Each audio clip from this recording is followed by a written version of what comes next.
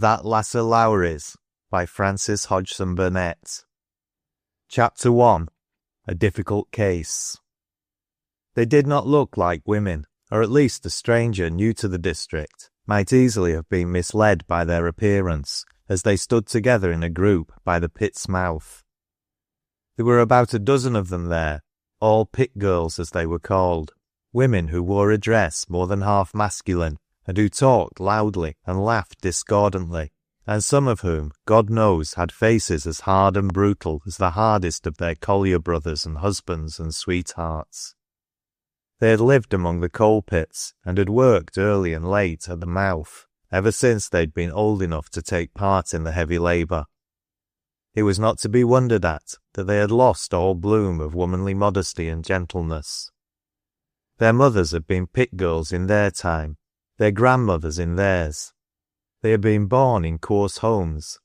They had fared hardly and worked hard. They had breathed in the dust and grime of coal, and somehow or other it seemed to stick to them and reveal itself in their natures, as it did in their bold unwashed faces. At first one shrank from them, but one's shrinking could not fail to change to pity. There was no element of softness to rule or even influence them in their half-savage existence.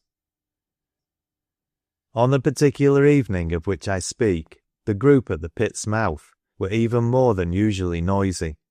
They were laughing, gossiping and joking, coarse enough jokes, and now and then a listener might have heard an oath flung out, as if all were well used to the sound. Most of them were young women, though there were a few older ones among them, and the principal figure in the group, the centre figure, about whom the rest clustered, was a young woman, but she differed from the rest in 2 or 3 respects. The others seemed somewhat stunted in growth. She was tall enough to be imposing. She was as roughly clad as the poorest of them, but she wore her uncouth garb differently. The man's jacket of fustian, open at the neck, bared a handsome sun-browned throat. The man's hat shaded a face with dark eyes that had a sort of animal beauty and a well-moulded chin. It was at this girl that all the rough jokes seemed to be directed. "I'll tell thee, Joan," said one woman. "We'st had his sweethearting wi' him before th' month's out." "Aye," laughed the fellows, "so we shall. Tha'st had to turn soft after all. Tha conna stand out against Lunnon chap. We'st had his sweethearting, Joan, i' th' face of all tha'st said." Joan Lowrie faced them defiantly.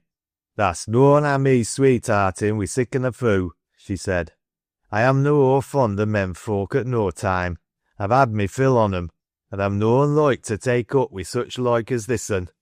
And he's noan a Lunnoner neither. He's only fro' the south, and the south is na Lunnon." "He's getten Lunnon ways, though," put in another, "chopping his words up and mincing 'em sma'. He's noan Lancashire, ony gowk could tell." "I dunnot say as he minces so," said Joan roughly. "He dunnot speak our loike, but he's well enow i' his way." A boisterous peal of laughter interrupted her. "I thowt tha ca'ed him a foo a minute sin'," cried 2 or 3 voices at once. "Eh, Joan, lass, thah's going to change thy mind. I see." The girl's eyes flashed. "There's others I could call foos," she said. "I needna go far to find foos. Foo hunting's the best sport out, and the safest. Leave th' engineer alone, and leave me alone too. It'll be the best for you." She turned round and strode out of the group. Another burst of derisive laughter followed her, but she took no notice of it.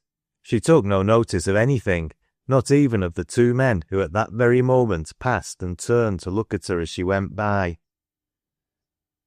"A fine creature," said one of them. "A fine creature," echoed the other. "Yes, and you see, that is precisely it, Derrick. A fine creature, and nothing else." They were the young engineer and his friend, the Reverend Paul Grace, curate of the parish. There were never 2 men more unlike, physically and mentally, and yet it would have been a hard task to find 2 natures more harmonious and sympathetic. Still, most people wondered at and failed to comprehend their friendship. The mild, nervous little Oxonian barely reached Derrick's shoulder. His finely cut face was singularly feminine and innocent. The mild eyes beaming from behind his small spectacles had an absent, dreamy look. One could not fail to see at the first glance that this refined, restless, conscientious little gentleman was hardly the person to cope successfully with Riggan. Derrick strode by his side like a young son of Anak, brains and muscle evenly balanced and fully developed. He turned his head over his shoulder to look at Joan Lowrie once again. "That girl," said Grace, "has worked at the pit's mouth from her childhood. Her mother was a pit girl until she died, of hard work, privation, and ill treatment.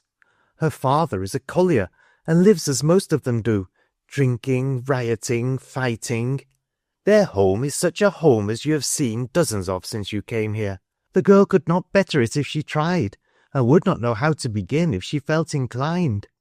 She has borne, they tell me, such treatment as would have killed most women.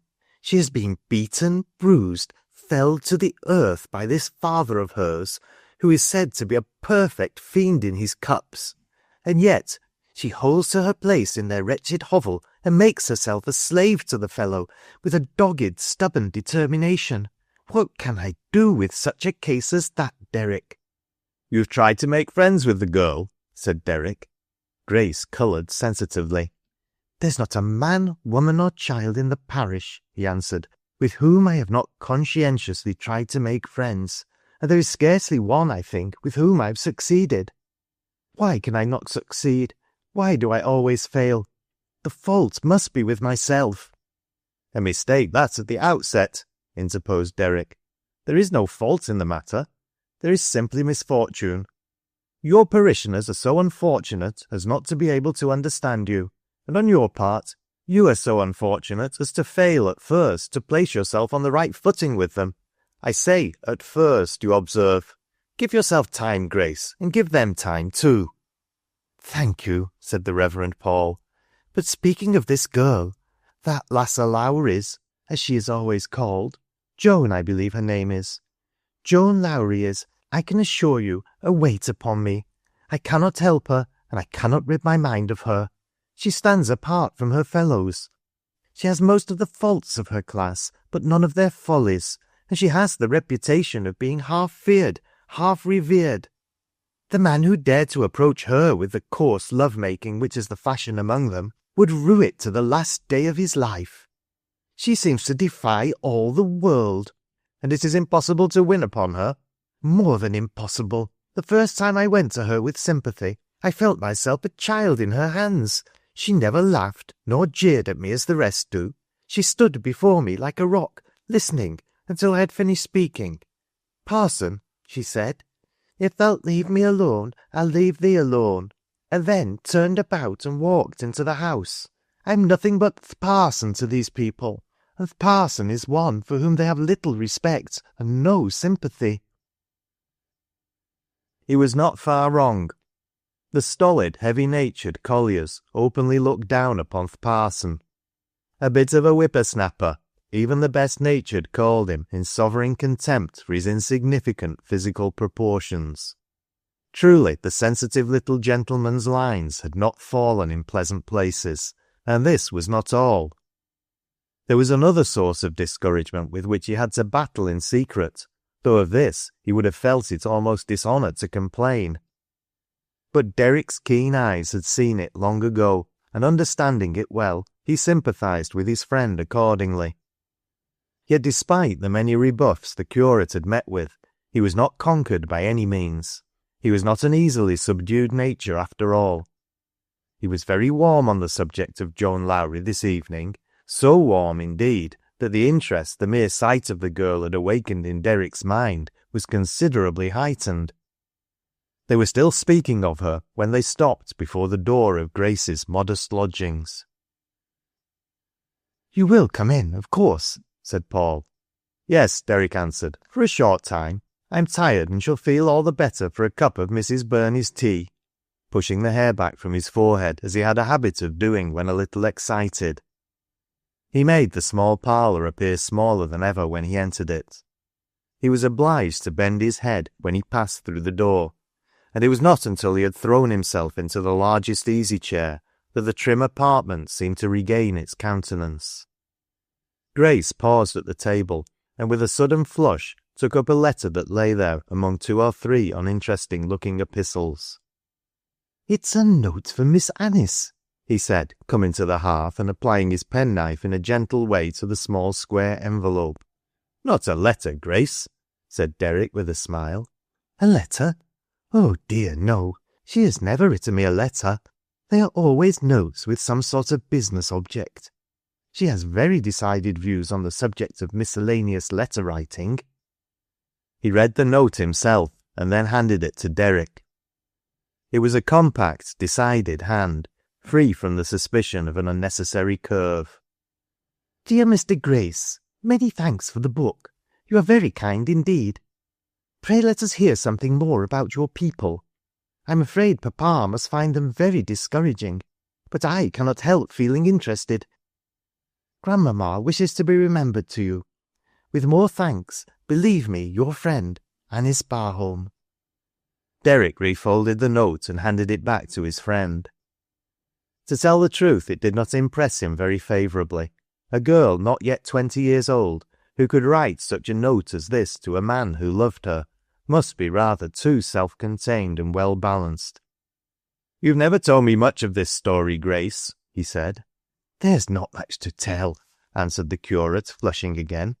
"She is the rector's daughter. I've known her 3 years. You remember I wrote to you about meeting her while you were in India. As for the rest, I do not exactly understand myself how it is that I have gone so far, having so little encouragement. In fact, having had no encouragement at all. But however that is, it has grown upon me, Derrick. My feeling for her has grown into my life. She has never cared for me. I'm quite sure of that, you see. Indeed, I could hardly expect it. It is not her way to care for men as they are likely to care for her, though it will come some day, I suppose, with the coming man," half smiling. "She is simply what she signs herself here, my friend, Anice Barholm, and I'm thankful for that much. She would not write even that if she did not mean it." "Bless my soul," broke in Derrick, tossing back his head impatiently. "And she is only 19 yet, you say?" "Only 19, said the curate, with simple trustfulness in his friend's sympathy. "but different, you know, from any other woman I have ever seen." The tea and toast came in then, and they sat down together to partake of it. Derrick knew Anice quite well before the meal was ended, and yet he had not asked many questions. He knew how Grace had met her at her father's house, an odd, self-reliant, very pretty and youthful-looking little creature, with the force and decision of 6 ordinary women hidden in her small frame. How she had seemed to like him, how their intimacy had grown, how his gentle, deep-rooted passion had grown with it, how he had learned to understand that he had nothing to hope for. "I'm a little fearful for the result of her first visit here," said Grace, pushing his cup aside and looking troubled. "I cannot bear to think of her being disappointed and disturbed by the half-savage state in which these people live. She knows nothing of the mining districts. She has never been in Lancashire, and they have always lived in the south. She's in Kent now, with Mrs. Barholm's mother, and though I've tried in my short letters to her to prepare her for the rough side of life she will be obliged to see, I'm afraid it is impossible for her to realise it, and it may be a shock to her when she comes." "She's coming to Wigan, then?" said Derrick. "In a few weeks. She has been visiting Mrs. Galloway since the rector gave up his living at Ashley-wold, and Mrs. Barholm told me today that she spoke in her last letter of coming to them." The moon was shining brightly when Derrick stepped out into the street later in the evening, and though the air was somewhat chill, it was by no means unpleasant. He had rather a long walk before him. He disliked the smoke and dust of the murky little town, and chose to live on its outskirts. But he was fond of sharp exercise, and regarded the distance between his lodging and the field of his daily labour as an advantage. "I work off a great deal of superfluous steam between the 2 places," he said to Grace at the door. The wind coming across Boggart Brow has a way of scattering and cooling restless plans and feverish fancies that is good for a man. Half a mile of the Knoll road is often enough to blow all the morbidness out of a fellow. Tonight, by the time he reached the corner that turned him upon the Knoll road, his mind had wandered upon an old track, but it had been drawn there by a new object, nothing other than Joan Lowrie indeed. The impression made upon him by the story of Joan and her outcast life was one not easy to be effaced. The hardest miseries in the lot of a class in whom he could not fail to be interested were grouped about that dramatic figure. He was struck, too, by a painful sense of incongruity. If she had been in this other girl's niche, he said, if she had lived the life of this Anice. But he did not finish his sentence. Something not many yards beyond him caught his eye, a figure seated upon the roadside near a collier's cottage, evidently a pit girl in some trouble, for her head was bowed upon her hands, and there was a dogged sort of misery expressed in her very posture. "A woman," he said aloud. "What woman, I wonder? This is not the time for any woman to be sitting here alone." He crossed the road at once, and going to the girl, touched her lightly on the shoulder. "My lass," he said good-naturedly, "what ails you?" She raised her hand slowly, as if she were dizzy and bewildered. Her face was disfigured by a bruise, and on one temple was a cut from which the blood trickled down her cheek, but the moonlight showed him that it was Joan. He removed his hand from her shoulder and drew back a pace. "You've been hurt!" he exclaimed. "Aye," she answered deliberately. "I've had a hurt, a bad un." He did not ask her how she'd been hurt. He knew as well as if she had told him that it had been done in one of her father's fits of drunken passion. He had seen this sort of thing before during his sojourn in the mining districts, but shamefully repulsive as it had been to him, he had never felt the degradation of it as fiercely as he did now. "You are Joan Lowrie?" he said. "Aye, I'm Joan Lowrie, if it'll do you any good to know." "You must have something done to that cut upon your temple." She put up her hand and wiped the blood away, as if impatient at his persistence. "It'll do well enow as it is," she said. "That is a mistake," he answered. "You are losing more blood than you imagine. Will you let me help you?" She stirred uneasily. Derrick took no notice of the objection. He drew his handkerchief from his pocket, and after some little effort managed to staunch the bleeding, and having done so, bound the wound up. Perhaps something in his sympathetic silence and the quiet consideration of his manner touched Joan. Her face, upturned, almost submissively, for the moment seemed tremulous, and she set her lips together. She did not speak until he had finished, and then she rose and stood before him, immovable as ever. "Thank you," she said in a suppressed voice. "I canna say no more." "Never mind that," he answered. "I could have done no less. If you could go home now—" "I shallna go home to-neet," she interrupted him. "You cannot remain out of doors," he exclaimed. "If I do, it wunnot be th' first time," meeting his startled glance with a pride that defied him to pity or question her. But his sympathy and interest must have stirred her, for the next minute her manner softened. "I've done it often," she added, "and nowt's niver feared me. You needna care, Mester. I'm used to it." "But I cannot go away and leave you here," he said. "You canna do no other," she answered. "Have you no friends?" he ventured hesitatingly. "No, I ha' not," she said, hardening again, and she turned away as if she meant to end the discussion. But he would not leave her. The spirit of determination was as strong in his character as in her own. He tore a leaf from his pocket-book, and writing a few lines upon it, handed it to her. "If you will take that to Thwaite's wife," he said, "there will be no necessity for your remaining out of doors all night." She took it from him mechanically, but when he finished speaking, her calmness left her. Her hand began to tremble, and then her whole frame, and the next instant the note fell to the ground, and she dropped into her old place again, sobbing passionately, and hiding her face on her arms. "I wunnot tak it," she cried. "I wunnot go away and tell as I'm turned like a dog into th' street." Her misery and shame shook her like a tempest, but she subdued herself at last. "I dunnot see as you need care," she protested, half resentfully. "Other folk dunnot. I'm left to mysen most o' times." Her head fell again, and she trembled from head to foot. "But I do care," he returned. "I cannot leave you here, and will not. If you will trust me and do as I tell you, the people you go to need know nothing you do not choose to tell them." It was evident that his determination made her falter, and seeing this, he followed up his advantage, and so far improved it that at last, after a few more arguments, she rose slowly and picked up the fallen paper. "If I mun go, I mun," she said, twisting it nervously in her fingers. And then there was a pause in which she plainly lingered to say something, for she stood before him with a restrained air and downcast face. She broke the silence herself, however, suddenly looking up and fixing her large eyes full upon him. "If I was a lady," she said, "happen I should know what to say to you. But being what I am, I do not. Happen as you're a gentleman, you know what I'd like to say, and canna. Happen you do."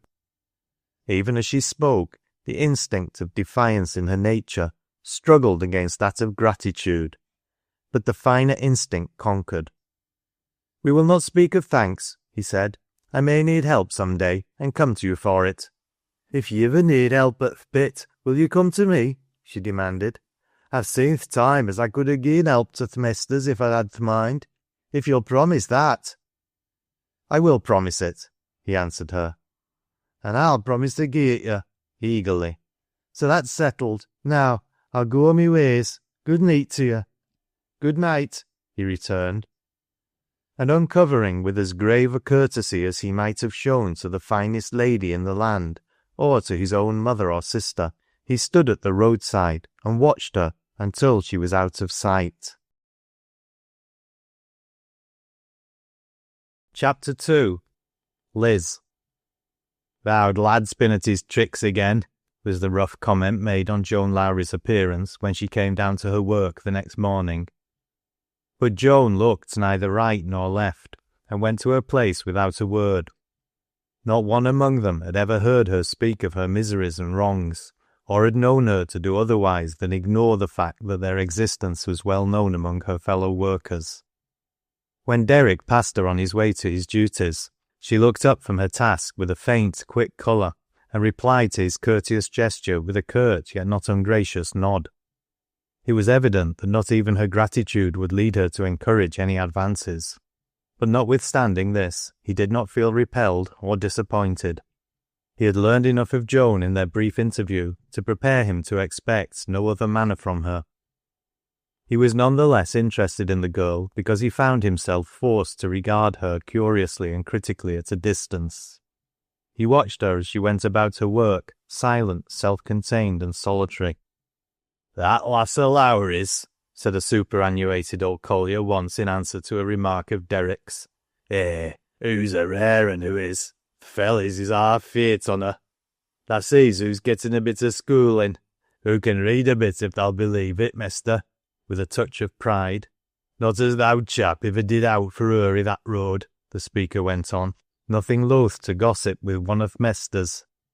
"He niver did nowt for her but spend her wage in drink. But they were a neat schoo here a few years sen, and th' lass went her ways wi' a few o' th' steady uns, and they say she'd getten ahead on 'em more, so as it were a wonder. Just let her set her mind to do owt, and she'll do it." "Here," said Derrick to Paul that night, as the engineer leaned back in his easy-chair, glowering at the gate and knitting his brows. "Here," he said, "is a creature with the majesty of a Juno, though really nothing but a girl in years, who rules a set of savages by the mere power of a superior will and mind, and yet a woman who works at the mouth of a coal-pit, who cannot write her own name, and who is beaten by her fiend of a father as if she were a dog. Good heaven, what is she doing here? What does it all mean?" The Reverend Paul put up his delicate hand deprecatingly. "My dear Fergus," he said, "if I dare, if my own life and the lives of others would let me, I think I should be tempted to give it up, as one gives up other puzzles when one is beaten by them." Derrick looked at him, forgetting himself in a sudden sympathetic comprehension. "You have been more than ordinarily discouraged today," he said. "What is it, Grace?" "Do you know Sammy Craddock?" was the reply. "Owd Sammy Craddock," said Derrick with a laugh. "Wasn't it Owd Sammy who was talking to me today about Joan Lowrie?" "I dare say it was," sighing. "And if you know Sammy Craddock, you know one of the principal causes of my discouragement. I went to see him this afternoon, and I have not quite got over it, in fact." Derrick's interest in his friend's trials was stirred as usual, as the first sign of distress. It was the part of his stronger and more evenly balanced nature to be constantly ready with generous sympathy and comfort. "It has struck me," he said, "that Craddock is one of the institutions of Riggan. I should like to hear something definite concerning him. Why is he your principal cause of discouragement in the first place?" "Because he is the man of all others whom it is hard for me to deal with, because he is the shrewdest, the most irreverent, and the most disputatious old fellow in Riggan. And yet, in the face of all this, because he is so often right, that I am forced into a sort of respect for him." "Right," repeated Derrick, raising his eyebrows. "That's bad." Grace rose from the chair, flushing up to the roots of his hair. "Right," he reiterated. "Yes, right, I say. And how, I ask you, can a man battle against the faintest element of right and truth, even when it will and must arraign itself on the side of wrong? If I could shut my eyes to the right and see only the wrong, I might leave myself at least a blind content. But I cannot. If I could look upon these things as Barholm does—" But here he stopped, suddenly checking himself. "Thank God you cannot," put in Derrick quietly. For a few minutes the Reverend Paul paced the room in silence. "Among the men who were once his fellow workers, Craddock is an oracle," he went on. "His influence is not unlike Joan Lowrie's. It is the influence of a strong mind over weaker ones. His sharp, sarcastic speeches are proverbs among the Rigganites. He amuses them, and can make them listen to him. When he holds up Thowd Parson to their ridicule, he sweeps all before him. He can undo in an hour what I have struggled a year to accomplish. He was a collier himself until he became superannuated, and he knows their natures, you see." "What has he to say about Barholm?" asked Derrick, without looking at his friend, however. "Oh," he protested, "that is the worst side of it. That is miserable. That is wretched. I may as well speak openly. Barholm is his strong card, and that is what baffles me. He scans Barholm with the eye of an eagle. He does not spare a single weakness. He studies him. He knows his favourite phrases and gestures by heart, and has used them until there is not a Riggan collier who does not recognise them when they are presented to him, and applaud them as an audience might applaud the staple jokes of a popular actor." Explained even thus far, the case looked difficult enough, but Derrick felt no wonder at his friend's discouragement when he had heard his story to the end and understood it fully. The living at Riggan had never been happily managed. It had been presented to men who did not understand the people under their charge, and to men whom the people failed to understand. But possibly it had never before fallen into the hands of a man who was so little qualified to govern Rigganites, as was the present rector, the Reverend Harold Barholm, a man who has mistaken his vocation, and who has become ever so faintly conscious of his blunder. Maybe a stumbling block in another's path, but restrained as he will be by his secret pangs of conscience, he can scarcely be an active obstructionist. But a man who, having mistaken the field of his life's labour, yet remains amiably self-satisfied and unconscious of his unfitness, may do more harm in his serene ignorance than he might have done good if he had chosen his proper sphere. Such a man as the last was the Reverend Harold, a good-natured, broad-shouldered, tactless, self-sufficient person. He had taken up his work with a complacent feeling that no field of labour could fail to be benefited by his patronage. He was content now, as always. He had been content with himself and his intellectual progress at Oxford. He had been content with his first parish at Ashley-wold. He had been content then with the gentle-natured, soft-spoken Kentish men and women. He had never feared finding himself unequal to the guidance of their souls, and he was not at all troubled by the prospect Riggan presented to him. "It's a different sort of thing," he said to his curate, in the best of spirits, "and new to us, You, of course. But we should get over that. We should get over that easily enough, Grace." So with not a shadow of a doubt as to his speedy success, and with a comfortable confidence in ecclesiastical power in whomsoever vested, he called upon his parishioners one after the other. He appeared at their cottages at all hours, and gave the same greeting to each of them. He was their new rector, and having come to Wigan with the intention of doing them good and improving their moral condition, he intended to do them good and improve them, in spite of themselves. They must come to church. It was their business to come to church, as it was his business to preach the gospel. All this implied in half an hour's half-friendly, half-ecclesiastical conversation, garnished with a few favourite texts and religious platitudes, and the man felt that he had done his duty and done it well. Only one man nonplussed him, and even this man's effect upon him was temporary, only lasting as long as his call. He had been met with a dogged resentment in the majority of his visits, but when he encountered Oud Sammy Craddock, he encountered a different sort of opposition. "Aye," said Oud Sammy, "and so thou'rt new rector, art ta? I thowt as mich as another 'ud spring up as soon as th'owden were cut down. Tha parsons is a nettle as dunnot seed thee out. Well, I'll leave thee to th' owd lassie, who's a rare un for gab when hoo taks th' notion, and I'm noan so mich i' thumour to argufy mysen to-day." And he took his pipe from the mantelpiece and strolled out with an imperturbable air. But this was not the last of the matter. The rector went again and again, cheerfully persisting in bringing the old sinner to a proper sense of his iniquities. There would be some triumph in converting such a veteran as Sammy Craddock, and he was confident of winning this laurel for himself. But the result was scarcely what he had expected. Oud Sammy stood his ground like an old soldier. The fear of man was not before his eyes, and parsons were his favourite game. He was as contumacious and profane as such men are apt to be, and he delighted in scattering his clerical antagonists as a task worthy of his mettle. He encountered the Reverend Harold with a positive glee. He jeered at him in public, and sneered at him in private, and held him up to the mockery of the collier men and lads with the dramatic mimicry which made him so popular a character. As Derrick had said, Sammy Craddock was a Wigan institution. In his youth his fellows had feared his strength. In his old age they feared his wit. "Let Oud Sammy tackle him," they said, when a newcomer was disputatious and hard to manage. "Oud Sammy's the one to gie him one for his knob. Oud Sammy'll fettle him gradely." And the fact was that Craddock's cantankerous sharpness of brain and tongue were usually efficacious. So he tackled Barholm, and so he tackled the curate. But for some reason he was never actually bitter against Grace. He spoke of him lightly, and rather sneered at his physical insignificance, but he did not hold him up to public ridicule. "I'm not quite settled in my mind about th' little chap," he would say sententiously to his admirers. "He's noan siccan a foo as th'owden, for he's a gradely foo, he is, and no mistake. At any rate, a little foo is better nor a big un," and there the matter stood.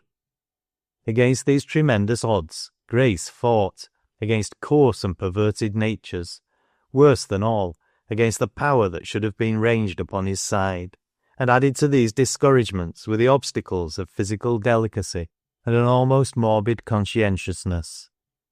A man of coarser fibre might have borne the burden better, or at least with less pain to himself. "A drop or so of Barholm's blood in Grace's veins," said Derrick, communing with himself on the Knoll road after their interview. "A few drops of Barholm's rich, comfortable, stupid blood in Grace's veins would not harm him. And yet it would have to be but a few drops indeed," hastily. "On the whole, I think it would be better if he had more blood of his own." The following day Miss Barholm came. Business had taken Derrick to the station in the morning, and being delayed, he was standing upon the platform when one of the London trains came in. There were generally so few passengers on such trains who were likely to stop at Wigan that the few who did so were of some interest to the bystanders. Accordingly, he stood gazing in rather a preoccupied fashion at the carriages, when the door of a first-class compartment opened, and a girl stepped out upon the platform near him. Before seeing her face, one might have imagined her to be a child of scarcely more than 14 or 15. This was Derrick's first impression, but when she turned toward him, he saw at once that it was not a child, and yet it was a small face, with delicate oval features, smooth clear skin, and stray locks of hazel-brown hair that fell over the low forehead. She had evidently made a journey of some length, for she was encumbered with travelling wraps, and in her hands she held a little flower-pot containing a cluster of early blue violets, such violets as would not bloom so far north as Wigan for weeks to come. She stood upon the platform for a moment or so, glancing up and down as if in search of someone, and then, plainly deciding that the object of her quest had not arrived, she looked at Derrick in a businesslike, questioning way. She was going to speak to him. The next minute she stepped forward without a shadow of girlish hesitation. "May I trouble you to tell me where I can find a conveyance of some sort?" she said. "I want to go to the Rectory." Derrick uncovered, recognizing his friend's picture at once. "I think," he said, with far more hesitancy than she herself had shown, "that this must be Miss Barholm." "Yes," she answered, "Anice Barholm." "I think," she said, "for what Mr. Grace has said to me, that you must be his friend." "I'm one of Grace's friends," he answered. "Fergus Derrick." She managed to free one of her small hands and held it out to him. She had arrived earlier than had been expected, it turned out, and through some mysterious chance or other, her letters to her friends had not preceded her, so there was no carriage in waiting, and but for Derrick she would have been thrown entirely upon her own resources. But after their mutual introduction, the two were friends at once, and before he had put her into the cab, Derrick had begun to understand what it was that led the Reverend Paul to think her an exceptional girl. She knew where her trunks were, and was quite definite upon the subject of what must be done with them. Though pretty and frail-looking enough, there was no suggestion of helplessness about her.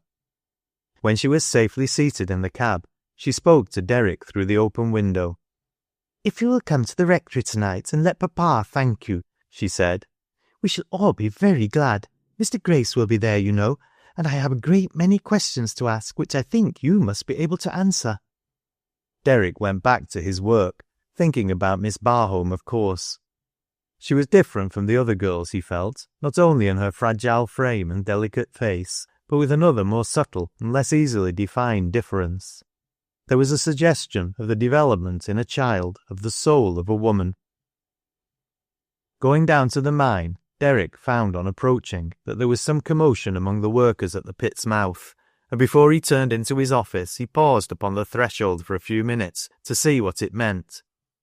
But it was not a disturbance with which it was easy for an outsider to interfere. A knot of women, drawn away from their work by some prevailing excitement, were gathered together around a girl, a pretty but pale and haggard creature, with a helpless, despairing face, who stood at bay in the midst of them, clasping a child to her bosom, a target for all eyes. It was a wretched sight, and told its own story. "Where have you been, Liz?"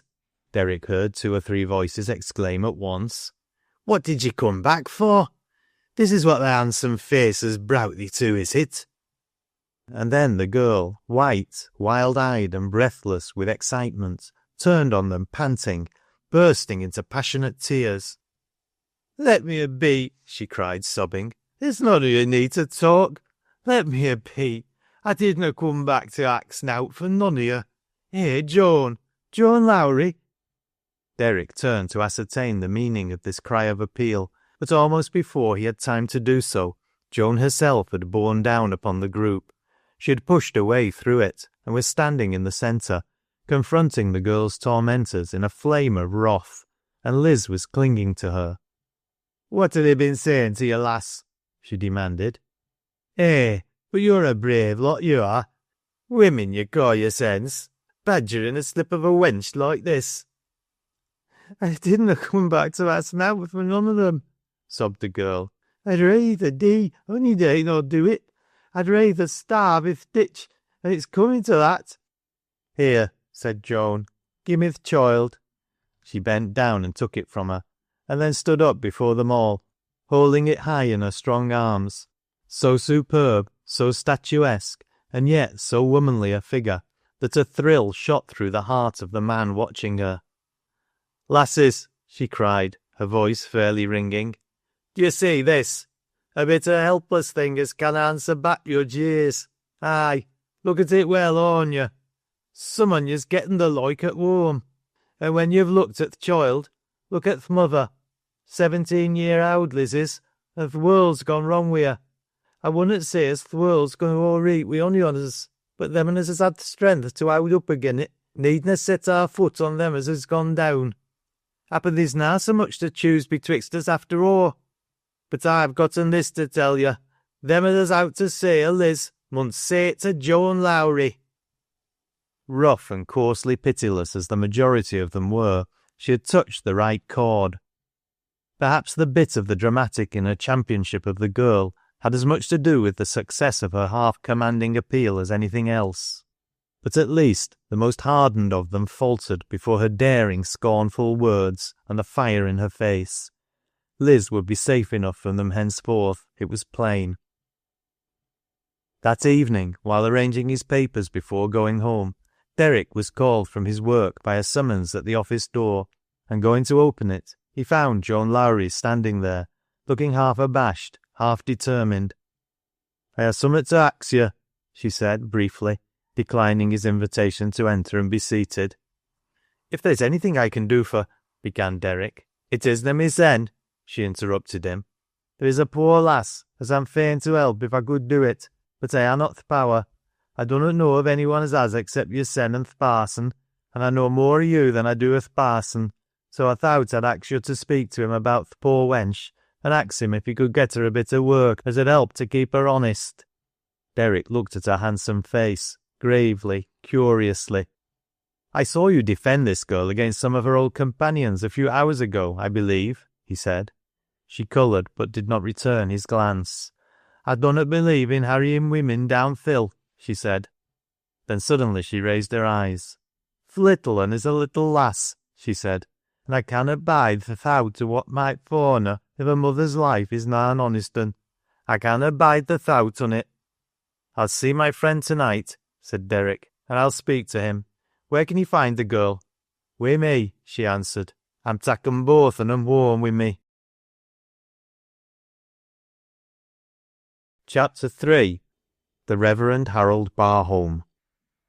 When the Reverend Paul entered the parlour at the Rectory, he found that his friend had arrived before him.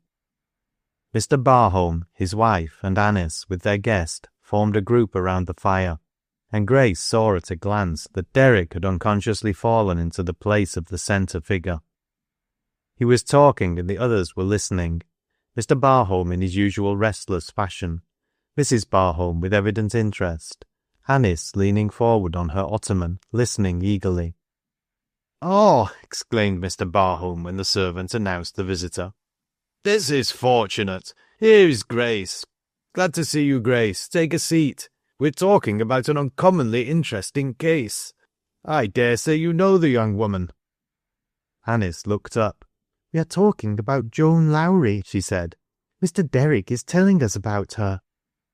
"Most interesting affair, from beginning to end," continued the rector briskly. "Something must be done for the young woman. We must go and see her. I will go and see her myself." He had caught fire at once, in his usual inconsequent, self-secure style. Ecclesiastical patronage would certainly set this young woman right at once. There was no doubt of that, and who was so well qualified to bestow it as himself? Yes, I will go myself," he said. "That kind of people is easily managed when once one understands them. There really is some good in them after all. You see, Grace, it is as I have told you. Only understand them and make them understand you, and the rest is easy." Derrick glanced from father to daughter. The clear eyes of the girl rested on the man with a curious expression. "Do you think," she said quietly, "that they like us to go and see them in that sort of way, Papa? Do you think it is wise to remind them that we know more than they do, that if they want to learn they must learn from us, just because we have been more fortunate? It really seems to me that the rebellious ones would ask themselves what right we had to be more fortunate." "My dear," returned the rector somewhat testily, He was not partial to the interposition of obstacles, even in suggestion. My dear, if you had been brought into contact with these people as closely as I have, or even as Grace has, you would learn that they are not prone to regard things from a metaphysical standpoint. Metaphysics are not in their line. They are more apt to look upon life as a matter of bread and bacon than as a problem. A shadow fell upon Anice's face, and before the visit ended, Derrick had observed its presence more than once. It was always her father who summoned it, he noticed, and yet it was evident enough that she was fond of the man, and in no ordinary degree, and that the affection was mutual. As he was contented with himself, so Barholm was contented with his domestic relations. He was fond of his wife and fond of his daughter, as much perhaps through his appreciation of his own good taste in wedding such a wife and becoming the father of such a daughter, as through his appreciation of their peculiar charms. He was proud of them and indulgent to them.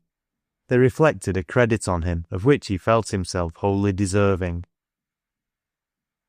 "They are very fond of him," remarked Grace afterward to his friend, "which shows that there must be a great deal of virtue in the man. Indeed, there is a great deal of virtue in him. You yourself, Derrick, must have observed a certain kindliness and open generosity," with a wistful sound in his voice. There was always this wistful appeal in the young man's tone when he spoke of his clerical master, a certain anxiety to make the best of him and remain from any suspicion of condemnation. Derrick was always reminded by it of the shadow on Anice's face.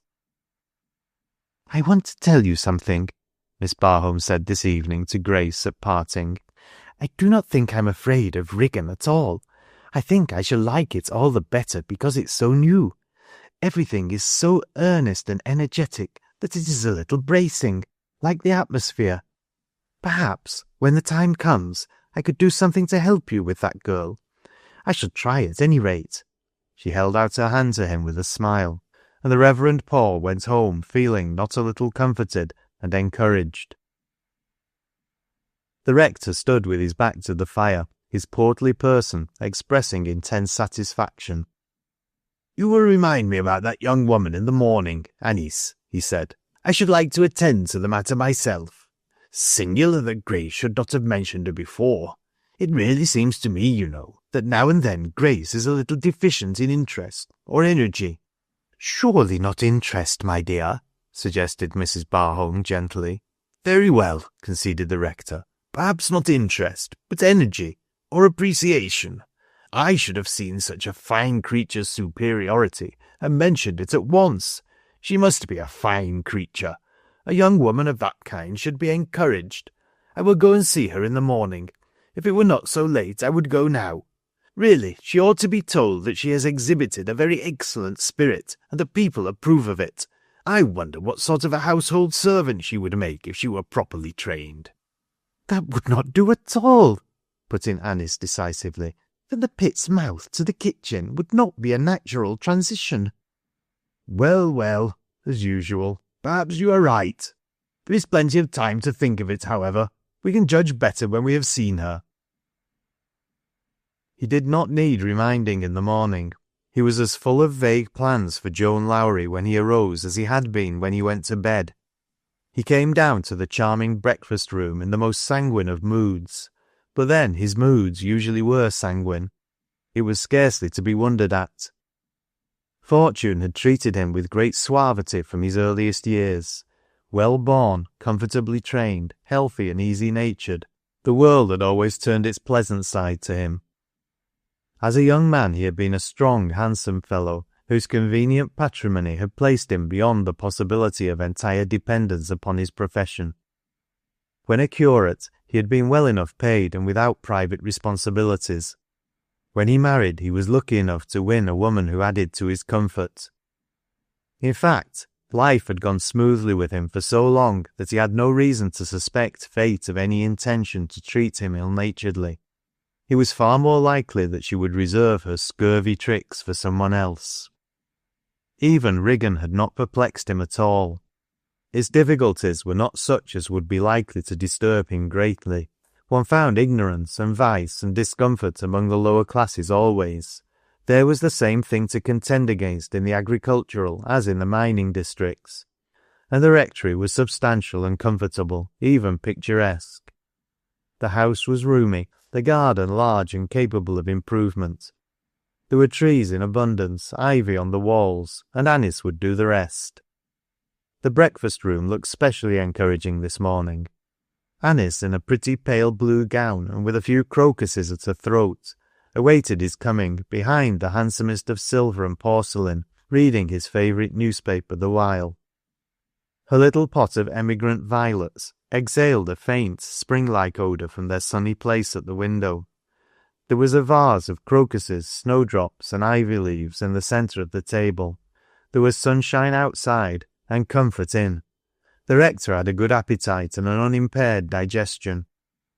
Anice rose when he entered and touched the bell. "Mamma's headache will keep her upstairs for a while," she said. "She told me we were not to wait for her." And then she brought him his newspaper and kissed him dutifully.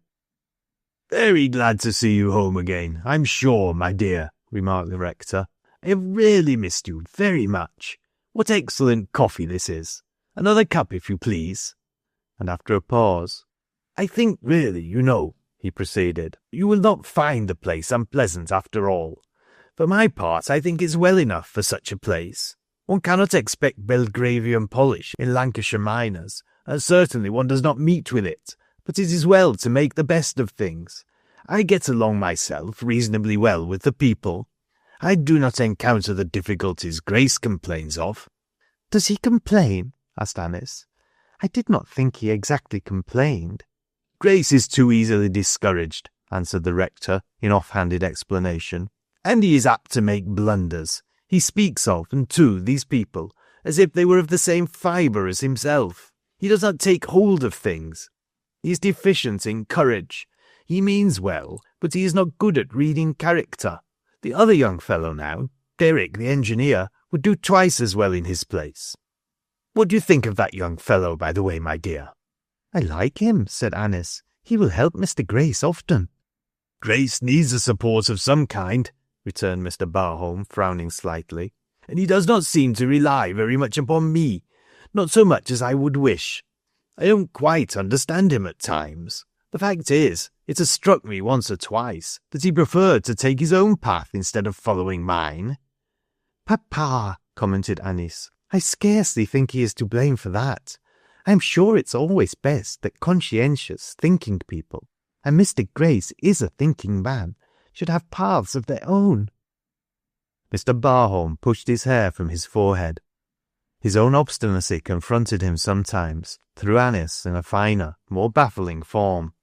"Grace is a young man, my dear," he said, and not a very strong-minded one." "I cannot believe that is true," said Anice. "I do not think we can blame his mind. It is his body that is not strong. Mr. Grace himself has more power than you and Mamma and myself all put together." One of Anice's peculiarities was a certain pretty sententiousness, which, but for its innate refinement and its sincerity, might have impressed people as being a fault. When she pushed her opposition in that steady, innocent way, Mr. Barholm always took refuge behind an inner consciousness which knew better and was fully satisfied on the point of its own knowledge. When breakfast was over, he rose from the table with the air of a man who had business on hand. Anice rose too, and followed him to the hearth. "You are going out, I suppose?" she said. "I'm going to see Joan Lowrie," he said complacently, "and I have several calls to make besides. Shall I tell the young woman that you will call on her?" Anice looked down at the foot she had placed on the shining rim of the steel fender. "Joan Lowrie," she said reflectively. "Certainly, my dear. I should think it would please the girl to feel that we are interested in her." "I should scarcely think, from what Mr. Grace and his friends say, that she is the kind of girl to be reached in that way," said Anice. The rector shrugged his shoulders.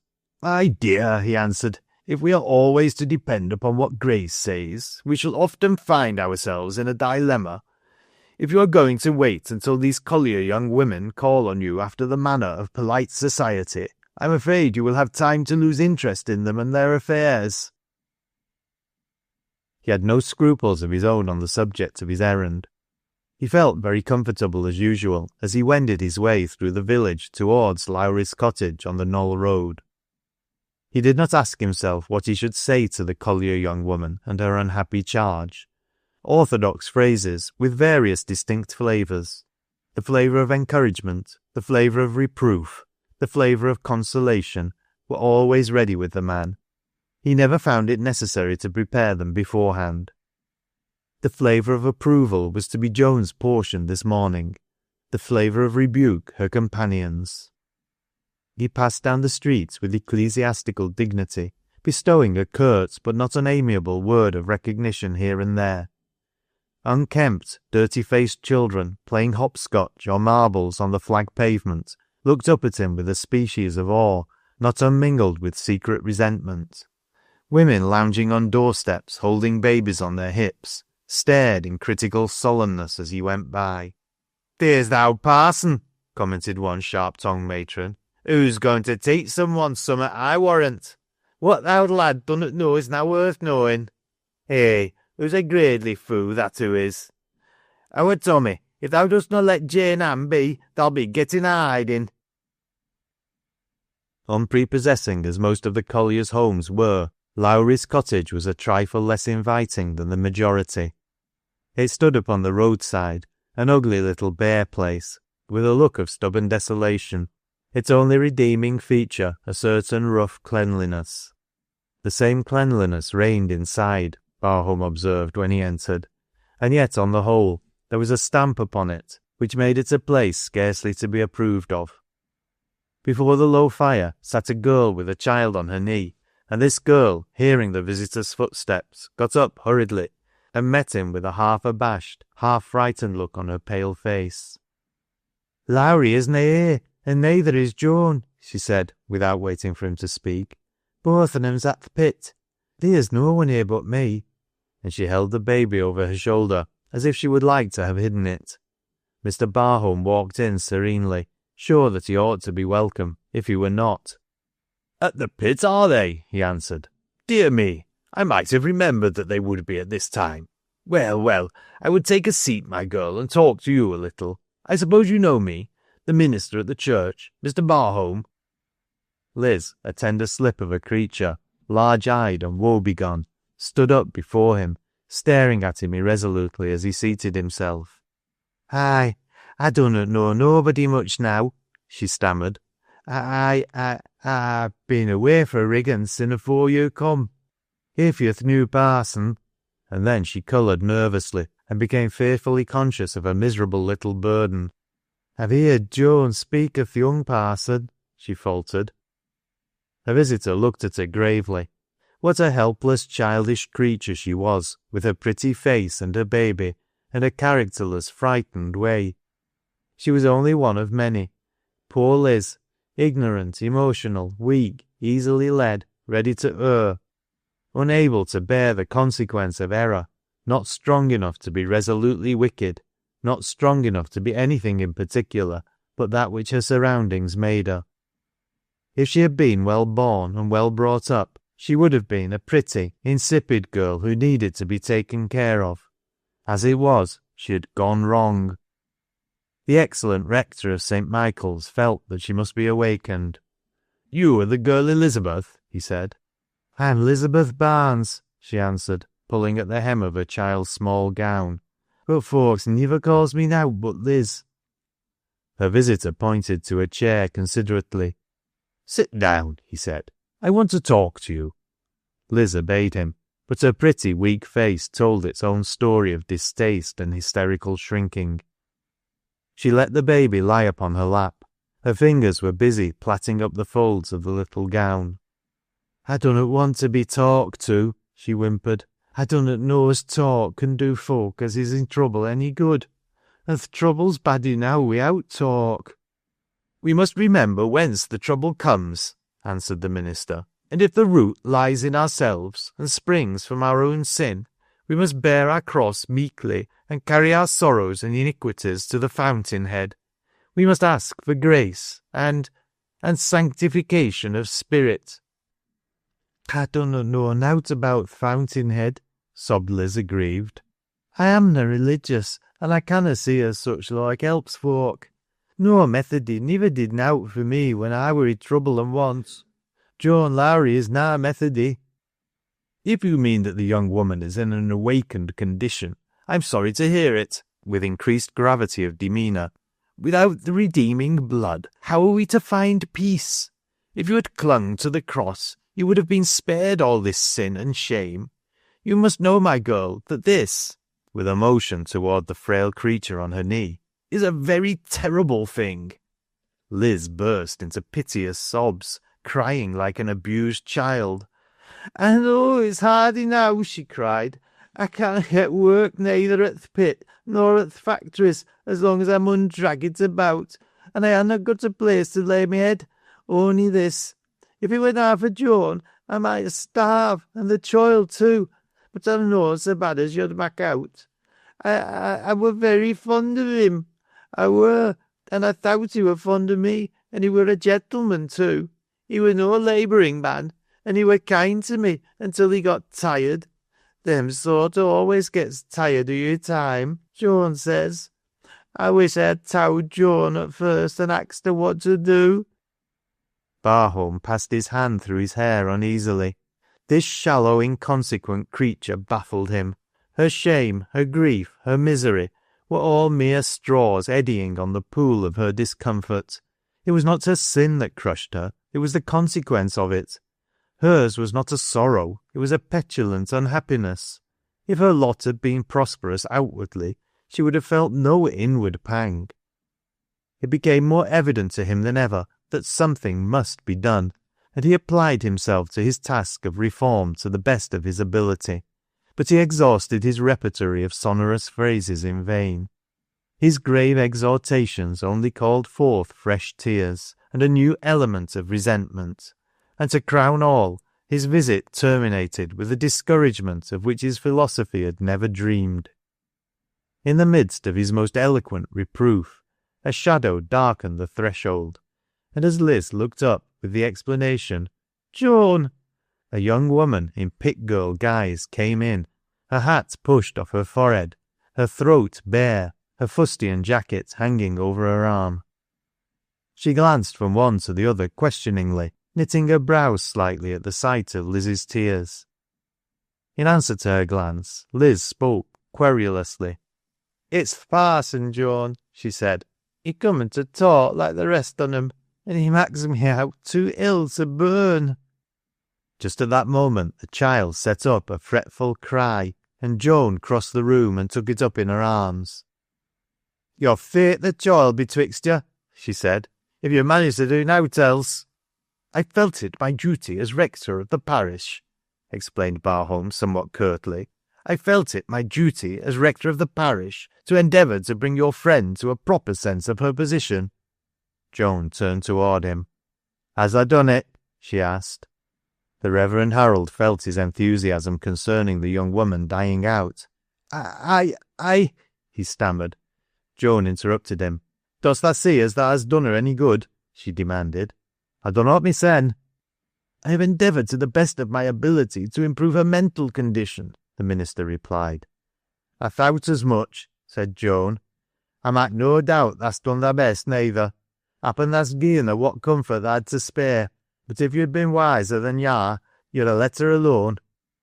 I'll warrant there is na a parson twixt here and Lunnon that couldna ha' towd her that she's a sinner and has shame to bear. But happen there isna a parson twixt here and Lunnon as she couldna ha' towd that much to hersen. However, as thou said thy say, happen it'll do you for this time, and you can let her be for a while." Mr. Barholm was unusually silent during dinner that evening, and as he sat over his wine, his dissatisfaction rose to the surface, as it invariably did. "I am rather disturbed this evening, Anice," he said. Anice looked up questioningly. "Why?" she asked. "I went to see Joan Lowrie this morning," he answered hesitatingly, "and I am very much disappointed in her. I scarcely think, after all, that I would advise you to take her in hand. She is not an amiable young woman. In fact, there is a positive touch of the vixen about her." Chapter 4. Love Me, Love My Dog. Mr. Barholm had fallen into the habit of turning to Anice for it, when he required information concerning people and things. In her desultory pilgrimages, Anice saw all that he missed, and heard much that he was deaf to. The rough, hard-faced men and boisterous girls who passed to and from their work at the mine drew her to the window whenever they made their appearance.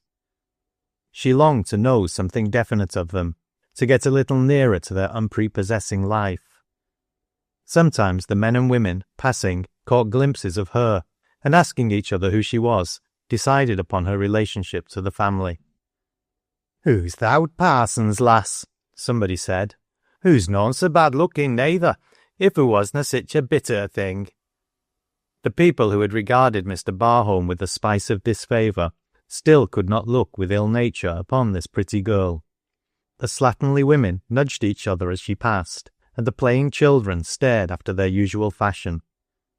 But even the hardest-natured matron could find nothing more condemnatory to say than, "Who's known Lancashire? That's plain as th' nose on a body's face." Or, "There isna much on her at ony rate. Who's a bit of a weakly-like lass, wi'out much blood here." Now and then, Anice caught the sound of their words, but she was used to being commented upon. She had learned that people whose lives have a great deal of hard, common discomfort and struggle acquire a tendency to depreciation almost as a second nature. It is easier to bear one's own misfortunes than to bear the good fortune of better used people.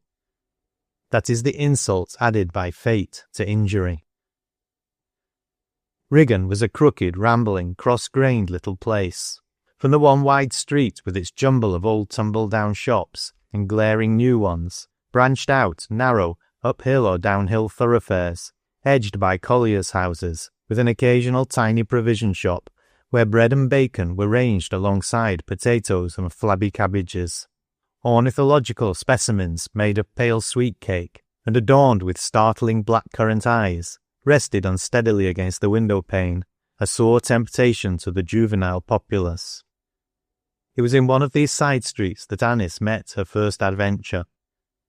Turning the corner, she heard the sharp yelp of a dog among a group of children, followed almost immediately by a ringing of loud, angry, boyish voices, a sound of blows and cries and a violent scuffle. Anice paused for a few seconds, looking over the heads of the excited little crowd, and then made her way to it, and in a minute was in the heart of it. The two boys who were the principal figures were fighting frantically, scuffling, kicking, biting, and laying on vigorous blows, with not unscientific fists. Now and then, a fierce, red, boyish face was to be seen, and then the rough head ducked, and the fight waxed fiercer and hotter, while the dog, a small, shrewd, sharp-nosed terrier, barked at the combatants' heels, snapping at one pair, but not at the other, and plainly enjoying the excitement. "Boys," cried Anice, "what's the matter?" "They're fighting," remarked a philosophical young bystander, with placid interest, "and Judge Bates'll win." It was so astonishing a thing that any outsider should think of interfering, and there was something so decided in the girlish voice addressing them, that almost at the moment the combatants fell back, panting heavily, breathing vengeance in true boy fashion, and evidently resenting the unexpected intrusion. "What is it all about?" demanded the girl. "Tell me." The crowd gathered close around her to stare. The terrier sat down breathless, his red tongue hanging out, his tail beating the ground.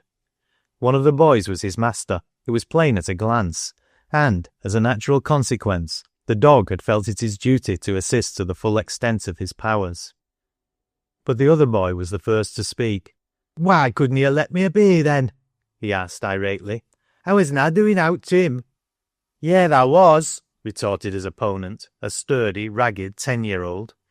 "Nay, I wasna." "Yeah, thou was." "Well," said Anice, "what was he doing?" "Aye," cried the first youngster. "Tha tell her if tha con. Who hit first, punce?" excitedly doubling his fist again. "I didna." "Nay, tha didna, but tha did summat else. Tha punced at Nib with thy clog, and hit him aside of the head, and then I punced thee, and I'd do it again for—" "Wait a minute," said Anice, holding up a little gloved hand. Who is Nib? Nib's my dog, surlily, and them as punses him has getten to punse me. Anice bent down and patted the small animal. He seems a very nice dog, she said. What did you kick him for? Nib's master was somewhat mollified. A person who could appreciate the virtues of the best terrier i Rigan could not be regarded wholly with contempt or even indifference. He kicked him for nowt, he answered. He's always at other him or me. He bust my kite and he cribbed my marvels, didn't he? Appealing to the bystanders. Aye, he did. I seed him crib the marvels, mysen. He were mad 'cause Judd were winning, and then he kicked Nib. Judd bent down to pat Nib himself, not without a touch of pride in his manifold injuries, and the readiness with which they were attested. Ah, he said, and I didna set on him at first, neither. I niver set on him till he punched Nib. He may bust my kite and steal my marvels, and he may call me ill names, but he shanna kick Nib, so theer. It was evident that Nib's enemy was the transgressor. He was grievously in the minority. Nobody seemed to side with him, and everybody seemed ready, when once the tongues were loosed, to say a word for Judd and th' best terrier i Rigan. For a few minutes, Anice could scarcely make herself heard. You're a good boy to take care of your dog, she said to Judd, and though fighting is not a good thing, perhaps if I had been a boy, gravely deciding against moral suasion in one rapid glance at the enemy. Perhaps, if I had been a boy, I would have fought myself. You are a coward, she added with incisive scorn to the other lad, who slinked sulkily out of sight. Oud Sammy Craddock, lounging at his window, clay pipe in hand, watched Anice as she walked away, and gave vent to his feelings in a shrewd chuckle. Hey, hey, he commented. So that's the old parson's lass, is it? Well, who may be of same mate, but who's now of same grain, I'll warrant. Who's a rare un who is, for a wench. Oud Sammy's amused chuckles and exclamations of, Eh, who's a rare un that who is, for a wench, at last drew his wife's attention. The good woman pounced upon him sharply. That's an old yammerhead, she said. What art thou rambling about now? What is it as is sick and a rare un? Oud Sammy burst into a fresh chuckle, rubbing his knees with both hands. Why, said he, I'll warrant tha couldna guess if I tried, but I'll give thee a try. Who dost tha think were out i' th' street just now, i' the thick of a fight among th' lads? I know thou'st niver guess. Nay, happen I canna, and I dunnot know as I care so much neither, testily. Why, slapping his knee, thou parson's lass, a little wench, not much higher nor thy waist, and wi' a bit o' a face like skim milk, but steady and full of pluck as an howden. Nay, now, thou dostna say so. What was she doing, and how did she come there? Thou mun ha been dreaming. Nowt o' th' sort. I seed her as plain as I see thee, and heard every word she said. Thou shouldst ha' seen her. Hoo med as if hoo'd lived wi' lads o'er her days. Judd Bates and that young marplot o' Thorns were fighting about Nib, at it tooth and nail, and th' lass sees 'em and marches into thick and sets 'em to rights. You should ha' seen her. And who tells Judd as he's a good lad to take care of his dog, and who doesna know but what who'd have fout to send in his place, and who calls Jack Thorne a coward, and turns her back on him, and ends up with telling Judd to bring th' tarrier to th' Rectory to see her. Judd Bates and that young marplot o' Thorns were fighting about Nib. Well, exclaimed Mrs. Craddock, did ye ever hear the like? I wish the old parson had seen her, chuckled his spouse irreverently. That Soart is nigh his loin. He'd ha' waved his stick as if he'd been king and council i' one, and rated 'em fro th' top round a fladder. He canna get down for his perch. Th' owd lad'll stick there till he gets a bit too heavy, and then he'll come down wi' a crash, ladder and all. But th' lass is a different mack. Sammy, being an oracle among his associates, newcomers usually passed through his hands, and were condemned or approved by him. His pipe and his criticisms upon society in general provided him with occupation, Too old to fight and work, he was too shrewd to be ignored. Where he could not make himself felt, he could make himself heard. Accordingly, when he condescended to inform a select and confidential audience that the old parson's lass was a rare un, lass as she was, the masculine opinion of Riggan on the subject of the weaker sex was a rather disparaging one. The chances of the rector's daughter began, so to speak, to look up. If Sammy Craddock found virtue in the newcomer, it was possible such virtue might exist, at least in a negative form, and open enmity was rendered unnecessary and even impolitic. A faint interest began to be awakened. When Alice passed through the streets, the slatternly baby-laden women looked at her curiously, and in a manner not absolutely unfriendly. She might not be so bad after all, if she did have Lunnon ways, and was smiled upon by fortune. At any rate, she differed from the parson himself, which was in her favour. Chapter 5. Outside the Hedge. Deeply as Anice was interested in Joan, she left her to herself. She did not go to see her, and still more wisely, she managed to hush in her father any awakening tendency towards parochial visits.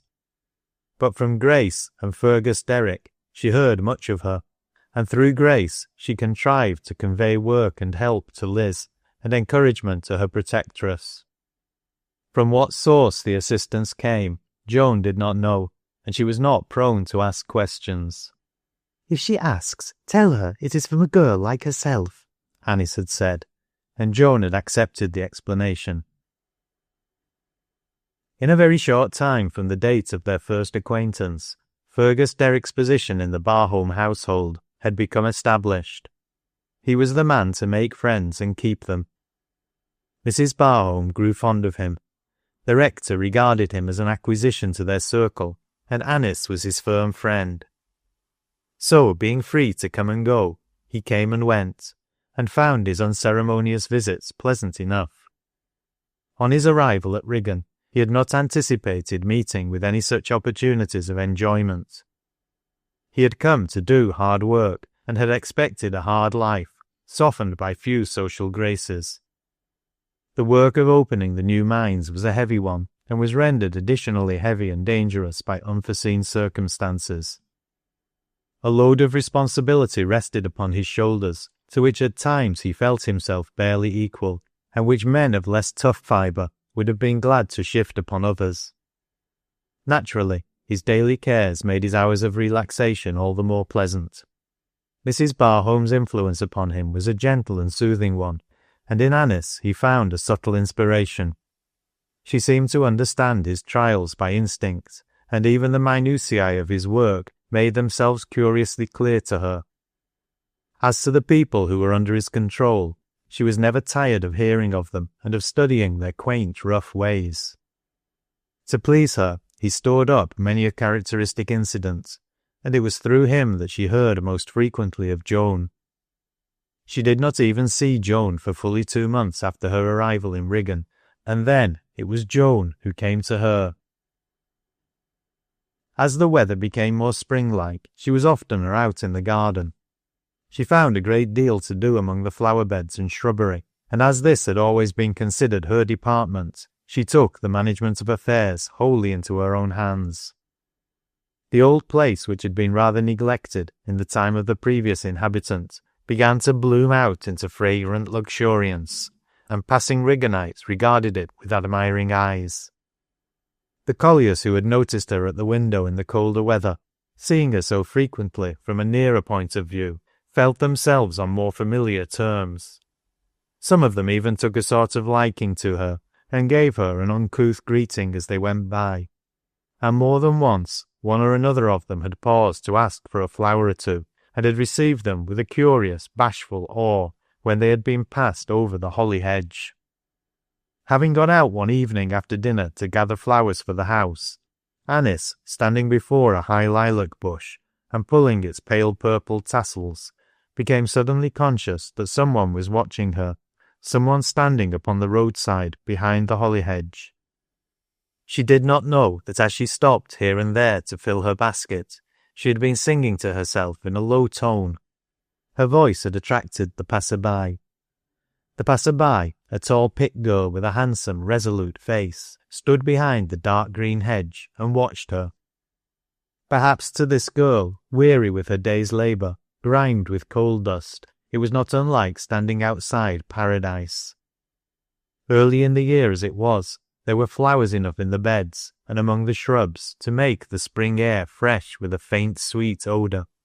But here too was Anice in her soft white merino dress, with her basket of flowers with the blue bells at her belt, and her half-audible song. She struck Joan Lowrie with a new sense of beauty and purity. As she watched her, she grew discontented, restless, sore at heart. She could not have told why, but she felt a certain anger against herself. She had had a hard day. Things had gone wrong at the pit's mouth. Things had gone wrong at home. It was hard for her strong nature to bear with Lizzie's weakness. Her path was never smooth, but today it had been at its roughest. The little song fell upon her ear with strong pathos. "She's inside a hedge," she said to herself in a dull voice. "I'm outside. There's the difference. It almost looks like the hedge went all round, and she'd been born among flowers, and there's no way out for her, no more than there's a way in for me." Then it was that Anice turned round and saw her. Their eyes met, and singularly enough, Anice's first thought was that this was Joan. Derrick's description made her sure. There were not two such women in Riggan. She made her decision in a moment. She stepped across the grass to the hedge with a ready smile. "You were looking at my flowers," she said. "Will you have some?" Joan hesitated. "I often give them to people," said Anice, taking a handful from the basket and offering them to her across the holly. "When the men come home from the mines, they often ask me for 2 or 3, and I think they like them even better than I do, though that is saying a great deal." Joan held out her hand and took the flowers, holding them awkwardly but with tenderness. "Oh, thank you," she said. "It's kind of you to give 'em away." "It's a pleasure to me," said Anice, picking out a delicate pink hyacinth. "Here's a hyacinth." Then, as Joan took it, their eyes met. "Are you Joan Lowrie?" asked the girl. Joan lifted her head. "Aye," she answered. "I'm Joan Lowrie." "Ah," said Anice, "then I'm very glad." They stood on the same level from that moment. Something as indescribable as all else in her manner had done for Anice just what she had simply and seriously desired to do. Proud and stubborn as her nature was, Joan was subdued. The girl's air and speech were like her song. She stood inside the hedge still, in her white dress, among the flowers, looking just as much as if she had been born there as ever. But some fine part of her had crossed the boundary. "Ah, then I'm glad of that," she said. "You're very good to say as much," she answered, "but I dunnot know as I quite understand." Anice drew a little nearer. "Mr. Grace has told me about you," she said, "and Mr. Derrick." Joan's brown throat raised itself a trifle, and Anice thought colour showed itself on her cheek. "Both on 'em's been good to me," she said. "But I didna think as—" Anice stopped her with a little gesture. "It was you who were so kind to Liz when she had no friend," she began. Joan interrupted her with sudden eagerness. "It were you sent the work and the things for the child," she said. "Yes, it was I," answered Anice, "but I hardly knew what to send. I hope I sent the right things. Did I?" "Yes, miss, thank you." And then in a lower voice, "They were a power of help to Liz and me. Liz were hard beset then, and she's only a young thing as canna bear sore trouble. Seemed like that the thought as someone had helped her were a comfort to her." Anice took courage. "Perhaps if I might come and see her," she said. "May I come? I should like to see the baby. I'm very fond of little children." There was a moment's pause, and then Joan spoke awkwardly. "Do you know? Happen you do not. What Liz's trouble is? Being as you're so young, you said, happen they didna tell you all. Most at times, folk isna apt to be fond of such like as this little un of hers." "I heard all the story." "Then come if you like, and if they'll let you. Some think there were harm in the child's touch. I'm glad you donna." She did not linger much longer. Anice watched her till she was out of sight. An imposing figure she was, moving down the road in her rough masculine garb, the massive perfection of her form clearly outlined against the light. It seemed impossible that such a flower as this could blossom and decay and die out in such a life without any higher fruition. "I've seen Joan Lowrie," said Anice to Derrick when next they met. "Did she come to you, or did you go to her?" Fergus asked. "She came to me, but without knowing that she was coming." "That was best," was his comment. Joan Lowrie was as much a puzzle to him as she was to other people. Despite the fact that he saw her every day of his life, he had never found it possible to advance a step with her. She held herself aloof from him, just as she held herself aloof from the rest. A common greeting, and oftener than not a silent one, was all that passed between them. Try as he would, he could get no farther, and he certainly did make some effort. Now and then he found the chance to do her a good turn, and such opportunities he never let slip, though his way of doing such things was always so quiet as to be unlikely to attract any observation. Usually he made his way with people easily, but this girl held him at a distance, almost ungraciously, and he did not like to be beaten. Who does? So he persevered with a shade of stubbornness hidden under a network of other motives. Once, when he had exerted himself to lighten her labour somewhat, she set aside his assistance openly. "There's others as needs help more than me," she said. "Help them, and I'll thank you." In the course of time, however, he accidentally discovered that there had been occasions when, notwithstanding her apparent ungraciousness, she had exerted her influence in his behalf. The older colliers resented his youth, the younger ones his authority. The fact that he was known Lancashire worked against him too, though even if he had been a Lancashire man, he would not have been likely to find overmuch favour. It was enough that he was one of Mesters. To have been weak of will or vacillating of purpose would have been death to every vestige of the authority vested in him. But he was as strong mentally as physically, strong-willed to the verge of stubbornness. But if they could not frighten or subdue him, they could still oppose and irritate him, and the contention was obstinate. This feeling even influenced the girls and women at the mouth. They too organised in petty rebellion, annoying if not powerful. "I think you will find as you may as well leave th' engineer be," Joan would say dryly. "You willna fear him much, and you'll tire yoursens wi' your clatter. I dunna see the good o' barking so much when you canna bite." "Aye," jeered one of the boldest, once. "Leave the engineer be. Joan sets a power o' store by th' engineer." There was a shout of laughter, but it died out when Joan confronted the speaker with dangerous steadiness of gauge. "Save thy breath to cool thy porridge," she said. "It will be better for thee." But it was neither the first nor the last time that her companions flung out a jeer at her sweethearting. The shrewdest among them had observed Derrick's interest in her. They concluded, of course, that Joan's handsome face had won her a sweetheart. They could not accuse her of encouraging him, but they could profess to believe that she was softening, and they could use the insinuation as a sharp weapon against her when such a course was not too hazardous. Of this Derrick knew nothing. He could only see that Joan set her face persistently against his attempts to make friends with her, and the recognition of this fact almost exasperated him at times. It was quite natural that, seeing so much of this handsome creature, and hearing so much of her, his admiration should not die out, and that opposition should rather invite him to stronger efforts to reach her. So it was that hearing Miss Barholm's story, he fell into unconscious reverie. Of course, this did not last long. He was roused from it by the fact that Anice was looking at him.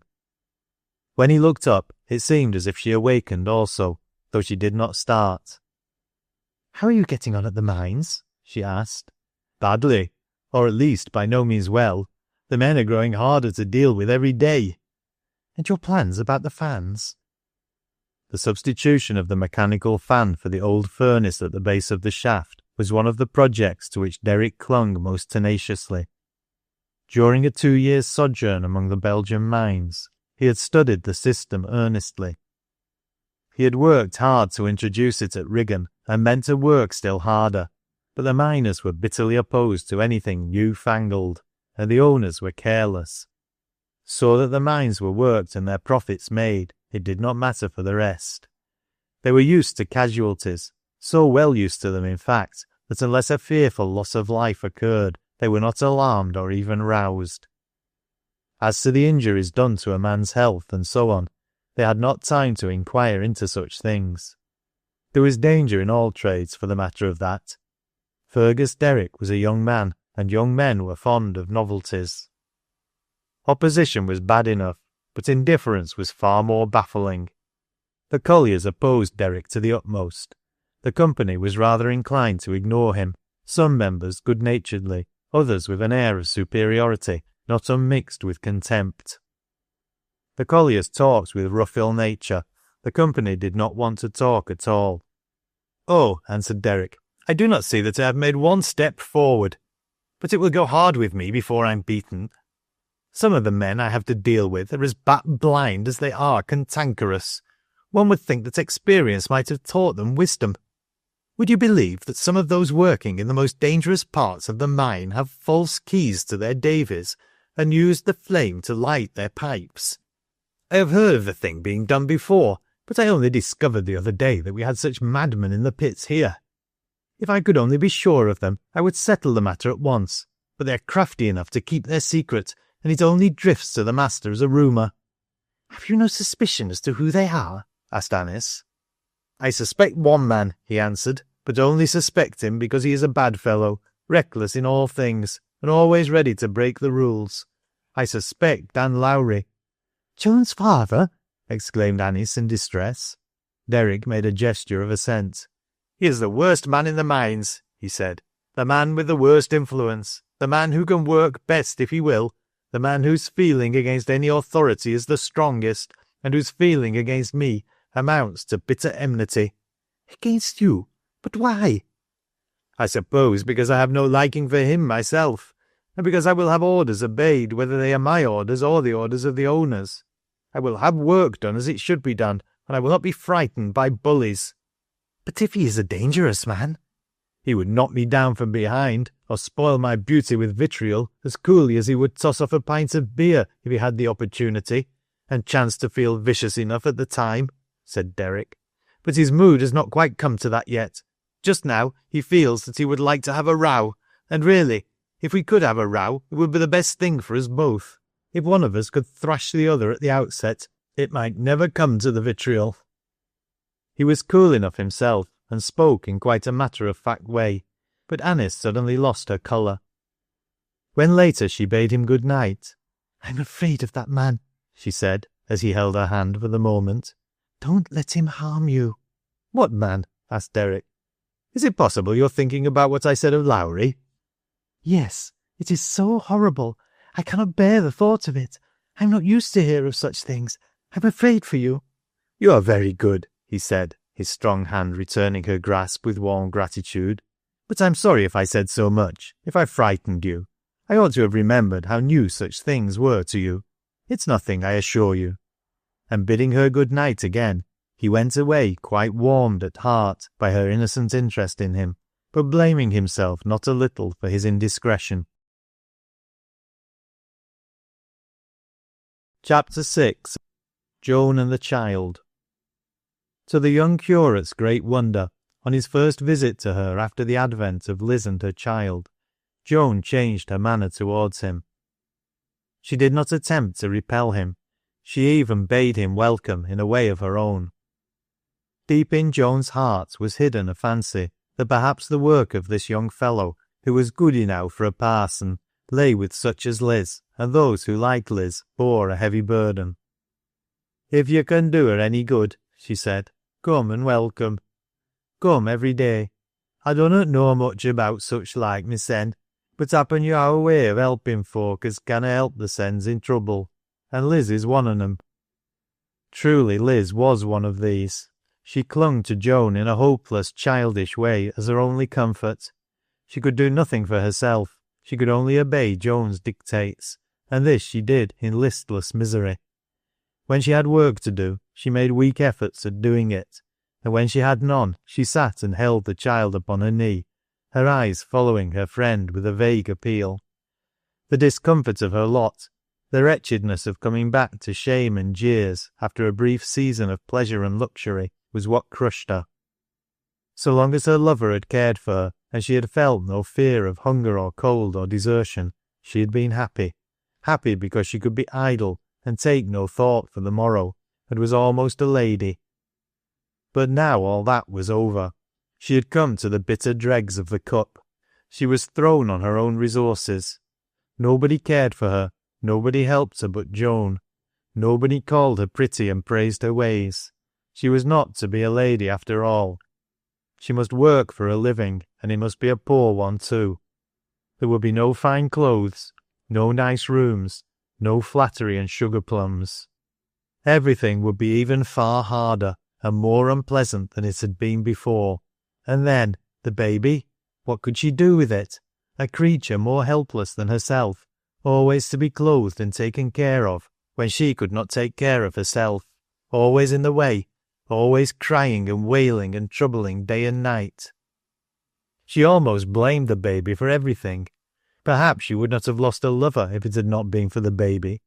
Perhaps he knew what a trouble it would be and wanted to be rid of her before it came, and that's why he had gone away.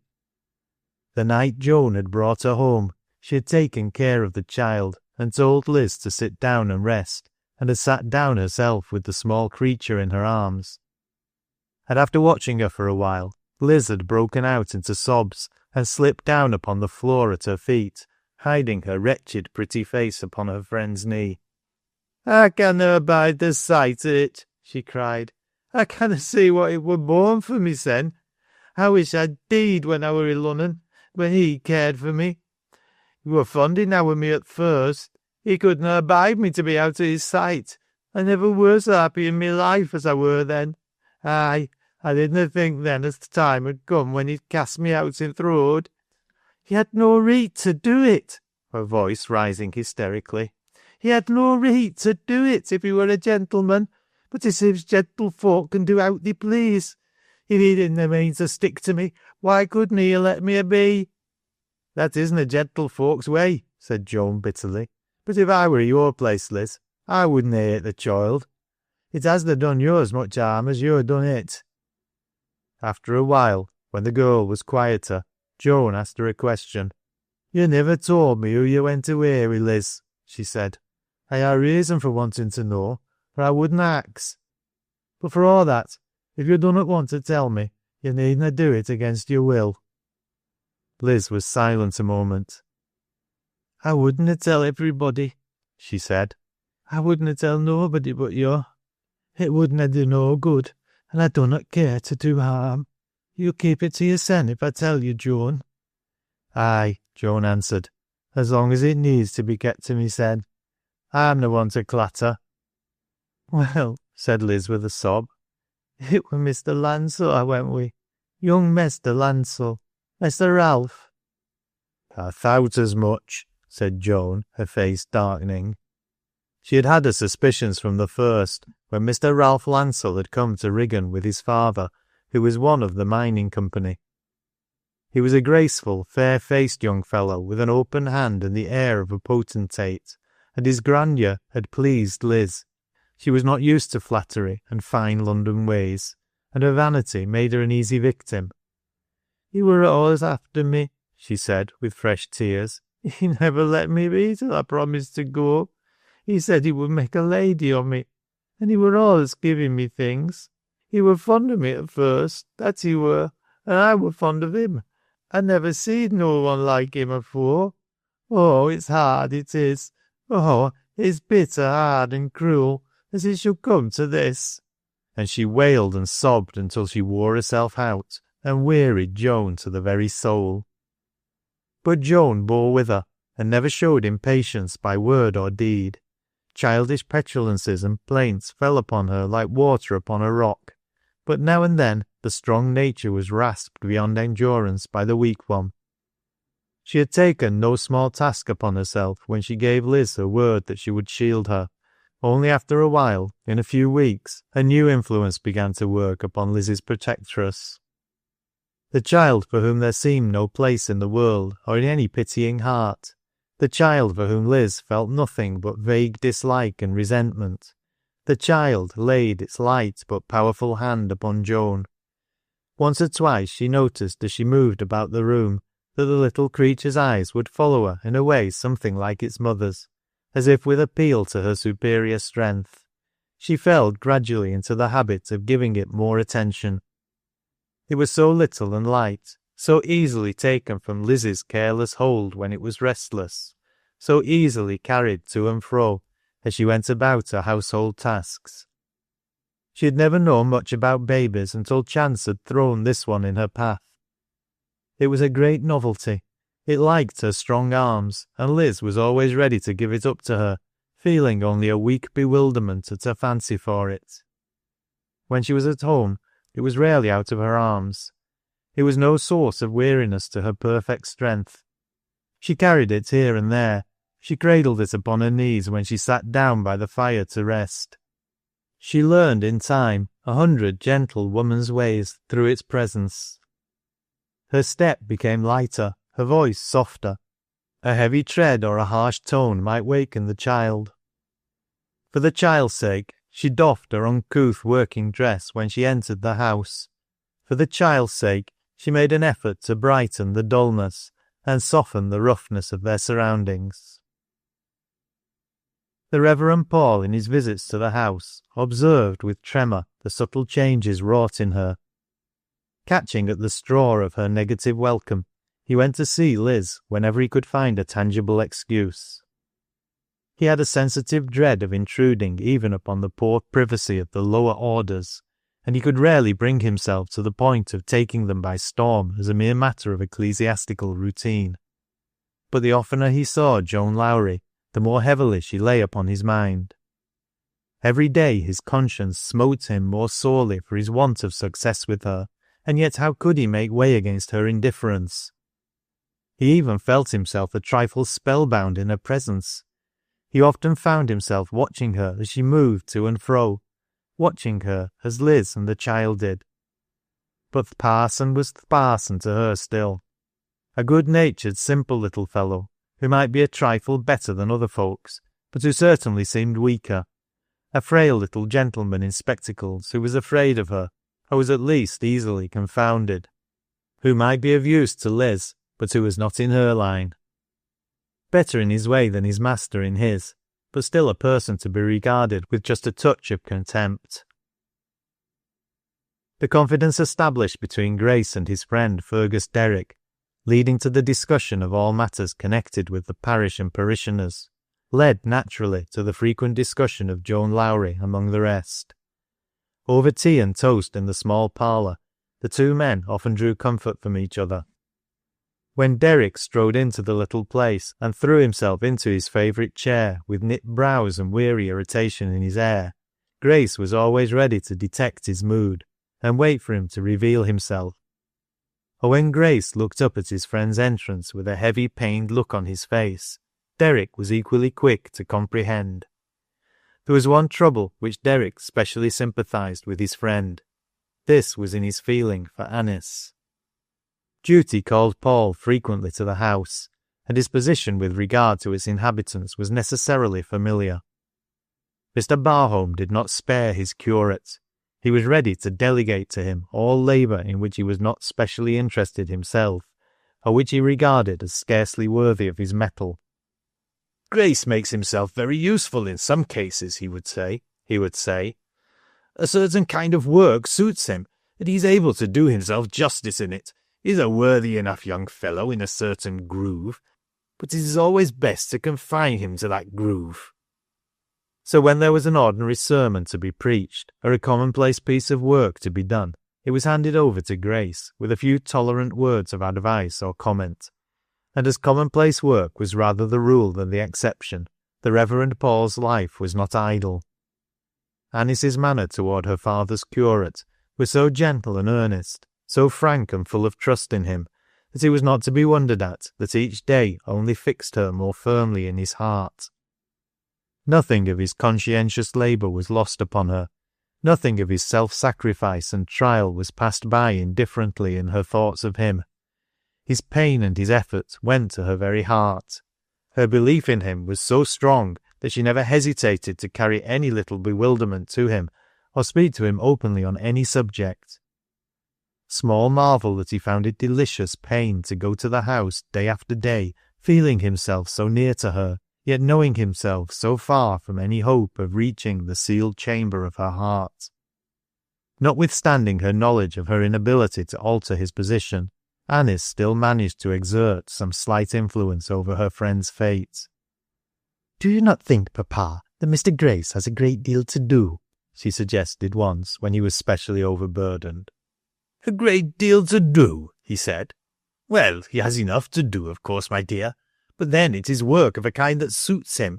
I never leave anything very important to Grace. You do not mean, my dear, that you fancy he has too much to do?" "Rather too much of a dull kind," answered Anice. "Dull work is tiring, and he has a great deal of it on his hands. All that schoolwork, you know, Papa. If you could share it with him, I should think it would make it easier for him."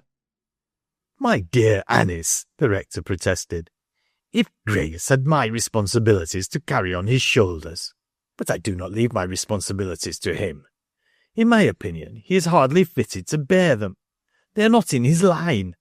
But seeing a dubious look on the delicate face opposite him, "As if you think the young fellow has really too much to do, I will try to take some of these minor matters upon myself. I am equal to a good deal of hard work," evidently feeling himself somewhat aggrieved. But Anice made no further comment. Having dropped a seed of suggestion, she left it to fructify, experience teaching her that this was her best plan. It was one of the good rector's weaknesses to dislike to find his course disapproved even by a wholly uninfluential critic, and his daughter was by no means an uninfluential critic. He was never exactly comfortable when her views did not strictly accord with his own. To find that Anice was regarding a favourite whim with questioning was for him to begin to falter a trifle inwardly. However testily rebellious he might feel, he was a man who thrived under encouragement and sank at once before failure. Failure was unpleasant, and he rarely contended long against unpleasantness. It was not a fair wind and no favour with him. He wanted both the fair wind and the favour, and if either failed him, he felt himself rather badly used. So it was, through this discreetly exerted influence of Anice's, that Grace, to his surprise, found some irksome tasks taken from his shoulders at this time. He did not know it was Anice he had to thank for the temporary relief. Chapter 7. Anice at the cottage. Anice went to see Liz. Perhaps, if the truth were told, she went to see Joan more than to visit Joan's protégée, though her interest extended from the one to the other. But she did not see Joan, she only heard of her. Liz met her visitor without any manifestations of enthusiasm. She was grateful, but gratitude was not often a powerful emotion with her. But Anice began to attract her somewhat before she had been in the house 10 minutes. Liz found first that she was not one of the enemy, and did not come to read a homily to her concerning her sins and transgressions. Having her mind set at ease thus far, she found time to be interested in her. Her visitor's beauty, her prettiness of toilet, a certain delicate grace of presence, were all virtues in Liz's eyes. She was so fond of pretty things herself. She had been wont to feel such pleasure and pride in her own beauty, that such outward charms were the strongest of charms to her. She forgot to be abashed and miserable when, after talking a few minutes, Anice came to see her and bent over the child as it lay on her knee. She even had the courage to regard the material of her dress with some degree of interest. "Yo'n getten that theer i Lunnon," she ventured, wistfully touching the pretty silk with her finger. "Theer's noan sich i Riggan." "Yes," answered Anice, letting the baby's hand cling to her fingers. "I bought it in London." Liz touched it again, and this time the wistfulness in her touch crept up to her eyes, mingled with a little fretfulness. "Everything's fine as comes fra Lunnon," she said. "It's the grandest place i' th' world. I dunnot wonder as the Queen lives theer. I were happy all the time I were theer. I niver were so happy in my life. I canna hardly bear to think on it. It gives me such a wearying and longing. I wish I could go back, I do," ending with a sob. "Don't think about it any more than you can help," said Anice gently. "It is very hard, I know. Don't cry, Liz." "I canna help it," sobbed Liz, "and I can no more help thinking on it than th' child theer can help thinking on its milk. I'm hungering all th' time, and I dunnot care to live. I wakken up i' th' night, hungering and crying for what I hanna got, and niver shall I again." The tears ran down her cheeks, and she whimpered like a child. The sight of the silk dress had brought back to her mind her lost bit of paradise, as nothing else would have done. Her own small store of finery, the gaiety and novelty of London's sounds and sights. Anice knelt down upon the flagged floor, still holding the child's hand. "Don't cry," she said again. "Look at the baby, Liz. It's a pretty baby. Perhaps if it lives, it may be a comfort to you some day." "Nay, it will not," said Liz, regarding it resentfully. "I niver could tak no comfort in it. It's nowt but a trouble. I dunnot like it. I canna. It would be better if it wouldna live. I canna tell wheer Joan Lowrie gets her patience fro. I ha' no patience with a little mad thing mysen. Allus whimpering and crying. I dunnot know what to do wi' it half time." Anice took it from her lap, and sitting down upon a low wooden stool, held it gently, looking at its small round face. It was a pretty little creature, pretty with Liz's own beauty, or at least with the baby promise of it. Anice stooped and kissed it, her heart stirred by the feebly strong clasp of the tiny fingers. During the remainder of her visit, she sat holding the child on her knee, and talking to it as well as to its mother. But she made no attempt to bring Liz to what Mr. Barholm had called a fitting sense of her condition. She was not fully settled in her opinion as to what Liz's fitting sense would be, so she simply made an effort to please her and awaken her to interest, and she succeeded very well. When she went away, the girl was evidently sorry to see her go. "I dunnot often want to see folk twice," she said, looking at her shyly, "but I'd like to see you. You're not like the rest. You dunnot harry me wi' talk. Joan said you wouldna." "I will come again," said Anice. During her visit, Liz had told her much of Joan. She seemed to like to talk of her, and certainly Anice had been quite ready to listen. "She isna easy to mak out," said Liz, "and perhaps that's the reason why folks put theirsens to so much trouble to mak her out." When he passed the cottage on Knoll Road in going home at night, Fergus could not help looking out for Joan. Sometimes he saw her, and sometimes he did not. During the warm weather, he saw her often at the door or near the gate, almost always with the child in her arms. There was no awkward shrinking in her manner at such times, no vestige of the clumsy consciousness usually exhibited by girls of her class. She met his glance with a grave quietude, scarcely touched with interest, he thought. He never observed that she smiled, though he was uncomfortably conscious now and then that she stood and calmly watched him out of sight. Chapter 8. The Wager of Battle. Old Sammy Craddock rose from his chair, and going to the mantelpiece took down a tobacco jar of red and yellow delf, and proceeded to fill his pipe with solemn ceremony. It was a large, deep clay pipe, and held a great deal of tobacco, particularly when filled from the store of an acquaintance. "It's a good enow pipe to borrow wi'," Sammy was wont to remark. In the second place, Mr. Craddock drew forth a goodly portion of the weed, and pressed it down with ease and precision into the top of the foreign gentleman's turban which constituted the bowl. Then he lighted it with a piece of paper, remarking to his wife between long indrawn puffs, I'm going to th' public." The good woman did not receive the intelligence as amicably as it had been given. "Aye," she said, "I'll warrant that. When thou artna filling thy belly, thou'rt generally either going to th' public or coming home. Or reckon'd go to ruin if thou wertna at th' public from morn till neet, looking after other folks's business. It's well for th' town as thou'st getten nowt else to do." Sammy puffed away at his pipe without any appearance of disturbance. "Aye," he consented dryly, "it is that. It'd be a bad thing to have pit stop working all because I hadna attended to 'em and gi'en the mesters a bit of encouragement. Tha sees, mine's what th' gentlefolk call a responsible position i' society. The biggest trouble I ha' is settling in me mind what th' world'll do when I turn up my toes to th' daisies, and how th' government'll make up their minds who shall have honour of paying for the monument." In Mr. Craddock's opinion, his skill in the solution of political and social problems was only equalled by his aptitude in managing the weaker sex. He never lost his temper with a woman. He might be sarcastic, he was sometimes even severe in his retorts, but he was never violent.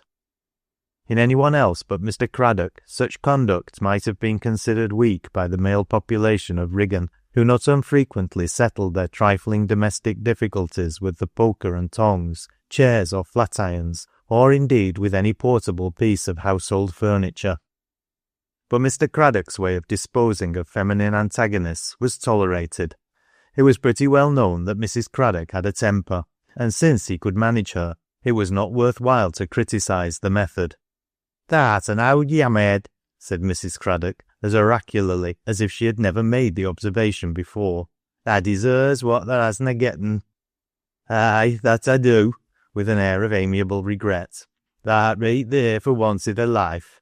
Country hasna done its duty by me.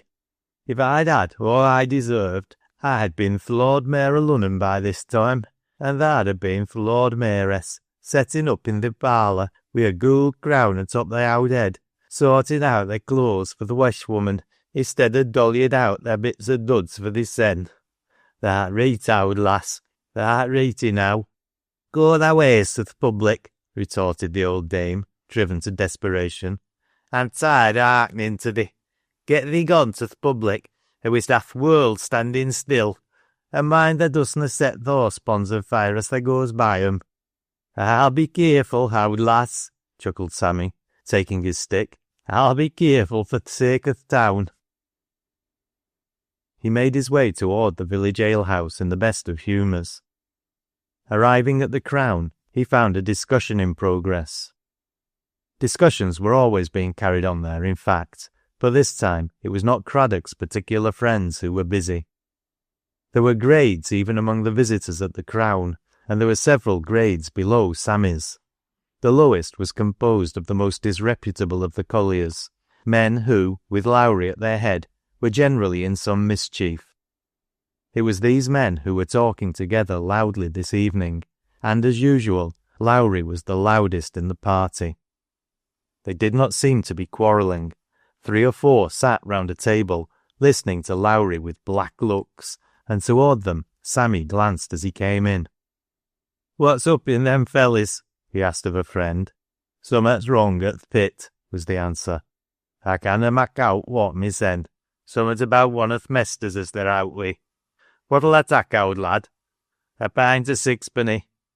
And then, with another sidelong glance at the debaters, "They're an ill set, that lot, and up to summat ill too, I'll warrant. He's not the reet sort, that Lowrie." Lowrie was a burly fellow with a surly, sometimes ferocious expression. Drink made a madman of him, and among his companions he ruled supreme through sheer physical superiority. The man who quarrelled with him might be sure of broken bones, if not of something worse. He leaned over the table now, scowling as he spoke. "I'll ha' no lads meddling and setting th' mesters again me," Craddock heard him say. "Them on ye as likes to tak' cheek mun tak' it. I'm too owd a bird for that sort of feed. It sticks in my crop. Look thee out of that there window, Jock, or watch who passes. I'll punce that lad into the middle of next week, as sure as he goes by." "Well, commented one of his companions. "All I've gotten to say is, there'll be like to have punts on it, for it's a strapping youngster, and no so easy feat." "Dost ta mean to say as I conna do it?" demanded Lowrie fiercely. "Nay, nay, mon," was the pacific and rather hasty reply. "Nowt o' th' sort. I only meant as it wasna every man as good." "Aye, to be sure," said Sammy testily to his friend. "That's the game, is it? There's a fate on hond. That's reet, me lads, lay in thy bay, and mak dumb fools of oursens, and thou'll get a chance to sleep on th' soft side o' a paving stone i'th lock-ups." He'd been a fighting man himself in his young days, and had prided himself particularly upon showing his muscle, in Wigan parlance. But he had never been such a man as Lowrie. His comparatively gentlemanly encounters with personal friends had always been fair and square, and in many cases had laid the foundation for future toleration, even amiability. He had never hesitated to tack a bunce at an offending individual, but he had always been equally ready to shake hands when all was over, and in some cases, when having temporarily closed a companion's eyes in the heat of an argument, he had been known to lead him to the counter of public and bestow nectar upon him in the form of sixpenny. But of Lowrie, even the fighting community, which was the community predominating in Wigan, could not speak so well. He was ill-farrant and revengeful, ready to fight but not ready to forgive. He'd been known to bear a grudge and remember it when it had been forgotten by other people. His record was not a clean one, and accordingly he was not a favourite of Sammy Craddock's. A short time afterward, somebody passed the window facing the street, and Lowrie started up with an oath. "There he is," he exclaimed. "Now for it. I thought he'd go this road. I'll see what tha's getting to say for thysen, my lad." He was out in the street almost before Craddock and his companion had time to reach the open window, and he had stopped the passer-by, who paused to confront him haughtily. "Why," cried Sammy, slapping his knee, "I'm dummed if it isna th' Lunnon engineer chap." Fergus Derrick stood before his enemy with anything but a propitiatory air. That this brutal fellow, who had caused him trouble enough already, should interfere with his very progress in the street was too much for his high spirit to bear. "I comen out here," said Lowrie, "to see if tha'd aught to say to me." "Then," replied Fergus, "you may go in again, for I have nothing." Lowrie drew a step nearer to him. "Art thou sure o' that?" he demanded. "Thou wert so ready with thy gab about th' Davies this morning, I thowt happen thou'd like to say summat more, if a mon 'ud gie you a chance. But happen again, you're one of the sort as sticks to gab and goes no further." Derrick's eyes blazed. He flung out his open hand in a contemptuous gesture. "Out of the way," he said, in a suppressed voice, "and let me pass." But Lowrie only came nearer. "Nay, but I wunnot," he said, "until I've said me say. Thou wert going to mak me obey th' rules, and let th' mesters hear on it, wert tha? Thou wert going to keep the eye on me, and report when th' time come, wert tha? Well, th' time hasna come yet, and now I'm going to give thee a thrashing." He sprang upon him with a ferocity which would have flung to the earth any man who had not possessed the thews and sinews of a lion. Derrick managed to preserve his equilibrium. After the first blow he could not control himself. Naturally he had longed to thrash this fellow soundly often enough, and now that he had been attacked by him, he felt forbearance to be no virtue. Brute force could best conquer brute nature. He felt that he would rather die 1,000 deaths than be conquered himself. He put forth all his strength in an effort that awakened the crowd, which had speedily surrounded them, out Sammy among the number, to wild admiration. "Get thee into it, lad," cried the old sinner, in an ecstasy of approbation. "Get thee into it. Thou'rt shaping reet, I see. Well, I'm dommed," slapping his knee as usual. "I'm dommed if he isna going to mill Dan Lowrie." To the amazement of the bystanders, it became evident in a very short time that Lowrie had met his match. Finding it necessary to defend himself, Derrick was going to do something more. The result was that the breathless struggle for the mastery ended in a crash, and Lowrie lay upon the pavement, Fergus Derrick standing above him, pale, fierce, and panting. "Look to him," he said to the men about him in a white heat, "and remember that the fellow provoked me to it. If he tries it again, I will try again too." And he turned on his heel and walked away. He had been far more tolerant, even in his wrath, than most men would have been, but he had disposed of his enemy effectually. The fellow lay stunned upon the ground. In his fall he had cut his head upon the curbstone, and the blood streamed from the wound when his companions crowded near and raised him. Out Sammy Craddock offered no assistance. He leaned upon his stick and looked on with grim satisfaction. "Thou's getten what thou deserved, owd lad," he said in an undertone, "and thou's getten no more. Ask the oath Lunnon chap one for this'n. He's done a bit of work as I'd a taken it on myself long ago, if I had been 30 years younger and a bit less stiff i' th' hinges." Fergus had not escaped without hurt himself, and the first angry excitement over, he began to feel so sharp an ache in his wrist that he made up his mind to rest for a few minutes at Grace's lodgings before going home. It would be wise to know the extent of his injury. Accordingly, he made his appearance in the parlour, somewhat startling his friend who was at supper. "My dear Fergus!" exclaimed Paul. "How excited you look!" Derrick flung himself into a chair, feeling rather dubious about his strength all at once. "Do I?" he said with a faint smile. "Don't be alarmed, Grace. I have no doubt I look as I feel. I've been having a brush with that scoundrel Lowrie, and I believe something has happened to my wrist." He made an effort to raise his left hand, and failed, succumbing to a pain so intense that it forced an exclamation from him. "I thought it was a sprain," he said, when he had recovered himself. "But it's a job for a surgeon. It's broken." And so it proved under the examination of the nearest practitioner. And then Derrick remembered a wrench and shock which he had felt in Lowrie's last desperate effort to recover himself. Some of the small bones had broken. Grace called in the surgeon himself, and stood by during the strapping and bandaging with an anxious face, really suffering as much as Derrick, perhaps a trifle more. He would not hear of his going home that night, but insisted that he should remain where he was. "I can sleep on the lounge myself," he protested, "and though I shall be obliged to leave you for half an hour, I assure you I shall not be away a longer time." "Where are you going?" asked Derrick. "To the Rectory. Mr. Barholm sent a message an hour ago that he wished to see me upon business." Fergus agreed to remain. When Grace was on the point of leaving the room, he turned his head. "You're going to the Rectory, you say?" he remarked. "Yes." "Do you think you shall see Anice?" "It's very probable," confusedly. "I merely thought I would ask you not to mention this affair to her," said Derrick. The curate's face assumed an expression at that moment which it was well that his friend did not see.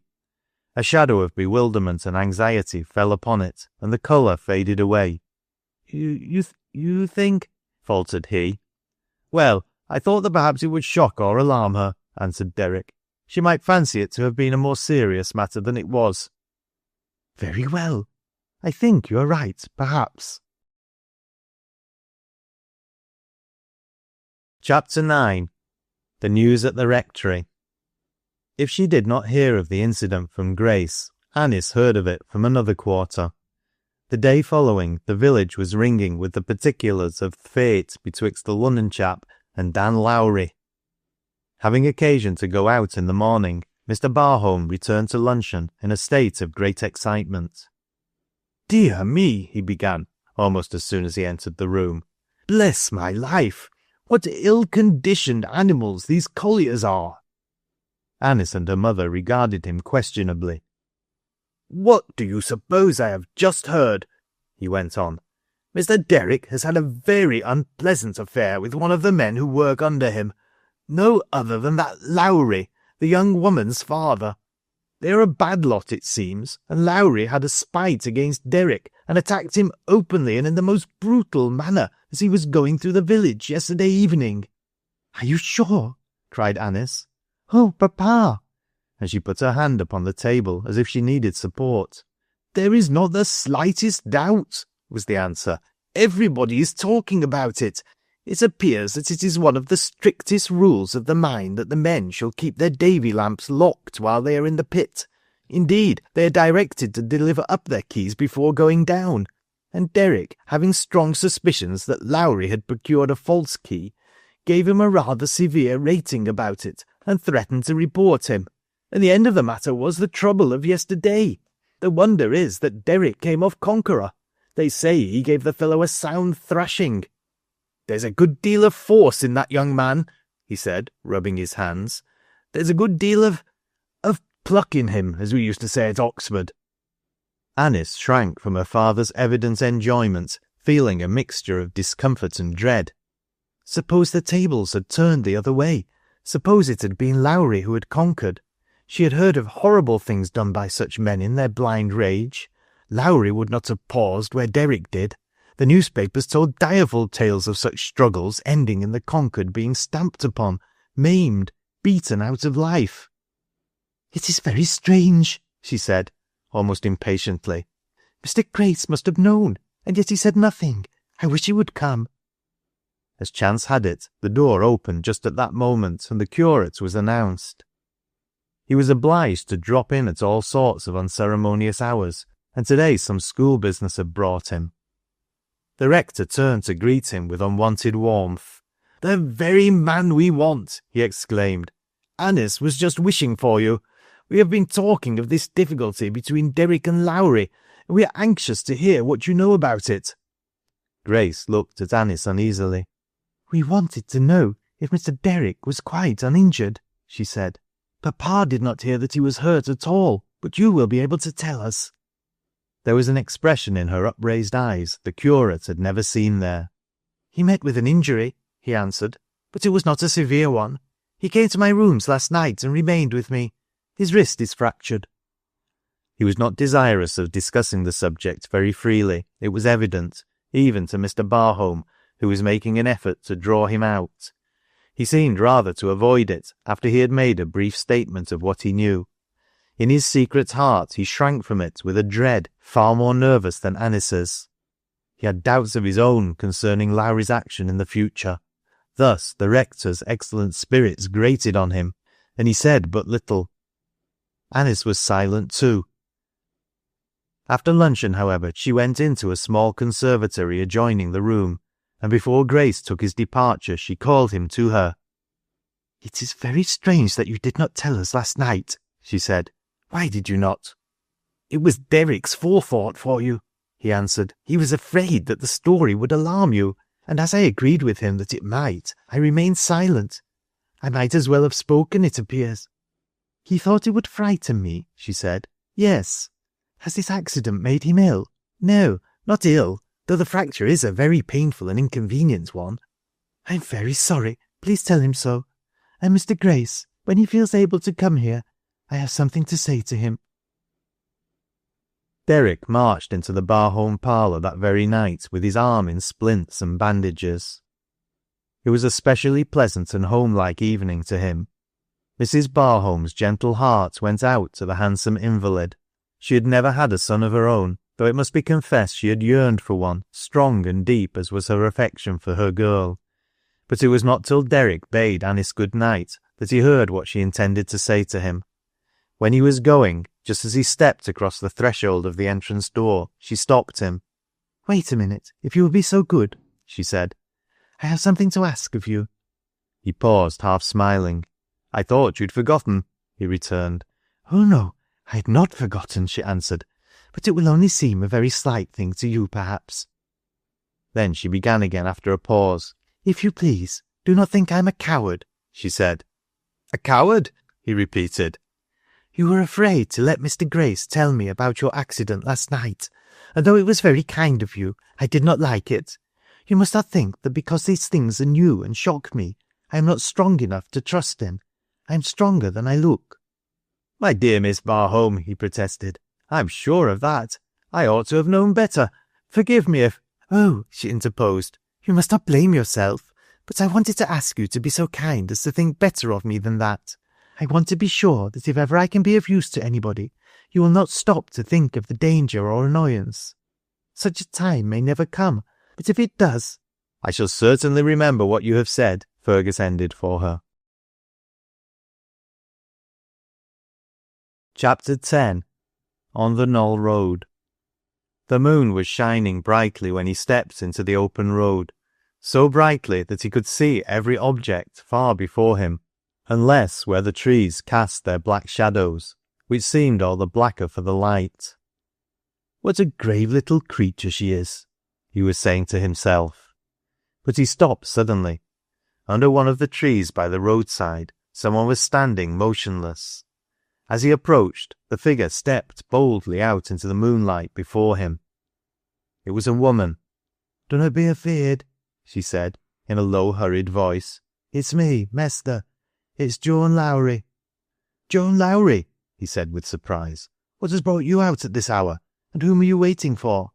"I'm waiting for your sen," she answered. "For me?" "Aye, I have something to say to you." She looked about her hurriedly. "You'd better come into th' shade of them trees," she said. "I don't want to gie anyone a chance to see me, nor you either." It was impossible that he should not hesitate a moment. If she had been forced into entrapping him. She made a sharp gesture. "I amna going to do no harm," she said. "You may trust me. It's th' other way about." "I ask pardon," he said, feeling heartily ashamed of himself the next instant. "But you know—" "Aye," impatiently, as they passed into the shadow. "I know, or I shouldna be here now." A moonbeam, finding its way through a rift in the boughs and falling on her face, showed him that she was very pale. "You wonder as I'm here at all," she said, not meeting his eyes as she spoke.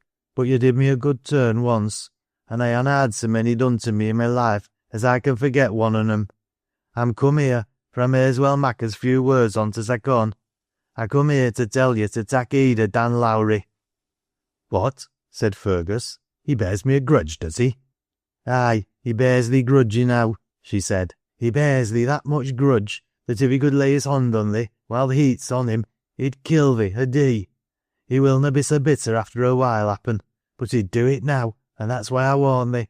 Tha's no reet to be going out like this," glancing at his bandaged arm. "How could tha help thysen if he were to set on thee? Tha'd better tak' heed, I tell thee." "I'm very much indebted to you," began Fergus. She stopped him. "Tha did me a good turn," she said, and then her voice changed. "Dan Lowrie's my feyther, and I've stuck to him. I dunnot know why. Happen 'cause I never had nowt else to hold to and do for. But feyther or no feyther, I know he's a bad un when th' fit's on, and he has a spite again a mon. So tak' care, I tell thee again. Theer now, I've done. Will thou walk on first and let me follow thee?" Something in her mode of making this suggestion impressed him singularly. "I do not quite understand," he said. She turned and looked at him, her face white and resolute. "I dunnot want harm done," she answered. "I willna ha' harm done if I can help it. And if I mun speak th' truth, I know there's harm afoot to neet. If I'm behind thee, there isna a mon in Riggan as dare lay hond on thee to my face, if I am nowt but a lass. That's why I ax thee to let me keep i' sight." "You're a brave woman," he said, "and I will do as you tell me, but I feel like a coward." "There's no need as you should," she answered in a softened voice. "You dunnot seem like one to me." Derrick bent suddenly, and taking her hand, raised it to his lips. At this involuntary act of homage, for it was nothing less, Joan Lowrie looked up at him with startled eyes.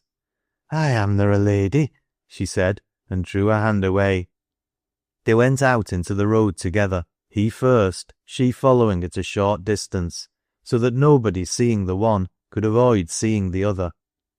It was an awkward and trying position for a man of Derrick's temperament, and under some circumstances he would have rebelled against it. As it was, he could not feel humiliated. At a certain dark bend in the road, not far from Lowrie's cottage, Joan halted suddenly and spoke. "Feyther," she said, in a clear, steady voice, "isna that yo standing there? I thowt you'd happen to be coming home this way. Where has tha been?" And as he passed on, Derrick caught the sound of a muttered oath, and gained a side glimpse of a heavy, slouching figure coming stealthily out of the shadow. Chapter 11. Nib and his master make a call. "Who's a queer little wench?" said one of the roughest Rigganite matrons, after Anice's first visit.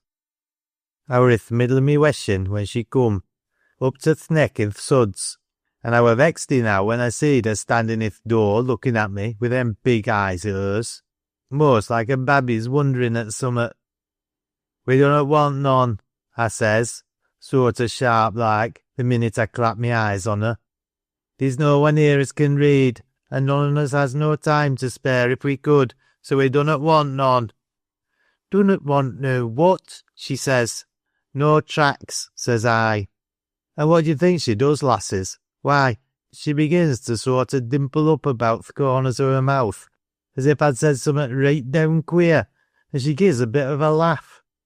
'Well,' she says, 'I'm glad o' that. It's a good thing, for I haven't got none.' And then it turns out that she just stopped for nowt but to leave some oud linen and salve for to dress that sore hon Jack crushed i'th pit. He towd her about it as he went to his work, and she promised to bring him some. And what's more, she wouldn't come in, but just gied it to me, and went away as if she hadna been th' parson's lass at all, but just one of th' common kind, as knowed how to mind her own business and leave other folkses a be." The Rigganites became quite accustomed to the sight of Anice's small low phaeton with its comfortable fat grey pony. She was a pleasant sight herself as she sat in it, her little whip in her small gloved hand, and no one was ever sorry to see her check the grey pony before the door. "Anice," said Mr. Barholm to his curate. "Well, you see, Anice understands these people, and they understand her. She has the faculty of understanding them. There's nothing, you may be assured, Grace, like understanding the lower orders and entering into their feelings."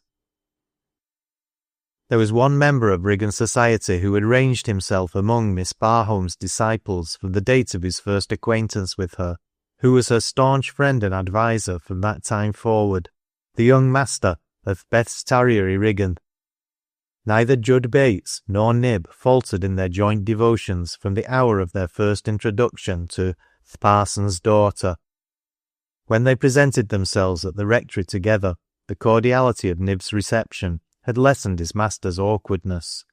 Nib was neither awkward nor one whit abashed upon his entree into a sphere so entirely new to him as a well-ordered, handsomely furnished house.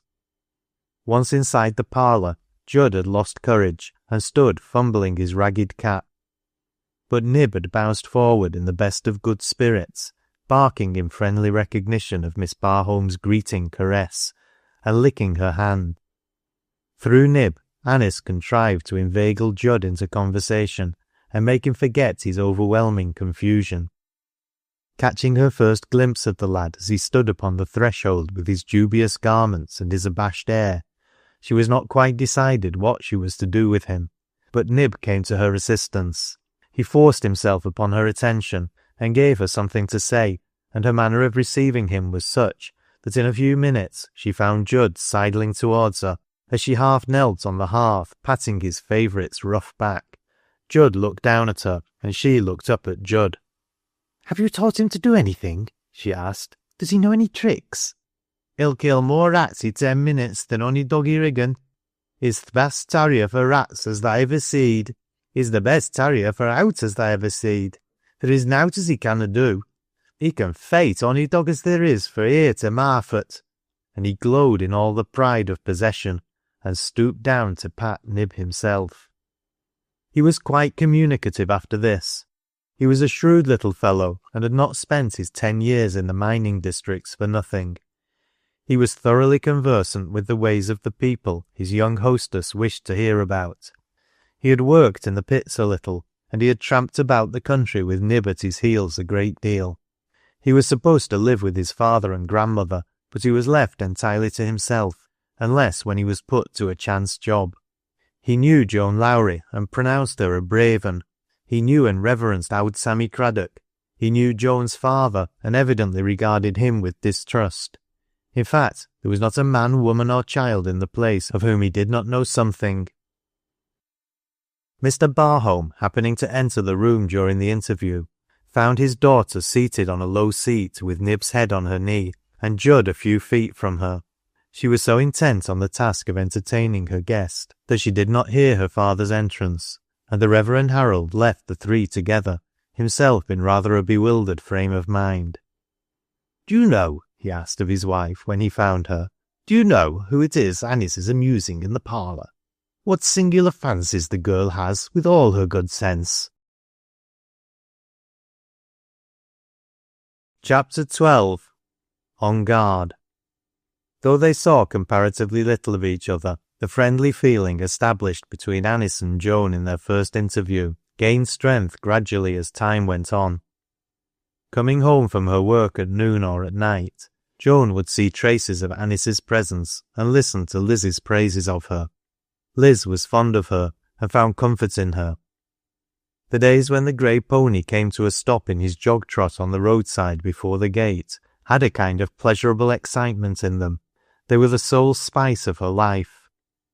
She understood Anice as little as she understood Joan, but she liked her. She had a vague fancy that in some way Anice was like Joan, that there was the same strength in her, a strength upon which she herself might depend. And then she found even a stronger attraction in her visitor's personal adornments, in her graceful dress, in any elegant trifle she wore. She liked to look at her clothes and ask questions about them, and wonder how she would look if she were the possessor of such beautiful things. "She were like a picter," she would say mournfully to Joan. "She had a blue gown on, and a hat with bluebells in it, and summat white and soft frilled up round her neck. It were pretty. I wish I were a lady. I dunnot see why everybody canna be a lady and have such like." Later Joan got up and went to the child, who lay upon the bed in a corner of the room. There were thoughts at work within her of which Liz knew nothing. Liz only looked at her, wondering as she took the sleeping baby in her arms and began to pace the floor, walking to and fro with a slow step. "Have I set out to vex you?" said Liz. "No, lass," was the answer. "It isna thee as worrits me. I can scarce tell what it is mysen, but it isna thee, niver fear." But there was a shadow upon her all the rest of the night. She did not lay the child down again, but carried it in her arms until they went to bed, and even there it lay upon her breast. "It's queer to me as you should be so fond of that child, Joan," said Liz, standing by the side of the bed. Joan raised her head from the pillow and looked down at the small face resting upon her bosom, and she touched the baby's cheek lightly with her finger, flushing curiously. "It's queer to me too," she answered. "Get thee into bed, Liz." Many a battle was fought upon that homely couch when Liz was slumbering quietly, and the child's soft regular breathing was the only sound to be heard in the darkened room. Amid the sordid cares and humiliations of Joan's rough life, there had arisen new ones. She had secret struggles, secret yearnings, and added to these a secret terror. When she lay awake thinking, she was listening for her father's step. There was not a night in which she did not long for and dread to hear it. If he stayed out all night, she went down to her work under a load of foreboding. She feared to look into the faces of her work-fellows, lest they should have some evil story to tell. She feared the road over which she had to pass, lest at some point its very dust should cry out to her in a dark stain. She knew her father better than the oldest of his companions, and she watched him closely. "Is what your wench is a handsome chap, that there," said Lowrie to her the night of his encounter with Derrick. "He's a tall chap, and a strapping chap, and he's getting a good-looking mug of his own, but," clenching his fist slowly and speaking, "I've not done wi' him yet. I has not quite done wi' him. Wait till I ha, and then see what you'll say about his beauty. Look you here, lass," more slowly and heavily still, "he'll noan be so tall then, nor yet so straight and strapping. I'll smash his good-looking mug if I'm dommed to hell for it. Either that." Instead of taking lodgings nearer the town or avoiding the Knoll road, as Grace advised him to do when he heard of Joan's warning, Derrick provided himself with a heavy stick stuck a pistol into his belt every night when he left his office, and walked home as usual, keeping a sharp lookout, however. "If I avoid the fellow," he said to Grace, "he will suspect at once that I feel I have cause to fear him, and if I give him grounds for such a belief as that, I might as well have given way at first." Strange to say, he was not molested. The excitement seemed to die a natural death in the course of a few days. Lowrie came back to his work, looking sullen and hard, but he made no open threats, and he even seemed easier to manage. Certainly Derrick found his companions more respectful and submissive. There was less grumbling among them, and more passive obedience. The rules were not broken, openly at least, and he himself was not defied. It was not pleasant to feel that what reason and civility could not do, a tussle had accomplished, but this really seemed to be the truth of the matter, and the result was one which made his responsibilities easier to bear. But during his lonely walks homeward on these summer nights, Derrick made a curious discovery. On one or two occasions he became conscious that he had a companion who seemed to act as his escort. It was usually upon dark or unpleasant nights that he observed this, and the first time he caught sight of the figure which always walked on the opposite side of the road, either some distance before or behind him, he put his hand to his belt, not perceiving for some moments that it was not a man but a woman. It was a woman's figure, and the knowledge sent the blood to his heart with a rush that quickened its beatings. It might have been chance, he argued, that took her home that night at this particular time, but when, time after time, the same thing occurred, he saw that his argument had lost its plausibility. It was no accident, there was purpose in it, and though they never spoke to each other or in any manner acknowledged each other's presence, and though often he fancied that she convinced herself that he was not aware of her motive, he knew that Joan's desire to protect him had brought her there.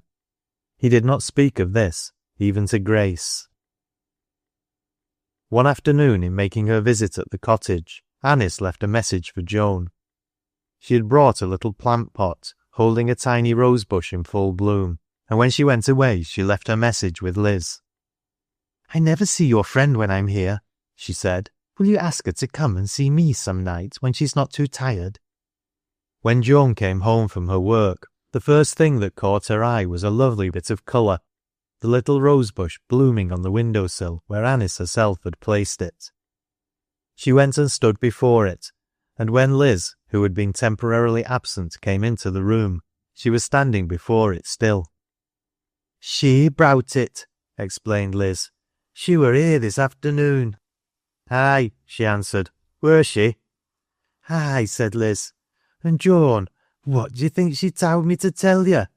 Joan shook her head.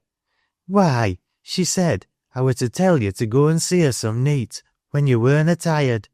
Just same as if you were a lady. Shanna you go?" "I do not know," said Joan, awakening. "I canna tell. What does she want of me?" "She wants to see thee and talk to thee, that's what," answered Liz. "Just the same as if thou was a lady.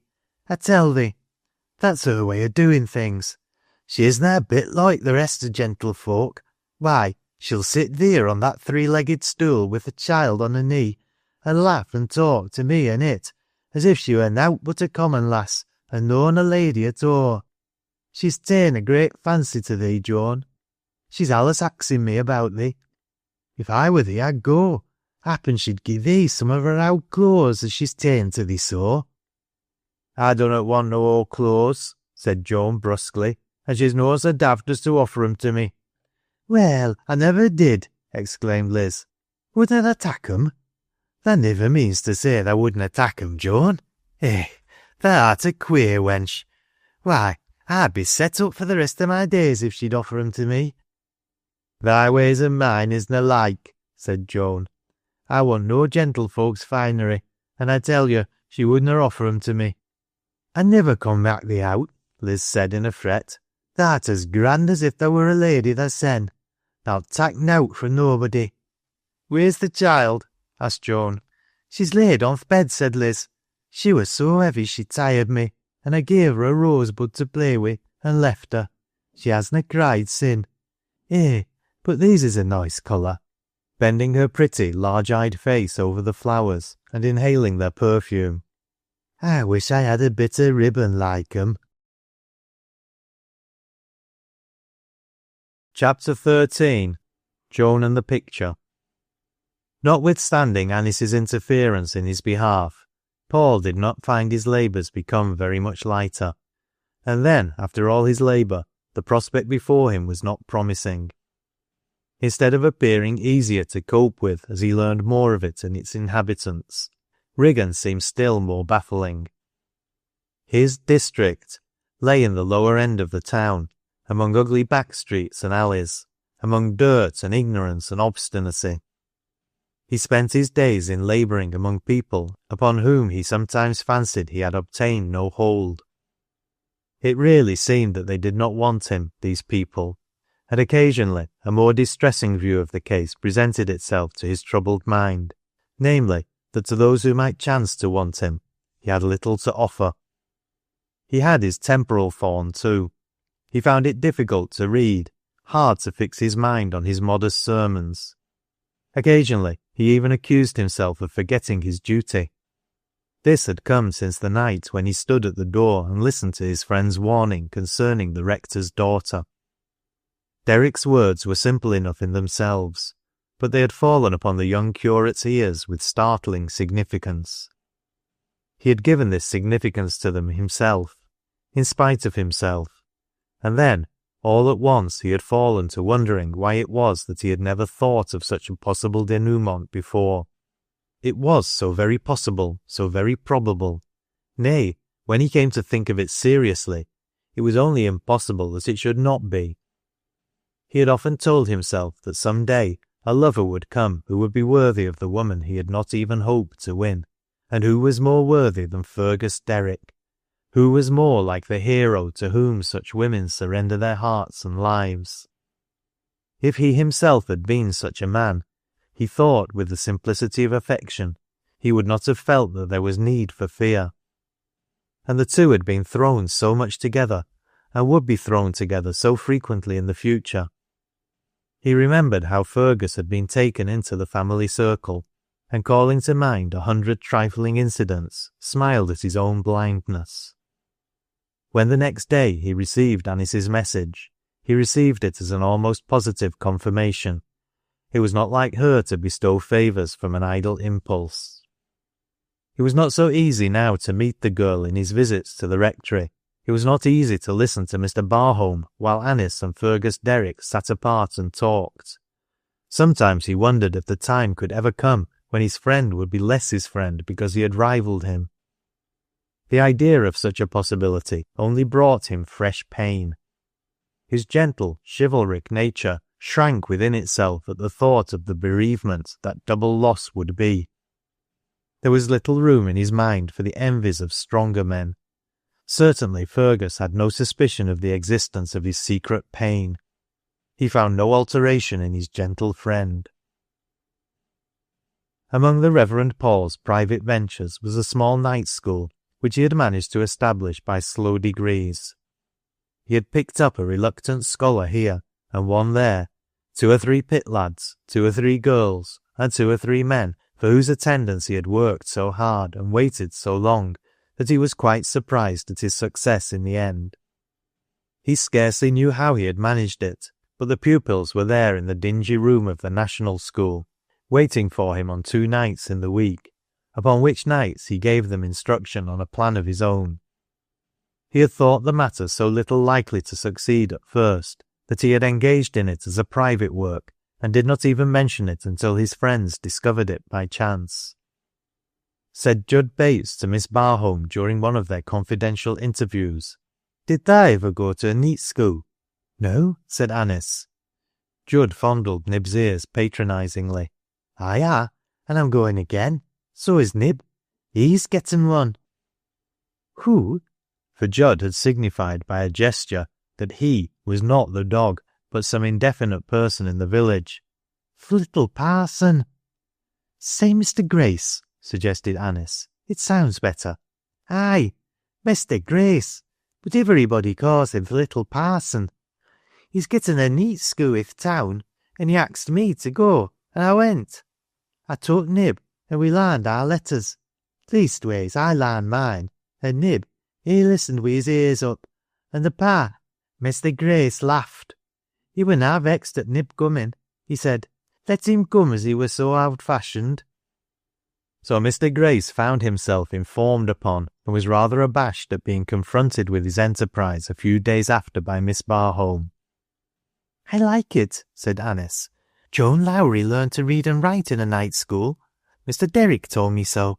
A new idea seemed to have been suggested to her. Mr. Grace, she said, why could not I help you? Might I? His delight revealed itself in his face. His first thought was a selfish, unclerical one, and sudden consciousness sent the colour to his forehead as he answered her, though he spoke quite calmly. There's no reason why you should not, if you choose, he said, unless Mr. Barholm should object. I need not tell you how grateful I should be. Pa will not object, she said quietly. The next time the pupils met, she presented herself in the schoolroom. 10 minutes after Grace had given her work to her, she was as much at home with it as if she had been there from the first. Who's the little un? Said one of the boys. But it does not seem to be easy fate. Who does not look a bit took back. She had never been so near to Paul Grace during their friendship as when she walked home with him. A stronger respect for him was growing in her, a new reverence for his faithfulness. She had always liked and trusted him, but of late she had learned to do more. She recognized more fully the purity and singleness of his life. She accused herself of having underrated him. Please let me help you when I can, Mr. Grace, she said. I'm not blaming anybody. There's no real blame, even if I had the right to attach it to anyone. But there are mistakes now and then, and you must promise me that I may use my influence to prevent them. She had stopped at the gate to say this, and she held out her hand. It was a strange thing that she could be so utterly oblivious of the pain she inflicted, but even Derrick would have taken her hand with less self-control. He was so fearful of wounding or disturbing her that he was continually on his guard in her presence, and especially when she was thus warm and unguarded herself. He had fancied before, sometimes, that she had seen his difficulties and sympathized with him, but he had never hoped that she would be thus unreserved. His thanks came from the depths of his heart.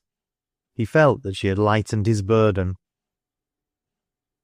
After this, Miss Barholm was rarely absent from her place at the school.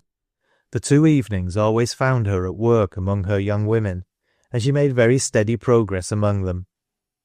By degrees the enterprise was patronized more freely. New pupils dropped in, and were usually so well satisfied that they did not drop out again. Grace gave all the credit to Anice, but Anice knew better than to accept it. She had been his novelty, she said. Time only would prove whether her usefulness was equal to her power of attraction. She had been teaching in the school about 3 weeks when a servant came to her one night as she sat reading, with the information that a young woman wished to see her. A fine young woman, miss, added the girl. I put her in your own room as you give orders. The room was a quiet place, away from the sounds of the house, which had gradually come to be regarded as Miss Barholm's.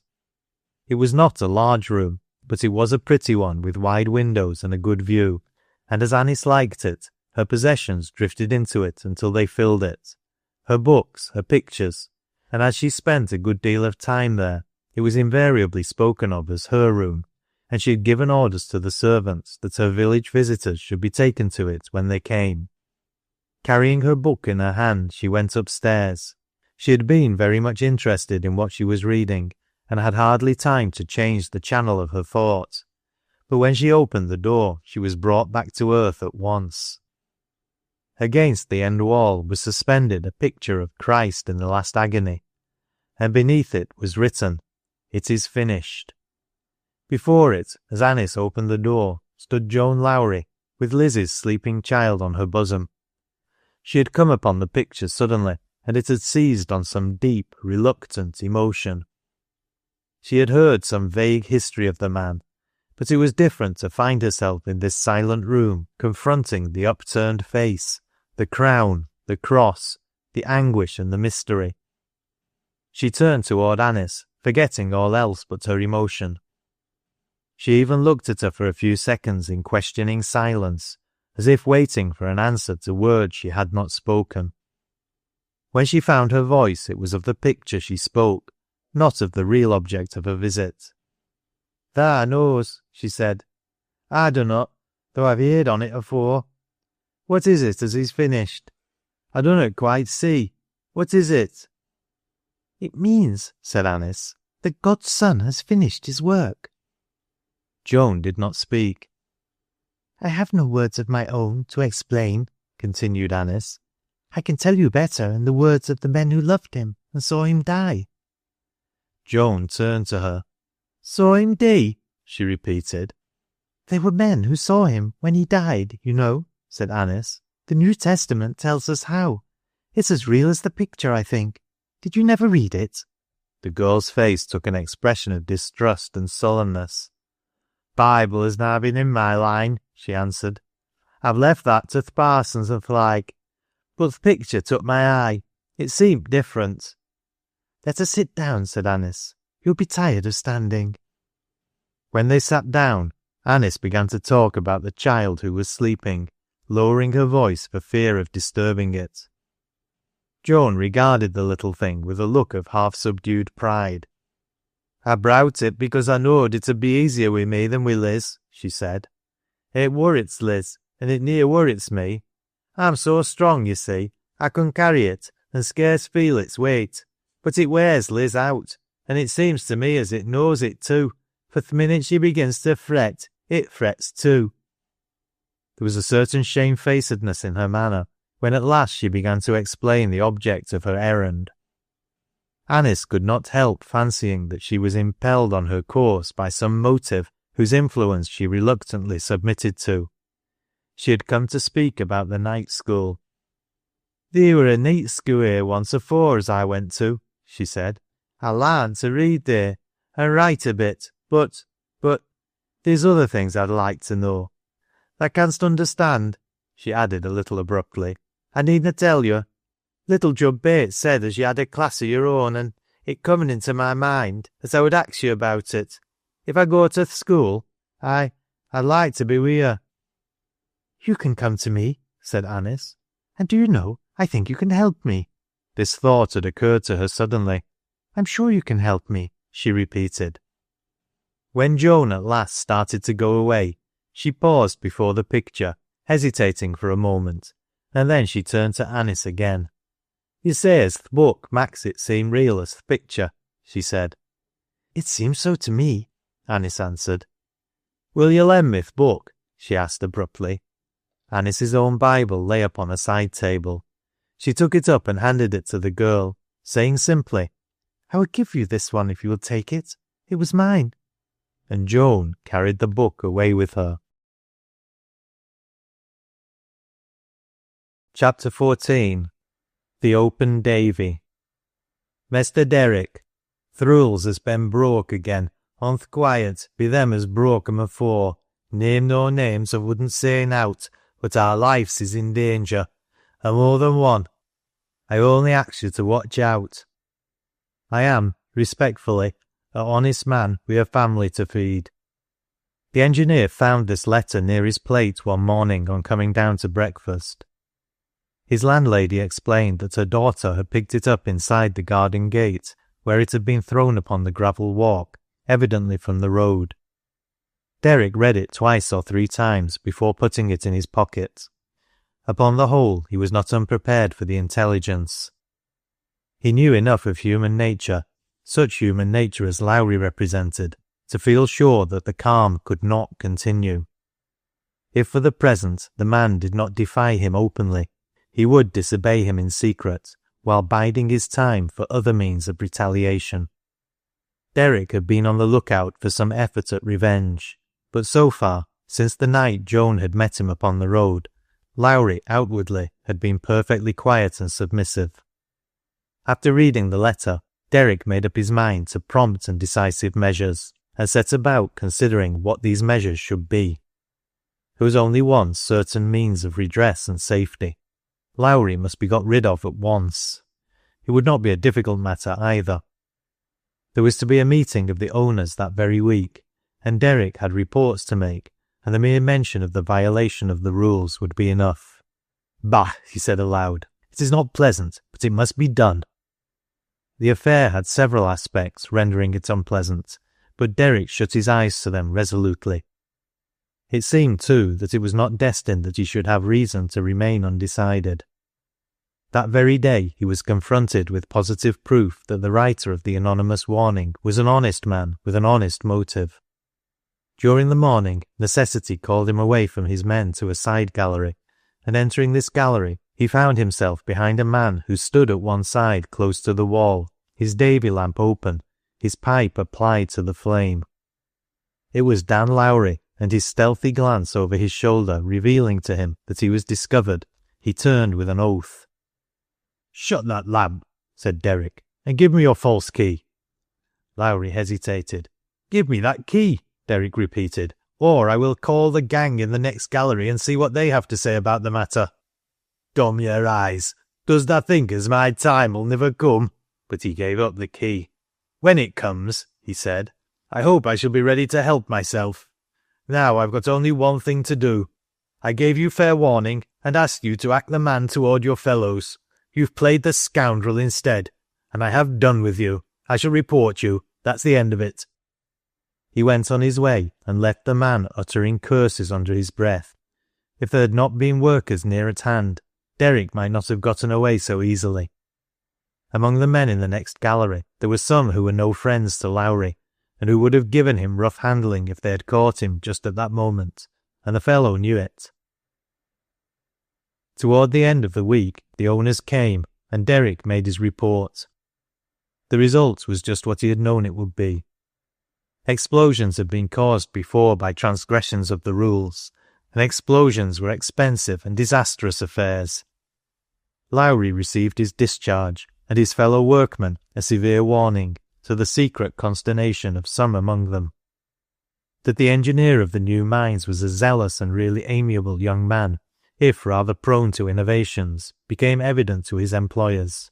But his innovations were not encouraged, so notwithstanding his arguments, the blast furnaces held their own, and, for the present, as the easy-natured manager put it, other matters even more important were set aside.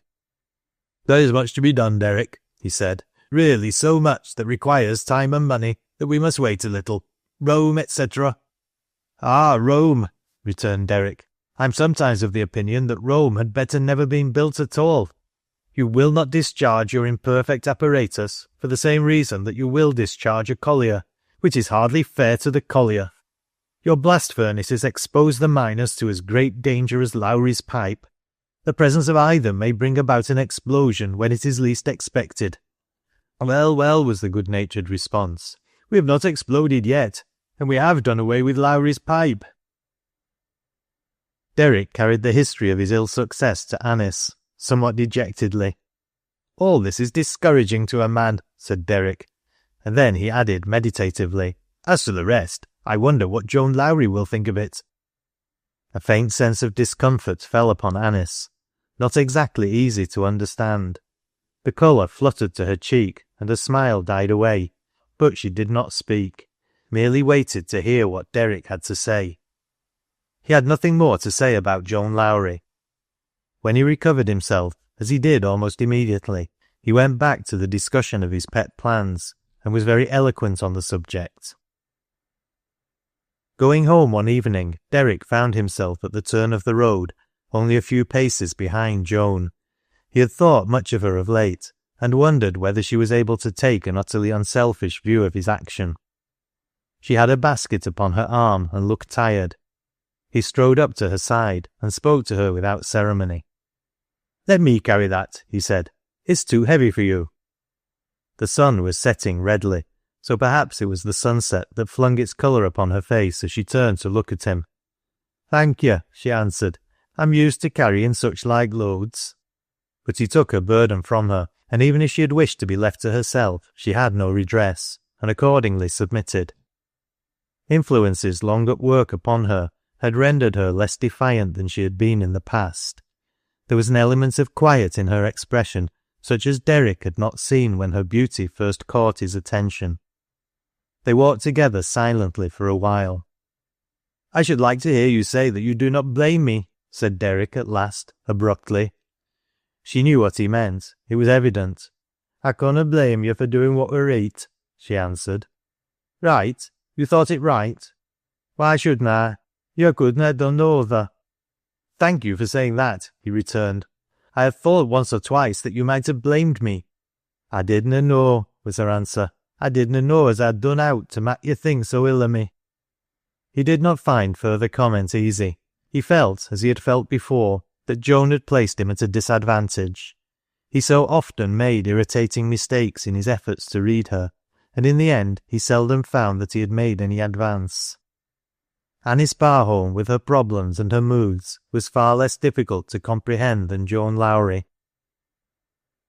Liz was at the cottage door when they parted, and Liz's eyes had curiosity and wonder in them when she met her friend. "Joan," she said, peering over the door-sill at Derrick's retreating figure, "isna that one of th' mesters? Isna it th' Lunnon engineer, Joan?" "Yes," Joan answered briefly. The pretty, silly creature's eyes grew larger with a shade of awe. "Isna it th' one as your feyther's so bitter again?" "Yes." "And isna he a gentleman? He dunnot look like a working mon. His clothes dunnot fit him like common folks. He mun be a gentleman. I've heerd folk call him one, and if his clothes fit him right, he mun be one, I suppose." Liz looked after him again. "Aye," she sighed. "He's a gentleman sure enow. I've seen gentlemen enow to know th' look on 'em." "Did," hesitating fearfully, but letting her curiosity get the better of her discretion nevertheless, "did he court thee, Joan?" The next moment she was frightened into wishing she had not asked the question. Joan turned round and faced her suddenly, pale and wrathful. "Nay, he didna," she said. "I am no lady, and he is what tha calls him, a gentleman." Chapter 15. A Discovery. The first time that Joan appeared at the night school, the men and girls looked up from their tasks to stare at her and whisper among themselves. But she was, to all appearances, oblivious of their scrutiny, and the flurry of curiosity and excitement soon died out.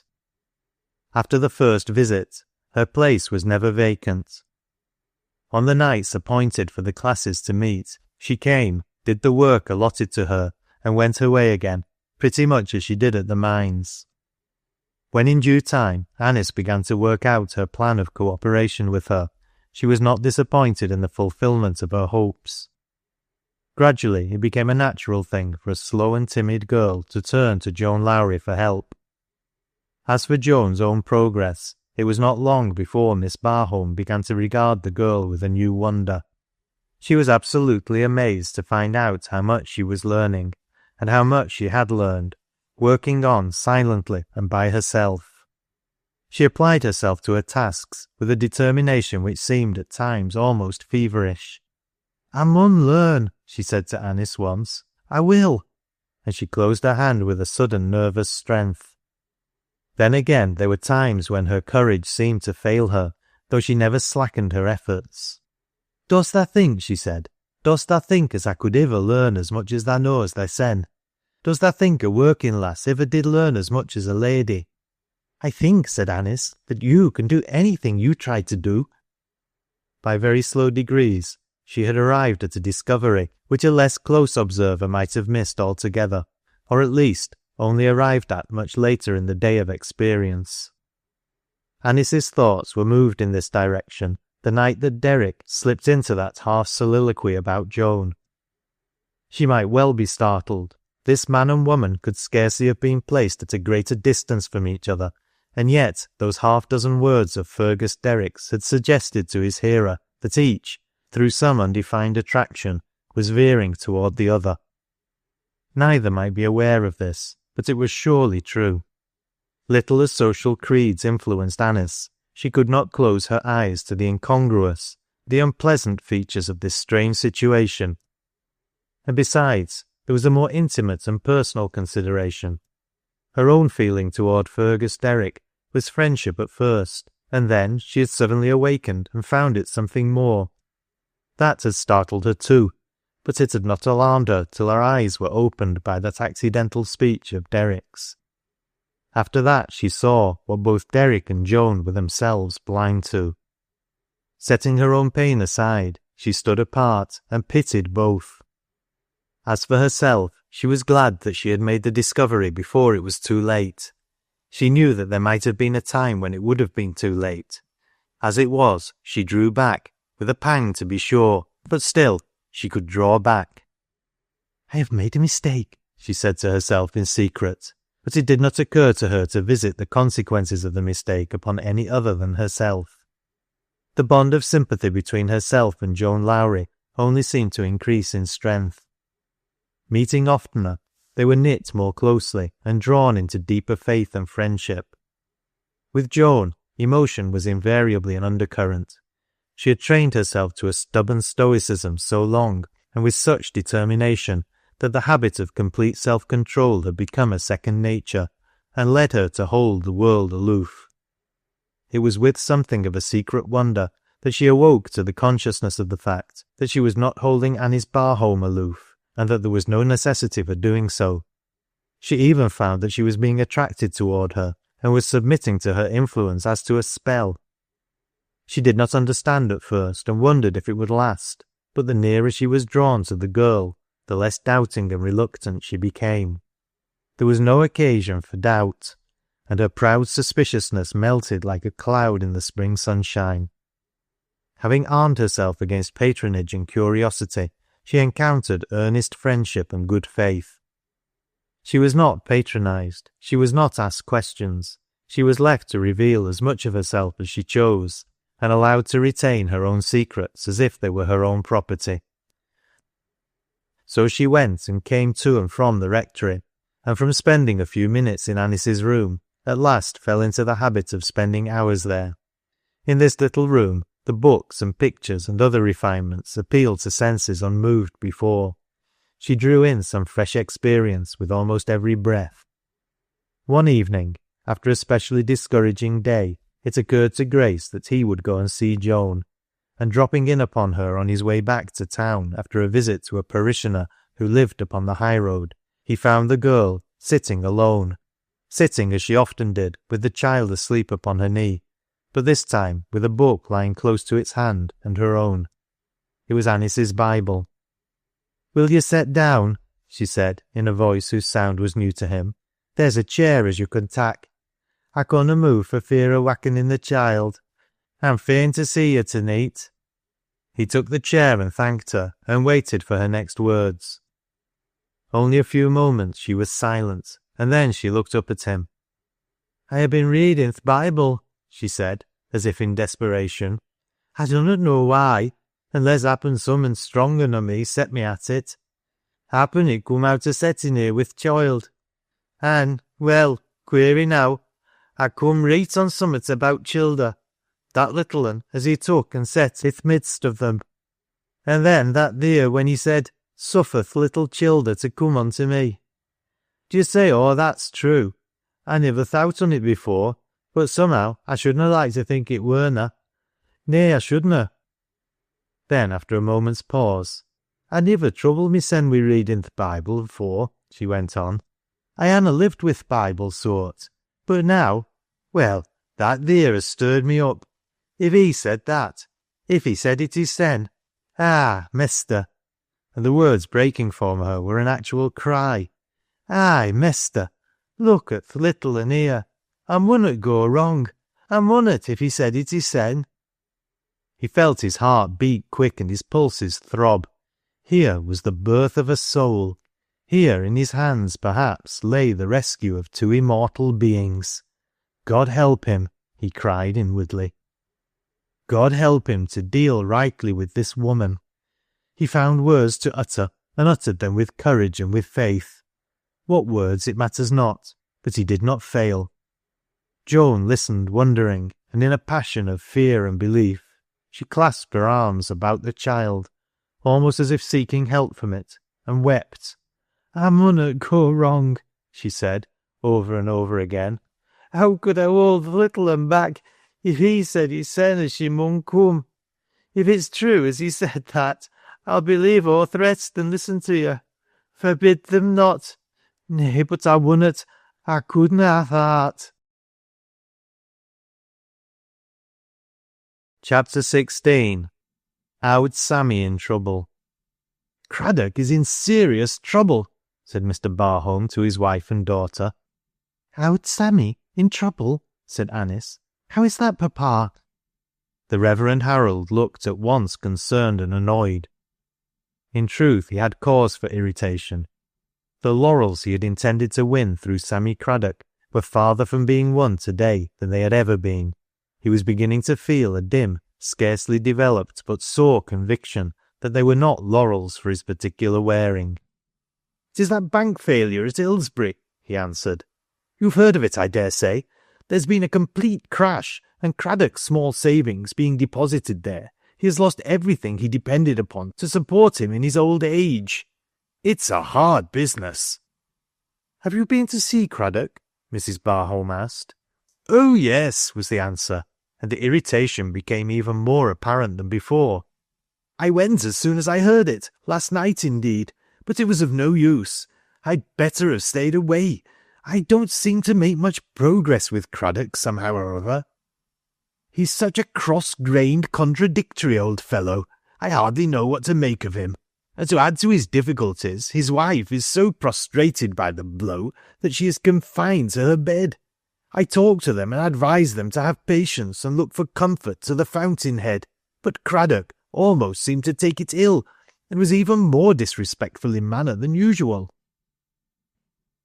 It was indeed a heavy blow that had fallen upon Owd Sammy. For a man to lose his all at his time of life would have been hard enough anywhere, but it was trebly hard to meet with such a trial in Riggan. To have money, however small the sum, laid by at bank was in Riggan to be illustrious. The man who had an income of 10 shillings a week was a member of society whose opinion bore weight. The man with 20 was regarded with private awe and public respect. He was deferred to as a man of property. His presence was considered to confer something like honour upon an assembly, or at least to make it respectable. The government was supposed to be not entirely oblivious of his existence, and his remarks upon the affairs of the nation and the conduct of the Prime Minister and Cabinet were regarded as having something more than local interest. Sammy Craddock had been the man with 20 shillings income. He had worked hard in his youth and had been too shrewd and far-sighted to spend hard. His wife had helped him, and a lucky windfall upon the decease of a parsimonious relative had done the rest. The weekly deposit in the old stocking hidden under the mattress had become a bank deposit, and by the time he was incapacitated from active labour, a decent little income was ready. When the Ilsbury Bank stopped payment, not only his daily bread but his dearly valued importance was swept away from him at one fell blow. Instead of being a man of property with a voice in the affairs of the nation, he was a beggar. He saw himself set aside among the frequenters of the Crown, his political opinions ignored, his sarcasms shorn of their point. Knowing his poverty and misfortune, the men who had stood in awe of him would begin to suspect him of needing their assistance, and would avoid him accordingly. "It's human nature," he said. "No one likes a dog with mange, whether th' dog's to blame or no. Th' dog may ha' getten it honest. 'Tisna the dog, it's the mange as folks want to get rid on." "Providence," said he to the rector, when that portly consoler called on him. "It's Providence, is it? Well, all I say is that if that's the ways of Providence, the less notice Providence takes us, the better." His remarks upon his first appearance at the Crown among his associates after the occurrence of the misfortune were even more caustic and irreverent. He was an irreverent old sinner at his best, and now Sammy was at his worst. Seeing his crabbed, wrinkled old face drawn into an expression signifying defiance at once of his ill luck and worldly comment, his acquaintances shook their heads discreetly. Their reverence for him as a man of property could not easily die out. The next thing to being a man of property was to have possessed worldly goods which had been made away with, it scarcely mattered how. Indeed, even to have made away with a mortar money oneself was to be regarded a man of parts and of no inconsiderable spirit. "You're in a mortar trouble, Sammy, I've that no doubt," remarked one oracle, puffing at his long clay. "Trouble enow," returned Sammy shortly, "if you call it trouble to be off the road to th' poorhouse." "Aye, indeed," with a sigh, "I should think so. But trouble's flot a mon. Riches is deceitful, and beauty is vain. Not as thou, we ever much of a beauty, Sammy. I canna mean that." "Dunnot hurt thysen explaining. I niver set up for one. I left that to thee. Thy mug was allus thy fortune." "Thou'rt fretted now, Sammy," he said. "Thou'rt fretted, and it maks thee sharp-tongued." "Like as not," answered Sammy. "Fretting works different with some folk to what it does with others. I never seed thee fretted mysen. Does it have the same effect on thee? If it happens to, I should think it wouldn't harm thee, or other folk either. A bit of sharpness is nice hard to stand where it's a variety." "Sithee, Sammy," called out a boisterous young fellow from the other side of the room. "What did th' parson have to say to thee? Thwaite were telling me as he carried th' prayer book to thee, as soon as he heard th' news. Did he read thee th' christening service, or the burial, to give thee a bit of comfort?" "Happen he gi' him both and throwed in th' litany," shouted another. "How were it, Sammy? Let's hear." Sammy's face began to relax. A few of the knots and wrinkles showed signs of dispersing. A slow twisting of the features took place which might have been looked upon as promising a smile in due course of time. These young fellows wanted to hear him talk, and tack off the parson. His occupation was not entirely gone, after all. It was specially soothing to his vanity to feel that his greatest importance lay in his own powers, and not altogether in more corruptible and uncertain attractions. He condescended to help himself to a pipeful of a friend's tobacco. "Let's hear," cried a third member of the company. "Gie us the tale, out and out, owd lad. Thou'rt the one to do it gradely." Sammy applied a lucifer to the fragrant weed, and sucked at his pipe deliberately. "It's not so much of a tale," he said with an air of disparagement and indifference. "Your chaps mak so much out o' nowt. Parson's well enow in his way, but," in naive self-satisfaction, "I mun say he's a foo, and the biggest foo for his size he ever had the pleasure of seeing." They knew the right chord was touched. A laugh went round, but there was no other interruption, and Sammy proceeded. "What an you lads think as th' first thing he says to me were?" puffing vigorously. "Why, he comes in and sets hissen down, and he swells hissen out like a frog i' trouble, and says he, 'My friend, I hope you cling to the rock of ages.'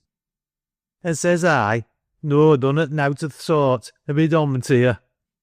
It weren't hospitable," with a momentary touch of deprecation. "And I dunnot say as it were hospitable, but I werena i' th' mood to be hospitable just at th' time.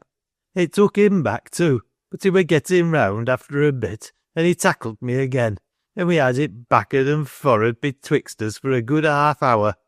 He said it were Providence, and I said, happen it were, happen it weren't. I werena so friendly and familiar with th' Lord as he seemed to be, so I couldna tell folk all he meant and all he didna mean. Sithee here, lads," making a fist of his knotty old hand and laying it upon the table. "That theer's what stirs me up with parson kind. They're all a setting down to explain what th' Lord Almighty's up to, as if he were a confidential friend o' theirs, as they were bound to back up i' some road. And then they mun drag him in endways or sideways i' their talk, whether or not, and they wunna be content to leave him to work for hissen. Seems to me, if I were a disciple, as they call it, I should be ashamed of a manner to be allus apologising for him as I believed in. I dunnot say for 'em to say nowt, but I do say for 'em not to be so dumb free and easy about it. Now, theer's th' owd parson, he's getten a lot of Bible words as he uses, and he brings him in by the scruff o' th' neck, if he canna do no better. But bring him in he mun, and it looks like he's all in a fever till he's said 'em and getten 'em off his mind. And it seems to me like, when he has said 'em, he sort o' straightens hissen out and feels comfortable, like a man as has done a masterly job as conna be mended. As for me, you know, I'm noan the Methody sort mysen, but I am no foo, and I know a fine like principle when I see it. And this matter o' religion is a fine enow thing if you could get it straightfor'ard and plain, without so much trimmings. But, feeling perhaps that this was a large admission, I'm noan o' the Methody breed mysen. And so that helped Parson, I'll warrant, suggested one of his listeners, who was desirous of hearing further particulars of the combat. Well, well, admitted Craddock with the self-satisfaction of a man who feels that he has acquitted himself creditably. Happen I did. He were for having me thank th' Almighty for aught had happened to me, but I towd him as I didna quite see th' road clear. I dunnot thank a chap as gives me a crack o' th' side o' the head. I may stand it, if so be as I conna gie him a crack back, but I dunnot know as I should thank him for th' favour, and not be one o' th' regenerate as he calls 'em. I dunnot feel like singing hymns just yet. Happen it's 'cause I'm unregenerate, or happen it's human natur. I shouldna wonder if it's pull devil pull baker for the best of folk. Folk isna prize fools like thou parson. Says I to him, not being regenerate, I dunnot believe is so much grace afore meat. I say, let's ha' th' meat first, and th' grace arterward. These remarks on matters theological were applauded enthusiastically by Craddock's audience. Owd Sammy had finished his say, however, and believing that having temporarily exhausted his views upon any subject, it was well to let the field lie fallow, he did not begin again. He turned his attention from his audience to his pipe and the intimate friends who sat near him.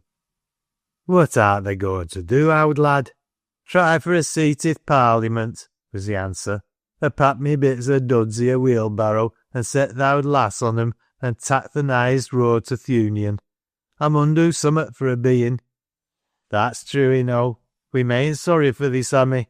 Tak another mug o' sixpenny to keep up the spirits. 'Tis nowt as cheers a mon like a sup o' the reet sort. I shanna get much on it if I go to th' poorhouse, remarked Sammy, filling his beer mug. Skilly and water gruel dunnot fly to a mon's head, I'll warrant. Aye, I wonder how th' owd lass'll do wi'out a drop o' tea, and how she'll stand being buried by th' parish. That'll be worse than owt else. She's set her mind on riding to th' graveyard i' th' shiniest hearse as could be getten, and wi' all th' black feathers i' th' undertaker's shop waving on th' roof. The owd wench were quite set in a notion of being a bit fashionable at th' last. I believe we'd enjoy th' ride in a quiet way. Eh, dear, I'm feared she'll never be able to stand the thowt of being put under i' a common style. I wish we kept a bit of brass i' th' owd stocking. It's a bad enow look out, granted another, but I wouldna gie up all at once, Sammy. Happen I could find a bit of leet work as would keep thee out of th' Union. If I could get a word or two spoke to Mr. Overland now. He's just lost his lodge-keeper, and he isna close about paying a mon for what he does. How would I like to keep the lodge? It 'ud be all I'd ask, said Sammy. I'd be main well satisfied, you may be sure. But you know, there's so money looking out for a job of that kind, and I hanna money friends among th' quality. I never were smooth-tongued, you know. True enough, that. Among the country gentry, Sammy Craddock was regarded as a disrespectful, if not a dangerous old fellow. A man who made satirical observations upon the ways and manners of his social superiors could not be much better than a heretic, and since his associates made an oracle of him, he was all the more dangerous. He revered neither lords nor commons, and was not to be awed by the most imposing institutions. He did not take his hat off when the gentry rode by, and it was well known that he had jeered at several of the most important individuals in county office. Consequently, discreet persons who did not believe in the morals of the masses shook their heads at him, figuratively speaking, and predicted that the end of his career would be unfortunate. So it was not very likely that he would receive much patronage in the hour of his downfall. Sammy Craddock was in an uncomfortable frame of mind when he left his companions and turned homeward. It was a bad lookout for himself, and a bad one for th' owd lass. His sympathy for the good woman was not of a sentimental order, but it was sympathy nevertheless. He had been a good husband, if not an effusive one. Th' owd lass had known her only rival in the crown and his boon companions, and upon the whole neither had interfered with her comfort, though it was her habit and her pleasure to be loud in her condemnation and disparagement of both. She would not have felt her connubial life complete without a grievance, and Sammy's tendency to talk politics over his pipe and beer was her standard resource. When he went out, he had left her lying down in the depths of despair, but when he entered the house, he found her up and dressed, seated by the window in the sun, a bunch of bright flowers before her. "Well now," he exclaimed, "tha niver says. What's takken thee? I thowt thou were bedrid for th' rest o' thy days." "Howd thy tongue," she answered with a proper touch of wifely irritation at his levity. "I've had a bit of company, and it's chirked me up summat. That little lass of th' owd parson has been setting wi' me." "That's it, is it?" "Aye, and I tell you, Sammy, she's a nice little wench. Why, she's getten th' ways of a woman, stead o' a lass. She's that dear quiet and steady, and she's getten a face as pretty as her ways, too." Sammy scratched his head and reflected. "I mak' no doubt on it," he answered. "I mak' no doubt on it. It were her tha knows as settled th' foight between th' lads and th' dog. I'm wondering why she hasna been here before." "Well now," taking up a stitching and knitting, "that's the queer part o' it. What dun you think th' little thing said when I axed her why? She says, 'It didna seem like I was needed exactly, and I didna know as you'd care to ha' a stranger come wi'out being axed.' Just as if she'd been nowt but a neighbour's lass, and wouldna tak th' liberty." "That's noan th' owd parson's way," said Sammy. "Th' owd parson," testily. "I ha' no patience wi' him. Th' little lass is as different for him as chalk is for cheese." Chapter 17. The Member of Parliament. The morning following, Anice's father, being called away by business, left Riggan for a few days' absence, and it was not until after he had gone that the story of Mr. Haviland's lodge-keeper came to her ears. Mr. Haviland was a Member of Parliament, a rich man with a large estate, and his lodge-keeper had just left him to join a fortunate son in America. Miss Barholm heard this from one of her village friends when she was out with the phaeton and the grey pony, and she at once thought of Sammy Craddock. The place was the very thing for him. The duties were light, the lodge was a pretty and comfortable cottage, and Mr. Haviland was known to be a generous master. If Sammy could gain the situation, he was provided for. But of course there were other applicants, and who was to speak for him? She touched up the grey pony with her whip, and drove away from the woman who had told her the news in a perplexed frame of mind. She herself knew Mr. Haviland only by sight. His estate was 3 miles from the village. Her father was away, and there was really no time to be lost. She drove to the corner of the road and paused there for a moment. "Oh, indeed, I must go myself," she said at last. "It is unconventional, but there is no other way." And she bent over and touched the pony again, and turned the corner without any further delay. She drove her 3 miles at a pretty steady trot, and at the end of the 3rd, at the very gates of the Haviland Park in fact, fortune came to her rescue. A good-humoured, middle-aged gentleman on a brown horse came cantering down the avenue, and passing through the gates approached her. Seeing her, he raised his hat courteously. Seeing him, she stopped her pony, for she recognised Mr. Haviland. She bent forward a little eagerly, feeling the colour rise to her face. It was somewhat trying to find herself obliged by conscience to stop a gentleman on the highway and ask a favour of him. "Mr. Haviland," she said, "if you have a moment to spare." He drew rein by her phaeton, removing his hat again. He had heard a great deal of Miss Barholm from his acquaintance among the county families. He had heard her spoken of as a rather singular young lady who had the appearance of a child and the views of a feminine reconstructor of society. He had heard of her little phaeton too, and her grey pony, and though he had never seen her before, he recognised her at once. "Miss Barholm," he said with deference. "Yes," answered Anice, "and indeed, I'm glad to have been fortunate enough to meet you here. Papa is away from home, and I could not wait for his return, because I was afraid I should be too late. I wanted to speak to you about the lodge-keeper's place, Mr. Haviland." He had been rather of the opinion that Miss Barholm must be a terrible young woman, with a tendency to mode cottages and night schools. Young ladies who go out of the ordinary groove are not apt to be attractive to the average English mind. There are conventional charities in which they may indulge. There are Sunday schools and rheumatic old women and flannel nightcaps and Dorcas societies and such things to which people are used and which are likely to alarm nobody. Among a class of discreet persons, these are held to afford sufficient charitable exercise for any well-regulated young woman, and girls whose plans branch out in other directions are looked upon with some coldness. So the country gentry, hearing of Miss Barholm and her novel fancies, her teaching in a night school with a young curate, her friendship for the daughter of a dissipated collier, her intimate acquaintance with unhappy mothers of nameless babies. Hearing of these things, I say, the excellent non-enthusiasts shook their heads as the very mildest possible expression of dissent. They suspected strong-mindedness and reform, perhaps even politics and a tendency to advance irregular notions concerning the ballot. At any rate, said they, it does not look well, and it is very much better for young persons to leave these matters alone, and do as others do, who are guided wholly by their elders.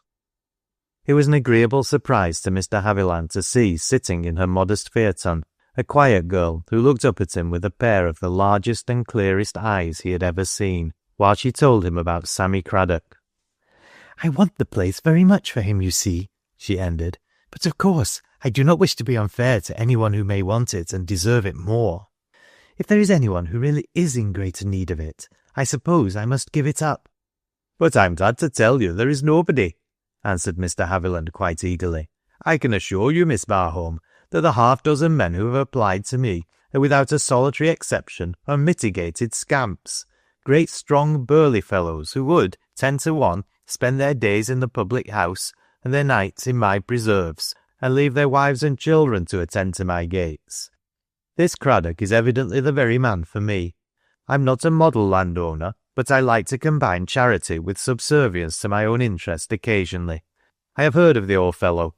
Something of a demagogue, isn't he? But that will not frighten me. I will allow him to get the better of me in political discussion, if he will leave my pheasants alone." "I will answer for the pheasants," said Anice, "if you will let me send him to you." "I will see him tomorrow morning with pleasure," said Mr. Haviland.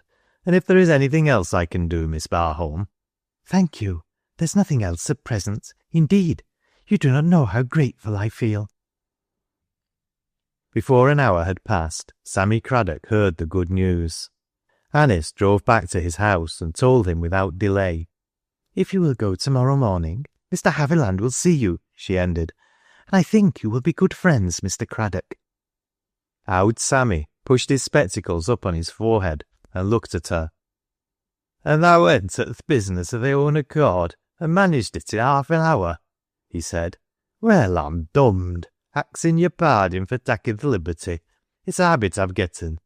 But I be, and no mistake." He had not time to get over his grateful amazement and recover his natural balance before she had said all she had come to say, and was gone, leaving him with th' owd lass and his admiration. "Well," said Sammy, "I mun say I never seed nowt like it in me life. To think of th' little wench hain so mich gumption, and to think o' her taking th' matter in hond th' minute she struck it. Why, who's getted as mich sense as a mon? Eh, but who's a rare un? I said it when I seed her amongst th' lads there, and I say it again.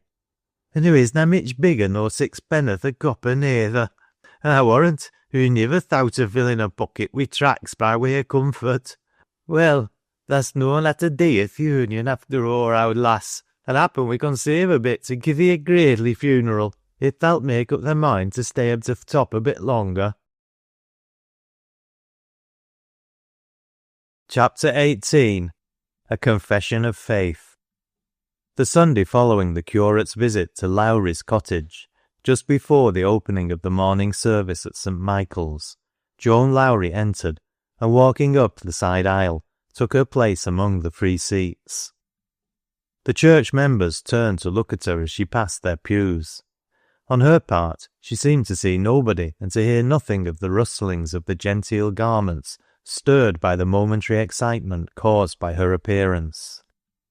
The curate, taking his stand in the pulpit that morning, saw after the first moment only two faces among his congregation. One, from among the old men and women in the free seats, looked up at him with questioning in its deep eyes, as if its owner had brought to him a solemn problem to be solved this very hour, or for ever left at rest. The other turned toward him from the Barholm pew, alight with appeal and trust. He stood in sore need of the aid for which he asked in his silent opening prayer.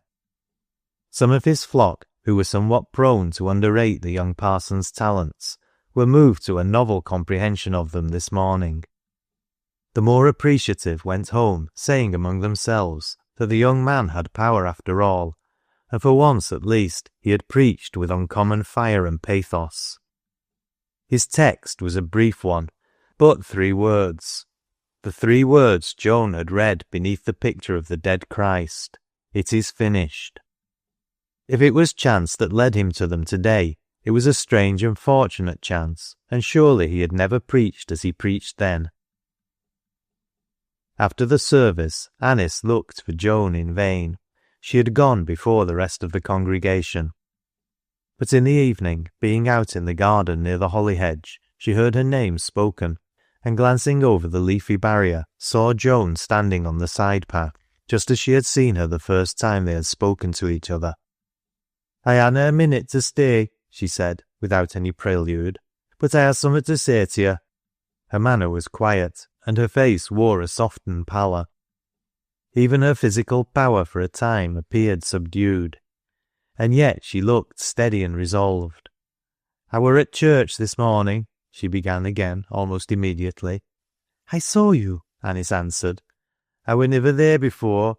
I went to see for mysen. I read the book you gimme, and there's things in it as I never heard on. Mr. Grace too, he come to see me, and I asked him questions. There were things as I wanted to know, and now it seems like it looks clearer. What, with Pictor? He begun with Pictor, and th' book, and what he said today at church. I've made up my mind."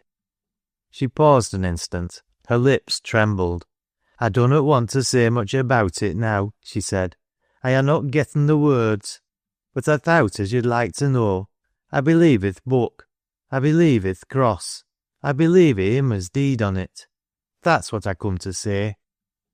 The woman turned without another word and went away. Anice did not remain in the garden. The spirit of Joan Lowrie's intense mood communicated itself to her. She too trembled, and her pulse beat rapidly. She thought of Paul Grace and wished for his presence. She felt herself drawn near to him again. She wanted to tell him that his harvest had come, that his faithfulness had not been without its reward. Her own labour she only counted as chance work. She found Fergus Derrick in the parlour, talking to her mother. He was sitting in his favourite position, leaning back in a chair before a window, his hands clasped behind his head. His friendly intercourse with the family had extended beyond the ceremonious epoch when a man's attitudes are studied and unnatural. In these days, Derrick was as much at ease in the rectory as an only son might have been. "I thought someone spoke to you across the hedge, Anice," her mother said.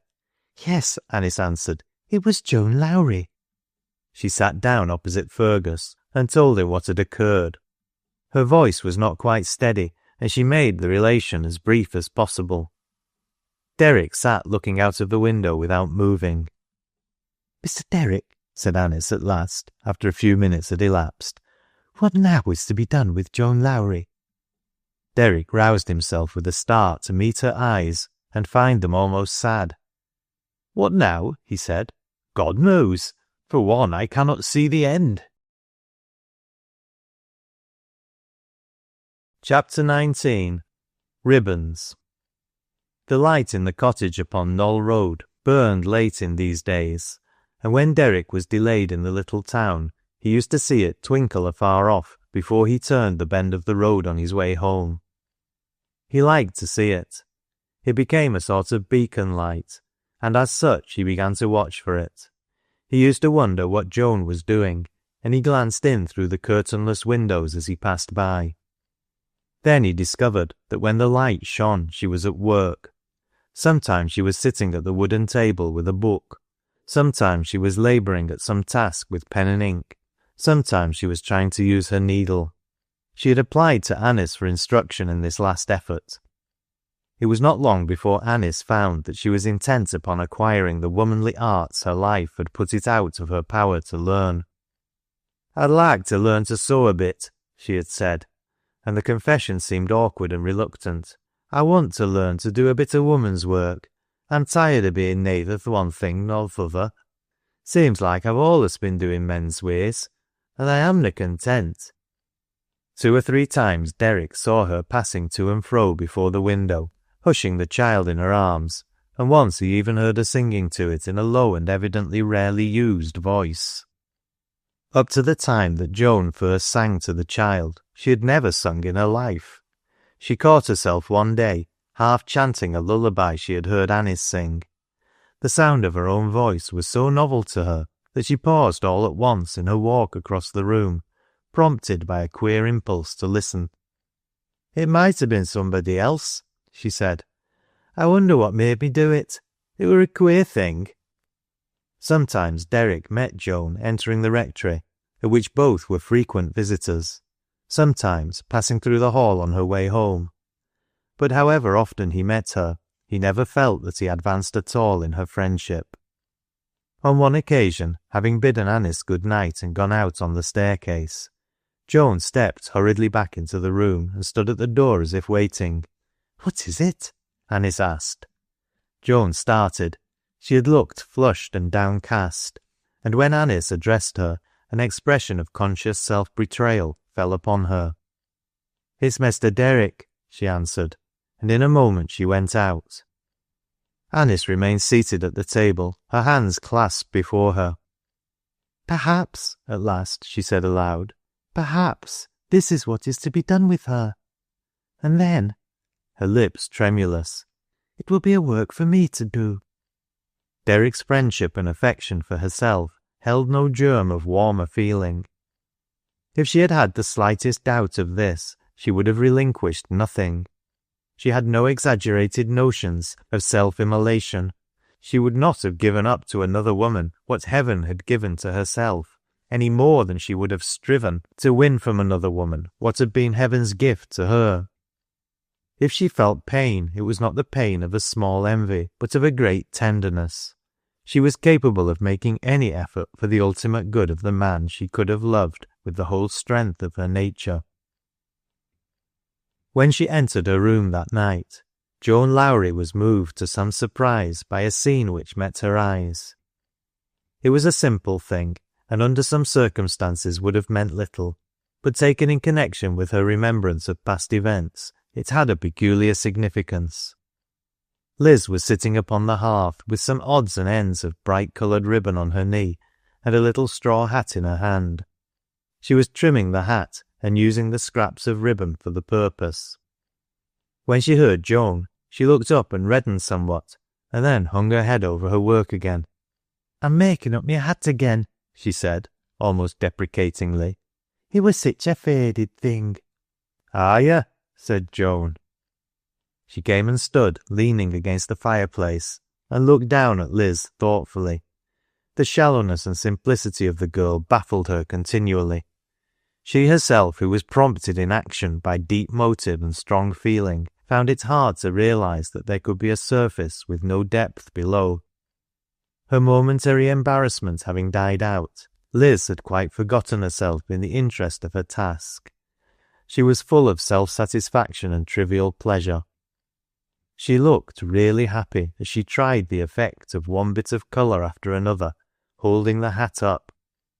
Joan had never known her to show such interest in anything before. One would never have fancied, seeing the girl at this moment, that a blight lay upon her life, that she could only look back with shrinking and forward without hope. She was neither looking backward nor forward now. All her simple energies were concentrated in her work. How was it, Joan asked herself? Had she forgotten? Could she forget the past and be ready for petty vanities and follies? To Joan, Liz's history had been a tragedy which must be tragic to its end. There was something startlingly out of keeping in the present mood of this pretty 17-year-old girl, sitting eager and delighted over her lapful of ribbons. Not that Joan begrudged her the slight happiness. She only wondered, and asked herself how it could be. Possibly her silence attracted Liz's attention. Suddenly she looked up, and when she saw the gravity of Joan's face, her own changed. "You're grudging me doing it," she cried. "You think I ha' no right to care for sich things." And she dropped hat and ribbon on her knee with an angry gesture. "Happen I hanna," she whimpered. "I hanna getten no right to no sort of pleasure, I dare say." "Nay," said Joan, rousing herself from her reverie. "Nay, you mustna say that, Liz. If it pleases you, it canna do no hurt. I'm glad to see you pleased." "I'm tired of doing nowt but mope i' th' house," Liz fretted. "I want to go out a bit, like other folk. There's places i' Riggan as I could go to without being slurred at. There's other wenches as has done worse nor me. Ben Maxey towd Mary only yesterday as I was the prettiest lass i' th' place for all the slurs." "Ben Maxey?" Joan said slowly.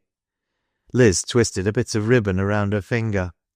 "It's not as I care for what Ben Maxey says, or what any other mon says, for th' matter o' that. But it shows as I needna be so mitch ashamed of mysen after all, and needna stay indoors as if I darena show my face." Joan made no answer. "And yet," she said, smiling faintly at her own train of thought afterwards, "I dunnot see what I'm complaining on. Am I out of patience because her pain isna deeper? Surely I amna wanting her to mak th' most o' her burden. I mun be a queer wench, trying to mak her happy, and then feeling worrited at her forgetting her trouble. It's as well she can let things slip so easy."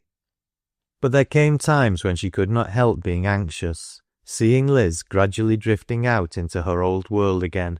She was so weak and pretty and frivolous, so ready to listen to rough flatteries. Riggan was more rigid in its criticism than in its morality, and criticism having died out, offence was forgotten through indifference rather than through charity. Those who had been hardest upon Liz in her day of darkness were carelessly ready to take her up again when her fault was an old story, overshadowed by some newer scandal. Joan found herself left alone with the child oftener than she used to be, but in truth this was a relief rather than otherwise. She was accustomed to solitude, and the work of self-culture she had begun filled her spare hours with occupation. Since his dismissal from the mines, she saw but little of her father. Sometimes she saw nothing of him for weeks. The night after he lost his place, he came into the house, and making up a small bundle of his personal effects, took a surly leave of the two women. "I'm going on th' tramp a bit," he said. "If you're axed, you can say I'm gone to look for a job. My day hasna come yet, but it's on th' way." Since then he had only returned once or twice, and his visits had always been brief and unexpected, and at night. The first time he had startled Joan by dropping in upon her at midnight, his small bundle on his knobstick over his shoulder, his clothes bespattered with roadside mud. He said nothing of his motive in coming, merely asked for his supper, and ate it without much remark. "I han hard luck," he said. "Luck's not in my line.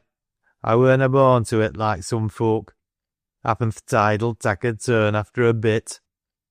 "Your feyther were axing me about th' engineer," Liz said to Joan the next morning. He wanted to know if we seed him pass here, he's rode home. Do you think he's getting a spite against engineer yet, Joan? I'm afeard, Joan answered. Fear there's like to bear a grudge again them as put him out, whether they're right or wrong. Liz, hesitating. What is it, Joan? Dunnot you say more nor you can help when he asks you about th' engineer. I'm worried him mysen lest feyther should get hissen into trouble. He's hasty, you know. In the evening she went out and left the child to its mother. She had business to look after, she told Liz, and it would keep her out late. Whatever the business was, it kept her out so late that Liz was tired of waiting, and went to bed worn out and a trifle fretted. She did not know what hour it was when she awakened. Voices and a light in the road roused her, and almost as soon as she was fully conscious, the door opened and Joan came in. Liz raised her head from the pillow to look at her. She was pale and seemed excited. She was even trembling a little, and her voice was unsteady as she asked, "Has the little un been quiet, Liz?" "Quiety now," said Liz. "What a time you ha' been, Joan. It mun be near midnight. I got so worn out wi' waiting for you that I couldna sit up no longer. Where you been?" "I went to Riggin," said Joan. "There were summat as I were obliged to see to, and I were kept beyond my time by summat as happened. But it isna quite midnight, though it's late now." "Wasna there a lantern wi' you?" asked Liz. "I thought I seed the leet for a lantern." "Yes," Joan answered. "There were a lantern. As I were turning into th' road, I met Mester Derrick coming for th' Rectory, and he walked alongside of me."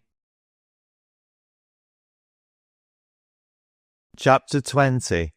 The New Gatekeeper. Sammy Craddock made his appearance at Mr. Haviland's promptly, and being shown into the library, which was empty, took a seat and proceeded to regard the surroundings critically.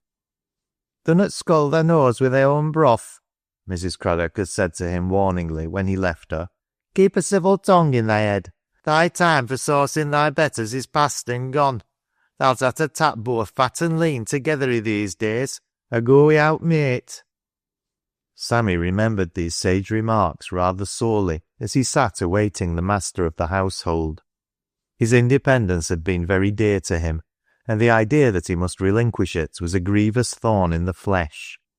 He glanced round at the pictures and statuettes, and shook his head dubiously. "A mon wi' so many crinkum-crankums as he seems to ha' getten 'll be apt to be rayther set i' politics, and I'll warrant this is na th' best parlour nayther. O'th wall covered wi' books too, and an ornamental step-lather to climb up to thy shelves. Well, Sammy, owd lad, tha's not seen o'th world yet, tha finds out. There's a bit o' summat outside Riggin, and after all, it does a mon no hurt to travel. I shouldna wonder if I mought see things as I niver heerd on if I getten as fur as the continent. Here's France now. Folk says they dunnot speak Lancashire i' France, and conna so much as understand it. Well, there's ignorance all o'er the world." The door opened at this juncture, and Mr. Haviland entered, fresh, florid, and cordial. His temperament being an easy one, he rather dreaded collision with anybody, and would especially have disliked an uncomfortable interview with this old fellow. He would like to be able to preserve his affability of demeanour for his own sake as well as for Miss Barholm's. "Ah," he said, "Craddock, is it? Glad to see you, Craddock." Sammy rose from his seat. "Aye," he answered. "Samuel Craddock for Riggin. Same to you, Mester." Mr. Haviland waved his hand good-naturedly. "Take your seat again," he said. "Don't stand. You are the older man of the two, you know, and I dare say you are tired with your walk. You came about the lodge-keeper's place." "That little lass of thou parson's," began Sammy. "Miss Anice Barholm," interposed Mr. Haviland. "Yes, she told me she would send you. I never had the pleasure of meeting her until she drove here yesterday to ask for the place for you. She was afraid to lose time in waiting for her father's return." "You never saw her afore?" "No." "Well," rubbing his hands excitedly over the knob of his stick, "who's a rarer than I thowt for even. Her'll stand at nowt, won't that little wench? And he gave vent to his feelings in a delighted chuckle.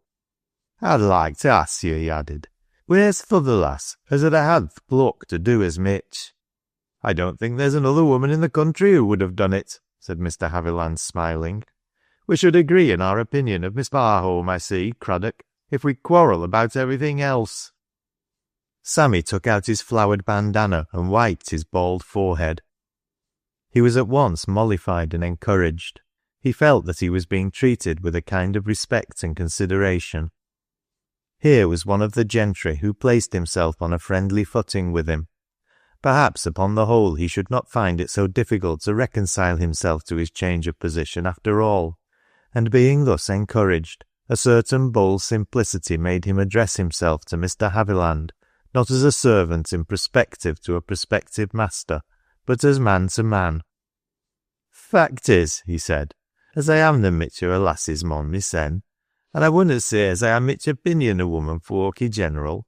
They're flighty, you see, they're flighty. But I mun say as I were took by that little wench o' th' parson's. I were took by her. She would be glad to hear it, I'm sure, with an irony so suave that Sammy proceeded with fresh gravity.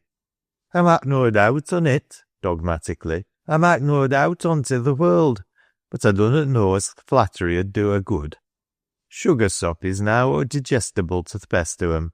They had to be held a bit i' check, you see. But who's a wonderful little lass. For a lass, I mun admit, seems a pity to ha' wasted so much good lad metal on a slip o' a wench, doesn't it? You think so? Well, that's a matter of opinion, you know. However, concerning the lodge-keeper's place, you understand what your duties would be, I suppose? Tending th' gates and th' like. Aye, sir. Th' little lass towd me all about it. There isna one as misses out. So I see, smiling again. And you think you can perform them? I were thinking so. It didna strike me as a mon need to be particular muscular to do th' reet thing by 'em. I think I could tackle 'em without breaking down.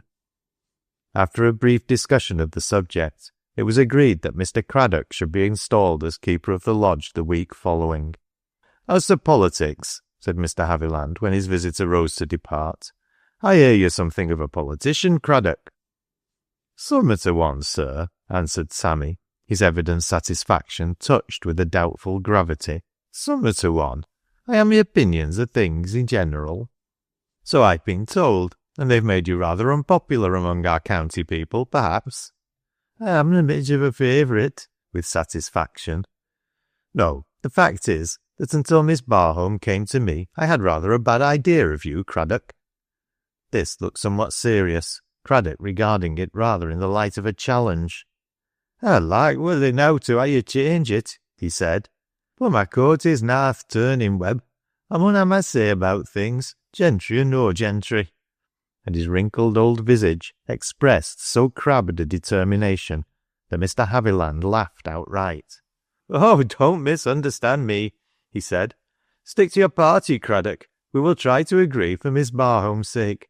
I will leave you to your opinion, and you will leave me to mine. Even a member of Parliament has a right to an opinion, you know, if he doesn't intrude it upon the public too much. Craddock went home in a mollified frame of mind. He felt that he had gained his point and held his ground, and he respected himself accordingly. He felt, too, that his associates had additional right to respect him. It was their ground, too, and he had held it for them as well as for himself. He stopped at the Crown for his midday glass of ale, and his self-satisfaction was so evident that his friends observed it, and remarked among themselves that th' owd lad were picking up his crumbs a bit. You're looking gradely to-day, Sammy, said one. I'm feeling a trifle gradelier than I had done, he answered oracularly. Things is looking up. I'm main glad to hear it. Tell us as how. Well, with studied indifference, it's not so great luck in comparison, but it's something to be thankful for to a man as is down i' th' world. I've getted the lodge-keeper's place at Mr. Haviland's. I never says. Who'd have thought it? However did that come about? Friends i' court, with dignity. Friends i' court. Want me that jug o' ale, Tummy? Haviland's a mon of discretion, if he is a member of Parliament. We've had quite a friendly chat this morning as we sat in Floydbury together. He isna so bad in his politics after all said and done. He'll do, upon Thole. You stood up to him free now, I warrant, said Tommy. The gentlefolk dunnot often hear sich free speaking as you gie 'em, Sammy. Well, they had to be a bit independent. It were natural. He wouldn't ha' done to turn soft if he were th' master and me th' mon. But he's a mon o' sense, as I say, and he was civil enow and friendly enow. He's getting gumption to see as politics is politics. I'll tell you what, lads, I'm coming to th' opinion as happen there's more sense i' some o' th' gentry than we're gi'en credit for. They hanna mitch but book larning in their heads, it's true, but they're noan so bad, some of them, if you're charitable wi' 'em.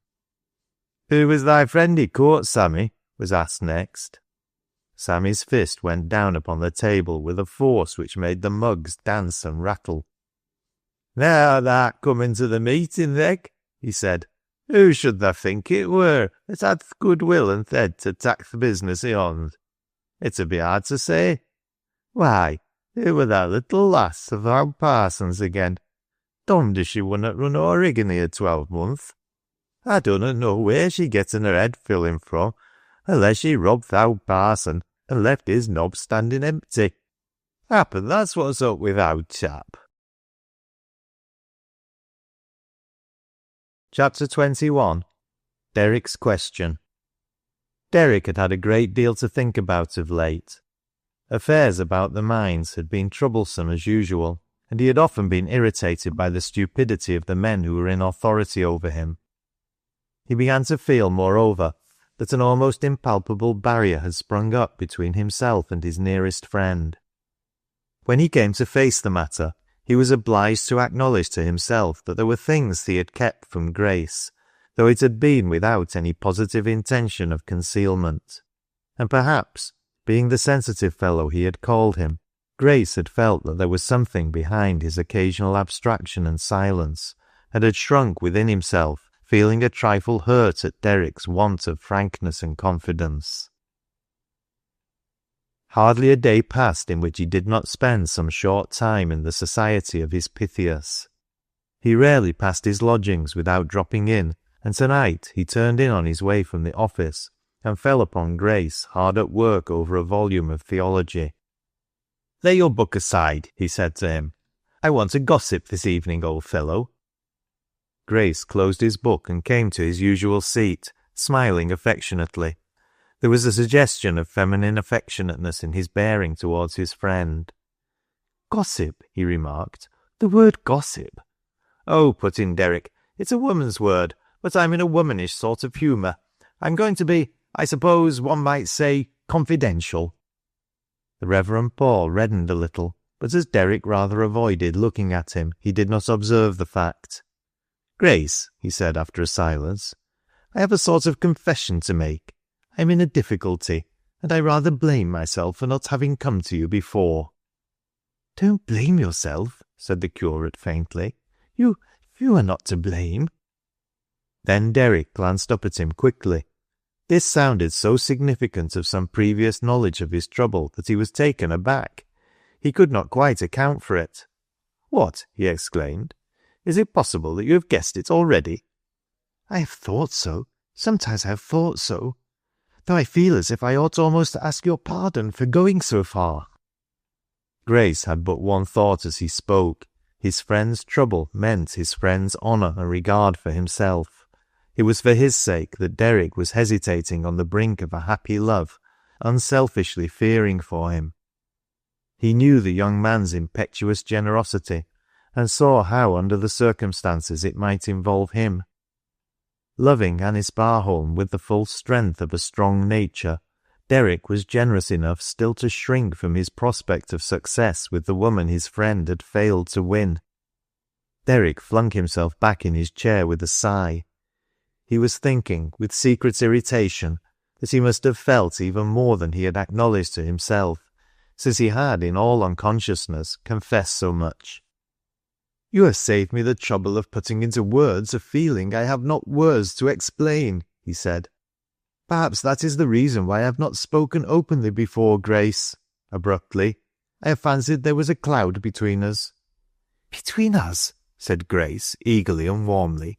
No, no, that was a poor fancy indeed. I could not bear that. Nor I, impetuously. But I cannot be explicit even now, Grace. Even my thoughts are not explicit. I have been bewildered and, yes, amazed at finding that I had gone so far without knowing it. Surely there never was a passion, if it really is a passion, that had so little to feed upon. So little, echoed Grace. Derrick got up and began to walk across the floor. I have nothing, and I am beset on every side. There is something extraordinary in the blindness of a man with an absorbing passion. Absorbed by his passion for one woman, Grace was blind to the greatest of inconsistencies in his friend's speech and manner. Absorbed in his passion for another woman, Derrick forgot for the hour everything concerning his friend's love for Anice Barholm. Suddenly he paused in his career across the room. Grace, he said, I cannot trust myself, but I can trust you. I cannot be unselfish in this. You can. Tell me, what am I to do? Answer me this question, though God knows it would be a hard one for any man to answer.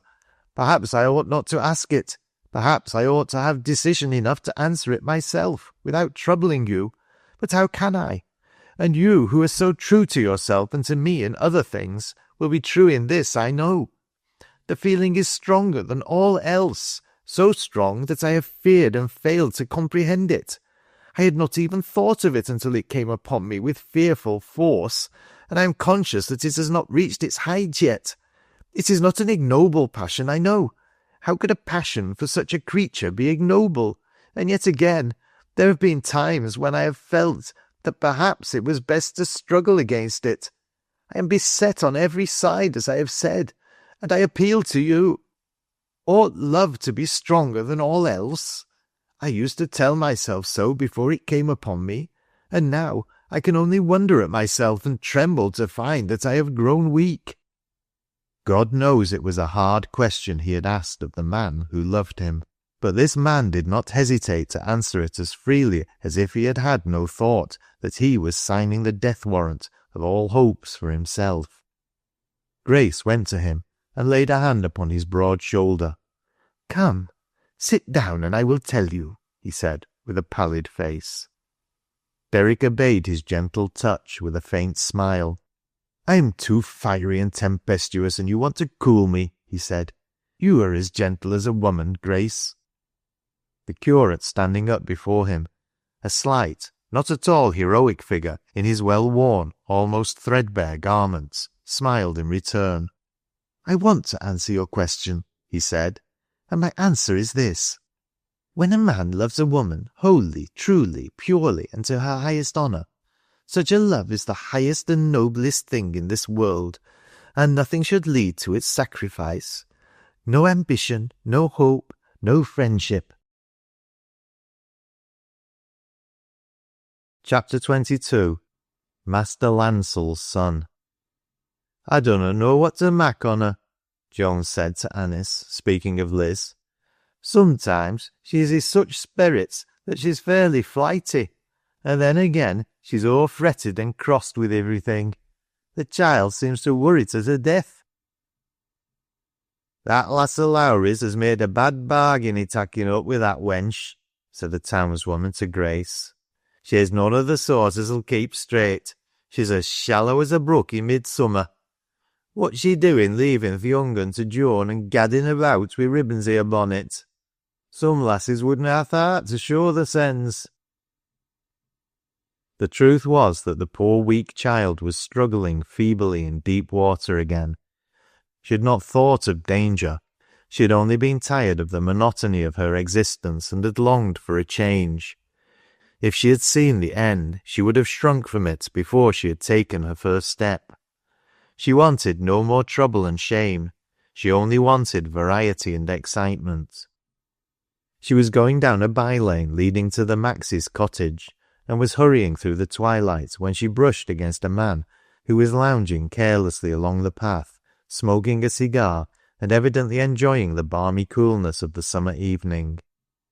It was just light enough for her to see that this person was well dressed and young, and with a certain lazily graceful way of moving.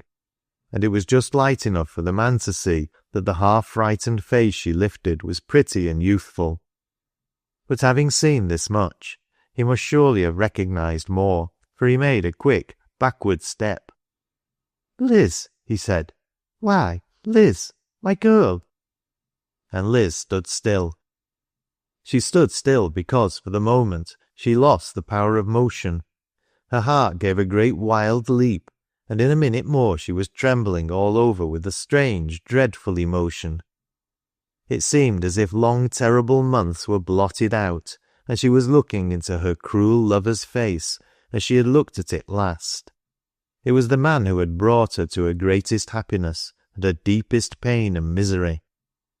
She could not speak at first, but soon she broke into a passion of tears. It evidently made the young man uncomfortable. Perhaps it touched him a little. Ralph Landsell's nature was not unlike Liz's own. He was invariably swayed by the passing circumstance. Only, perhaps, he was a trifle more easily moved by an evil impulse than a good one. The beauty of the girl's tearful face, too, overbalanced his first feeling of irritation at seeing her and finding that he was in a difficult position. Then he did not want her to run away and perhaps betray him in her agitation, so he put out his hand and laid it on her shoulder. "Hush," he said. "Don't cry. What a poor little goose you are. Somebody will hear you." The girl made an effort to free herself from his detaining hand, but it was useless. Light as his grasp was, it held her. "Let me be," she cried, sobbing petulantly. "You had no right to hold me. You were ready now to let me go when I were in trouble." "Trouble?" he repeated after her. "Wasn't I in trouble too? You don't mean to say you do not know what a mess I was in? I'll own it looked rather shabby, Liz, but I was obliged to bolt as I did. I hadn't time to stay and explain. The governor was down on us, and there'd have been an awful row. Don't be hard on a fellow, Lizzie. You're too nice a little girl to be hard on a fellow." But Liz would not listen. "You went away and left me without a word," she said. "You went away and left me to tak' care of mysen when I couldna do it, and hadna strength to hold up agin the world. I were turned out of house and home, and if it hadna been for th' hospital, I might ha' deed i' th' street. Let me go. I dunna want to ha' aught to do wi' you. I niver wanted to see your face again. Leave me a be. It's o'er now, and I dunnot want to get into trouble again." He drew his hand away, biting his lip and frowning boyishly. He had been as fond of Liz as such a man could be, but she had been a trouble to him in the end, and he had barely escaped, through his cowardly flight, from being openly disgraced and visited by his father's wrath. "If you had not gone away in such a hurry, you would have found that I did not mean to treat you so badly after all," he said. "I wrote to you and sent you money, and told you why I was obliged to leave you for the time. But you were gone, and the letter was returned to me. I was not so much to blame." "The blame didna fall on you," said Liz. "I tell you how it turns out. But it doesna matter now." Now that she was out of his reach, he discovered that she had not lost all her old attractions for him. She was prettier than ever. The shawl had slipped from her curly hair. The tears in her eyes made them look large and soft, and gave her face an expression of most pathetic helplessness. And he really felt that he would like to defend, if not clear himself. So when she made a movement as if to leave him, he was positively anxious to detain her. "You're not going," he said. "You won't leave a fellow in this way, Lizzie." The old tone, half caressing, half reproachful, was harder for the girl to withstand than a stronger will could comprehend. It brought back so much to her. Those first bright days, her poor brief little reign, her childish pleasures, his professed love for her, all her lost delight. If she had been deliberately bad, she would have given way that instant, knowing that she was trifling on the brink of sin once more. But she was not bad, only emotional, weak and wavering. The tone held her one moment, then she burst into fresh tears.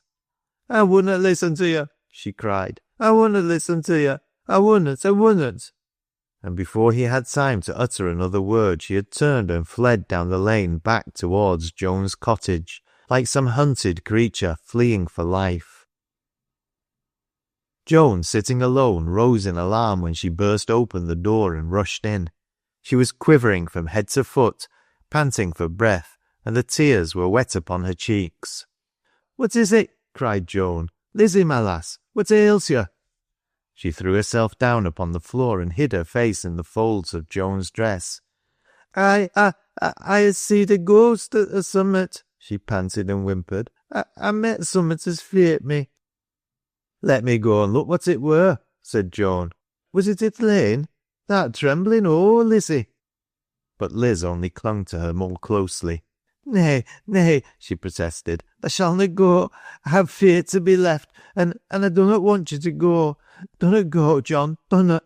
And Joan was fain to remain. She did not go out into the village for several days after this, Joan observed. She stayed at home, and did not even leave the cottage. She was not like herself either. Up to that time, she had seemed to be forgetting her trouble, and gradually slipping back into the enjoyment she had known before she had gone away. Now a cloud seemed to be upon her. She was restless and nervous, or listless and unhappy. She was easily startled, and now and then Joan fancied that she was expecting something unusual to happen. She lost colour and appetite, and the child's presence troubled her more than usual. Once, when it set up a sudden cry, she started, and the next moment burst into tears. "Why, Liz," said Joan, almost tenderly, "you mun be ailing, or you hanna got o'er your fright yet. You're not seen at all. What a simple little lass you are to be feared by a boggart i' that way." "I dunnot know what's the matter wi' me," said Liz. "I dunnot feel reet somehow. Happen I shall get o'er it i' time." But though she recovered herself somewhat, she was not the same girl again, and this change in her it was that made Joan open her heart to Anice. She saw that something was wrong, and noted a new influence at work, even after the girl began to go out again and resume her visits to her acquaintances. Then, alternating with fretful listlessness, were tremulous high spirits and feverish fits of gaiety. There came a day, however, when Joan gained a clue to the meaning of this change, though never from her first recognition of it until the end did she comprehend it fully. Perhaps she was wholly unconscious of what narrower natures experience. Then, too, she had little opportunity for hearing gossip. She had no visitors, and she was kept much at home with the child, who was not healthy, and who, during the summer months, was constantly feeble and ailing. Grace, hearing nothing more after the first hint of suspicion, was so far relieved that he thought it best to spare Joan the pain of being stung by it. But there came a piece of news to Joan that troubled her. "There's a young sprig o' one of th' managers staying at th' Queen's Arms," remarked a pit woman one morning. "He's a fine young chap too. Dresses up like a tailor's dummy, and looks as if he'd stepped reet square out o' a bandbox. He's a son o' old Landsell's." Joan stopped a moment at her work. "Are you sure of that?" she asked anxiously. "Sure he's Mr. Landsell's son. Aye, to be sure it's him. My mester told me, sen." This was Liz's trouble then. At noon, Joan went home full of self-reproach because sometimes her patience had failed her. Liz looked up, with traces of tears in her eyes, when Joan came in. Joan did not hesitate. She only thought of giving her comfort. She went and sat down in a chair near by. She drew the curly head down upon her lap, and laid her hand on it caressingly. "Lizzie, lass," she said, "you needna ha' been afeard to tell me." There was a quick little pant from Liz, and then stillness. "I heard about it today," Joan went on, "and I didna wonder as you were full of trouble. It brings it back, Liz, I dare say." The pant became a sob. The sob broke into a low cry. "Oh, Joan, Joan, Dunnot blame me, dunnot. It weren't my fault as he come, and I canna bear it." Even then Joan had no suspicion. To her mind it was quite natural that such a cry of pain should be wrung from the weak heart. Her hand lost its steadiness as she touched the soft tangled hair more tenderly than before. "He were the ghost as you seed i'th lane," she said, "weren't he?" "Aye, Wepley's, he were, and I darena tell you. It seemit like it took away my breath and all my heart out of me. Niver you blame me, Joan, niver you be hard on me. Everything else is hard enow. I thought I was safe with you, I did for sure." "And you are safe," Joan answered. "Dost thou think I would turn again thee?" "Nay, lass, thou'rt as safe as th' child is when I hold it in my breast. I have pain of my own this as'll niver heal, and I'd like to know as I'd held out my hand to them as there is healing for. I'd thank God for th' chance. Poor lass, poor lass, poor lass." And she bent down and kissed her again and again. Chapter 23. Cannybles. The night school gained ground steadily. The number of scholars was constantly on the increase, so much so indeed that Grace had his hands inconveniently full. They have dull natures, these people," said the Reverend Harold, "and in the rare cases when they are not dull, they are stubborn. Absolutely, I find it quite trying to face them at times, and it is not my fortune to find it difficult to reach people as a rule. They seem to have made up their minds beforehand to resent what I am going to say. It is most unpleasant. Grace has been working among them so long that I suppose they are used to his methods. He has learned to place himself on a level with them, so to speak. I notice they listen to and seem to understand him. The fact is, I have an idea that that sort of thing is Grace's forte. He's not a brilliant fellow, and will never make any particular mark, but he has an odd perseverance, which carries him along with a certain class. Riggin suits him, I think. He has dropped into the right groove." Judd Bates and the best terrier in Riggin were among the most faithful attendants. The lad's fancy for Anice had extended to Grace. Grace's friendly toleration of Nib had done much for him. Nib always appeared with his master, and his manner was as composed and decorous as if rats were subjects foreign to his meditations. His part it was to lie at Judd's feet, his nose between his paws, his eyes twinkling sagaciously behind his shaggy eyebrows, while occasionally, as a token of approval, he wagged his tail. Once or twice during a fitful slumber he had been known to give vent to his feelings in a sharp bark, but he never failed to awaken immediately, with every appearance of the deepest abasement and confusion at the unconscious transgression. During a visit to the Rectory one day, Judd's eyes fell upon a book which lay on Anice's table. It was full of pictures, illustrations depicting the adventures and vicissitudes of a fortunate unfortunate whose desert island has been the paradise of thousands, whose goat-skin habiliments have been more worthy of envy than kingly purple, whose hairy cap has been more significant of monarchy than any crown. For the man who wore these savage garments has reigned supreme in the realms of romance, known only in their first beauty to boyhood's ecstatic belief. Judd put out his hand, and drawing the gold and crimson snare toward him, opened it. When Anice came into the room, she found him poring over it. His ragged cap lay with Nib at his feet, his face was in a glow, his hair was pushed straight up on his head, both elbows were resting on the table. He was spelling his way laboriously, but excitedly, through the story of the footprint on the sand. Anice waited a moment, and then spoke. "Judd," she said, "when you can read, I will give you Robinson Crusoe." In less than 6 months, she was called upon to redeem her promise. This occurred a few weeks after Craddock had been established at the lodge at the Haviland gates. The day Anice gave Judd his well-earned reward, she had a package to send to Mrs. Craddock, and when the boy came for the book, She employed him as a messenger to the park. "If you will take these things to Mrs. Craddock, Judd, I should be much obliged," she said, "and please tell her that I will drive out to see her tomorrow." Judd accepted the mission readily. With Nib at his heels and Robin Crusoe under his arm, 3 miles were a trivial matter. He trudged off, whistling with keen delight. As he went along, he could fortify himself with an occasional glance at the hero and his man Friday. What would he not have sacrificed at the prospect of being cast with Nib upon a desert island?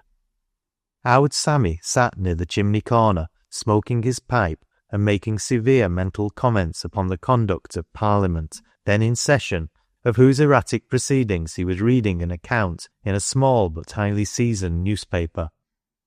Sammy shook his head ominously over the peppery reports, but feeling it as well to reserve his opinions for a select audience at the Crown, allowed Mrs. Craddock to perform her household tasks unmolested. Hearing Judd at the door, he turned his head. "It's yo, is it?" he said. "Tha can come in. What's browtin'?" "Summat for th' missus for the Rectory," Judd answered, producing his parcel. "Miss Anice sent me wi' it." "Tak it to th' owd lass, then," said Sammy. "Tak it to her. Thou'lt find her in th' back kitchen." Having done as he was bidden, Judd came back again to the front room. Mrs. Craddock had hospitably provided him with a huge sandwich of bread and cheese, and Nib followed him with expectant eyes. "Sit thee down, lad," said Sammy condescendingly. "Sit thee down. Thah's getten a walk both afore and behind thee. What book's getten under thy arm?" Judd regarded the volume with evident pride and exultation. "It's Robinson Crusoe, that dear is," he answered. Sammy shook his head dubiously. "Dunna know as I've ever heard on him. He's noan scripter, is he?" "No," said Judd, repelling the insinuation stoutly. "He isna." "Hond him over, and let's hae a look at him." Judd advanced. "There's pictures in it," he commented eagerly. "There's one at th' front. That theer un," pointing to the frontispiece. "That theer's him." Sammy gave it a sharp glance, then another, and then held the book at arm's length, regarding Robinson's goatskin habiliments over the rims of his spectacles. "Well, I'm dummed," he said. "I'm dummed if I wouldn't have liked to see that chappie riggin'. What's the felly getting on?" "He's dressed in goatskins. He were cast upon a desert island, and hadna owt else to wear." "I thought he must have been reduced to circumstances, and he'd never ha' turned out i' that rig, less he thowt more o' comfort than appearances. What were he doing, a casting hissen on a desert island? Were he reading th' upper story?"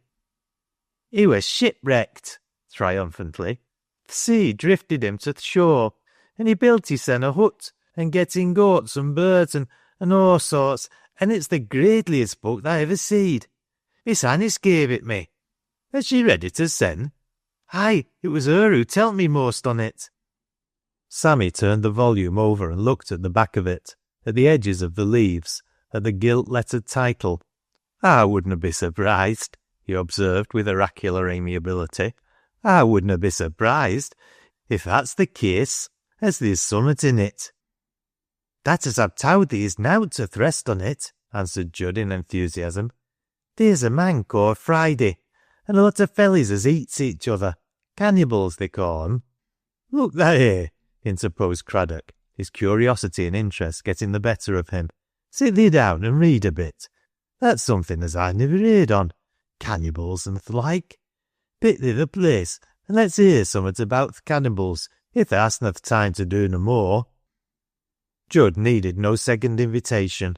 Sharing the general opinion that owd Sammy was a man of mark, he could not help feeling that Crusoe was complimented by his attention. He picked out his place as his hearer had advised him, and plunged into the details of the cannibal feast with pride and determination. Though his elocution might have been of a style peculiar to beginners, and his pronunciation occasionally startling in its originality, still Sammy gathered the gist of the story. He puffed at his pipe so furiously that the foreign gentleman's turbaned head was emptied with amazing rapidity, and it was necessary to refill it 2 or 3 times.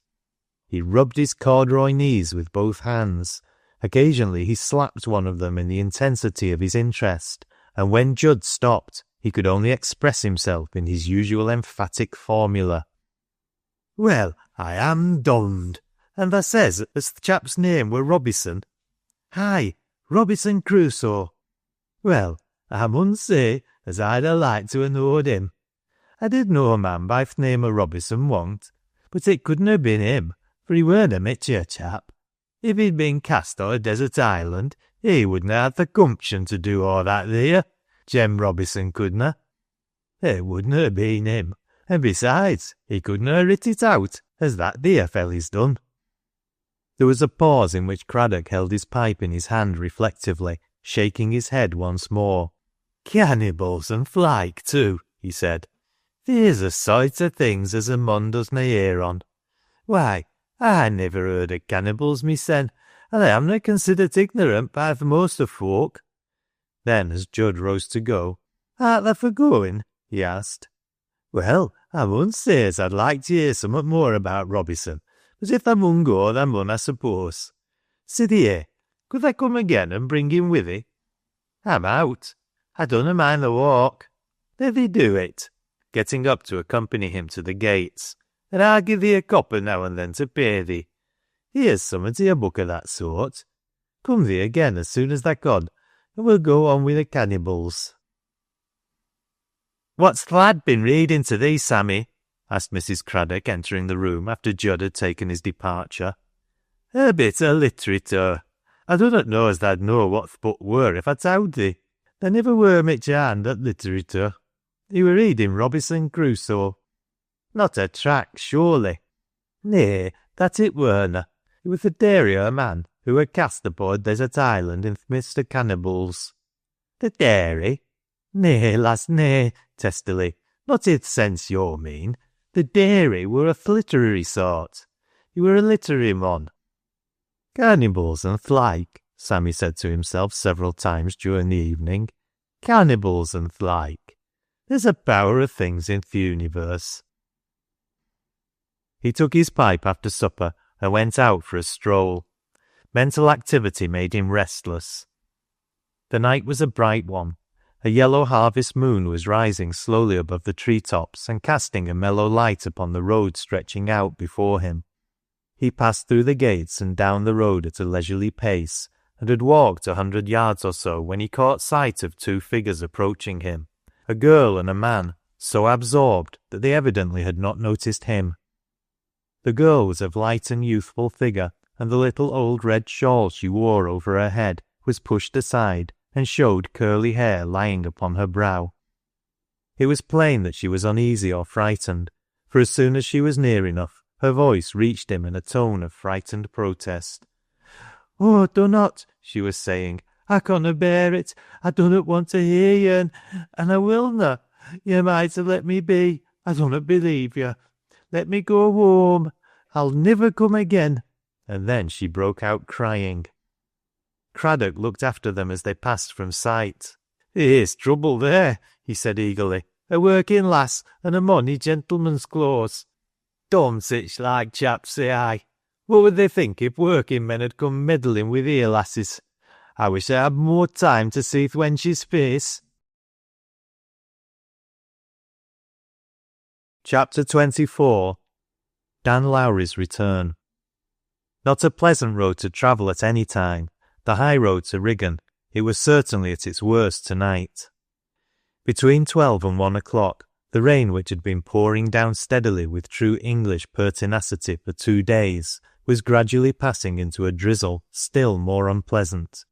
A drizzle that soaked into the already soaked clay, that made the mud more slippery, that penetrated a man's clothing, and beat softly but irritatingly against his face, and dripped from his hair and hat down upon his neck, however well he might imagine himself protected by his outside wrappings.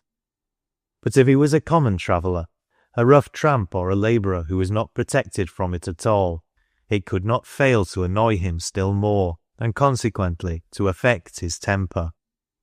At the hour I have named, such a traveller was making his way through the mire and drizzle toward Wigan, a tramp in mud-splashed corduroy, and with the regulation handkerchief bundle tied to the thick stick which he carried over his shoulder. "Dom throwed," he said. It was not alone the state of the weather that put him out of humour. "The lass," he went on, "Dom her handsome face, going agin a chap, working agin him, and setting us any his road. Blast me," grinding his teeth, "blast me if I do not take it out wi' her." So cursing and alternating his curses with raging silence, he trudged on his way until 4 o'clock, when he was in sight of the cottage upon the Knoll road, the cottage where Joan and Liz lay asleep upon their poor bed with the child between them. Joan had not been asleep long. The child had been unusually fretful and had kept her awake, so she was the more easily awakened from her first light and uneasy slumber by a knock on the door. Hearing it, she started up and listened. "Who is it?" she asked in a voice too low to disturb the sleepers, but distinct enough to reach Lowrie's hearing. "Get thee up and open th' door," was the answer. "I want thee." She knew there was something wrong. She had not responded to his summons for so many years without learning what each tone meant, but she did not hesitate.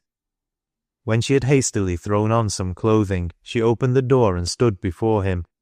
"I did not expect to see you to-neet," she said quietly. "Happen not," he replied. "Come out here. I have something to say to you." "You wunnot come in?" she asked. "Nay, what I had to say mout waken th' young un." She stepped out without another word, and closed the door quietly behind her. There was the faintest possible light in the sky, the first hint of dawn, and it showed even to his brutal eyes all the beauty of her face and figure as she stood motionless, the dripping rain falling upon her. There was so little suggestion of fear about her that he was roused to fresh anger. "Dom ye," he broke forth. "D'ye know as I've fun ye out?" She did not profess to understand him, but she did not stir an inch. "I didna know before," was her reply. "Ye thowt as I were to be stopped, did ye? Ye thowt as you could keep quiet and stand in my way, and howd me back till I'd forgotten? You're a brave wench. Niver mind how I fun ye out and seed how it were. I've done it. That's enow for you, and now I've come to have a few words with you and settle matters. I come here to-neet a purpose, and this is what I've getten to say. You're stubborn enow, but you canna stop me. That's one thing I had to tell you, and here's another. You're hard enow, and you're wise enow, but you're none so wise as you think, for if you fancy as 100 years had mak me forget what I ha' made up my mind to. And you're none so wise as you think, for if you put yoursen in my road. And here's another yet," clinching his fist. "If it were murder as I were going to do, not as I say it is, but if it were murder itsen, and you were in my way, there mout be 2 blows struck instead of 1. There mout be 2 murders done, and I wunnot say which had come first, for I'll do what I've set me mind to if I'm dommed to hell for it." She did not move or speak. Perhaps because of her immobility, he broke out again. "What?" he cried. "You hanging on to gentlemen and dogging 'em and dragging yoursen through th' dark and mire to save 'em for having the pretty faces hurt and getting their dues? You're creeping behind a man as cares no more for you than he does for th' dirt at his feet, and as laughs 10 to 1 to know you're ready to be picked up or throwed down at his pleasure. You're watching i' th' shade of trees and stopping a mum by neet as wouldna stop to speak to you by day. Dom ye, there were na a man i' Riggin as dare touch you wi' a yardstick until this chap come." "I've listened to you," she said. "Will you listen to me?" He replied with another oath, and she continued as if it had been an assent. "There's a few of them words as you spoke, and there isna true, but there's others as is. It's true as I ha' set mysen to watch, and it's true as I mean to do it again. If it's nowt but simple harm you mean, you shanna do it. If it's murder you mean, and I dunnot trust ye as it isna, if it's murder you mean, there's you and me for it before it's done, and if there's deathly blows struck, the first shall fall on me. Theer," and she struck herself upon her breast. "If I were iver afraid of you in my life, if I iver feared you as a child or woman, dunnot believe me now." "You mean that?" he said. "You know whether I mean it or not," she answered. "Aye," he said. "I'm dommed if you dunnot, you she-devil, and being as that's what's ailing thee, I'm dummed if I dunnot mean summat too." And he raised his hand and gave her a blow that felled her to the ground, and he turned away, cursing as he went. She uttered no cry of appeal or dread, and Liz and the child slept on inside as quietly as before. It was the light falling rain and the cool morning air that roused her. She came to herself at last, feeling sick and dizzy, and conscious of a fierce pain in her bruised temple. She managed to rise to her feet and stand, leaning against the rough gate-post. She had borne such blows before, but she had never felt her humiliation so bitterly as she did at this moment. She laid her brow upon her hand, which rested on the gate, and broke into heavy sobs. "I shall bear the mark for many a day," she said. "I mun hide me sin away. I couldna bear for him to see it, even though I getten it for his sake." Chapter 25. The Old Danger.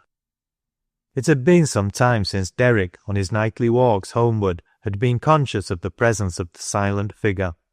But the very night after the occurrence narrated in the last chapter, he was startled at his first turning into the Knoll road by recognizing Joan. There was a pang to him in the discovery. Her silent presence seemed only to widen the distance fate had placed between them. She was ready to shield him from danger, but she held herself apart from him even in doing so.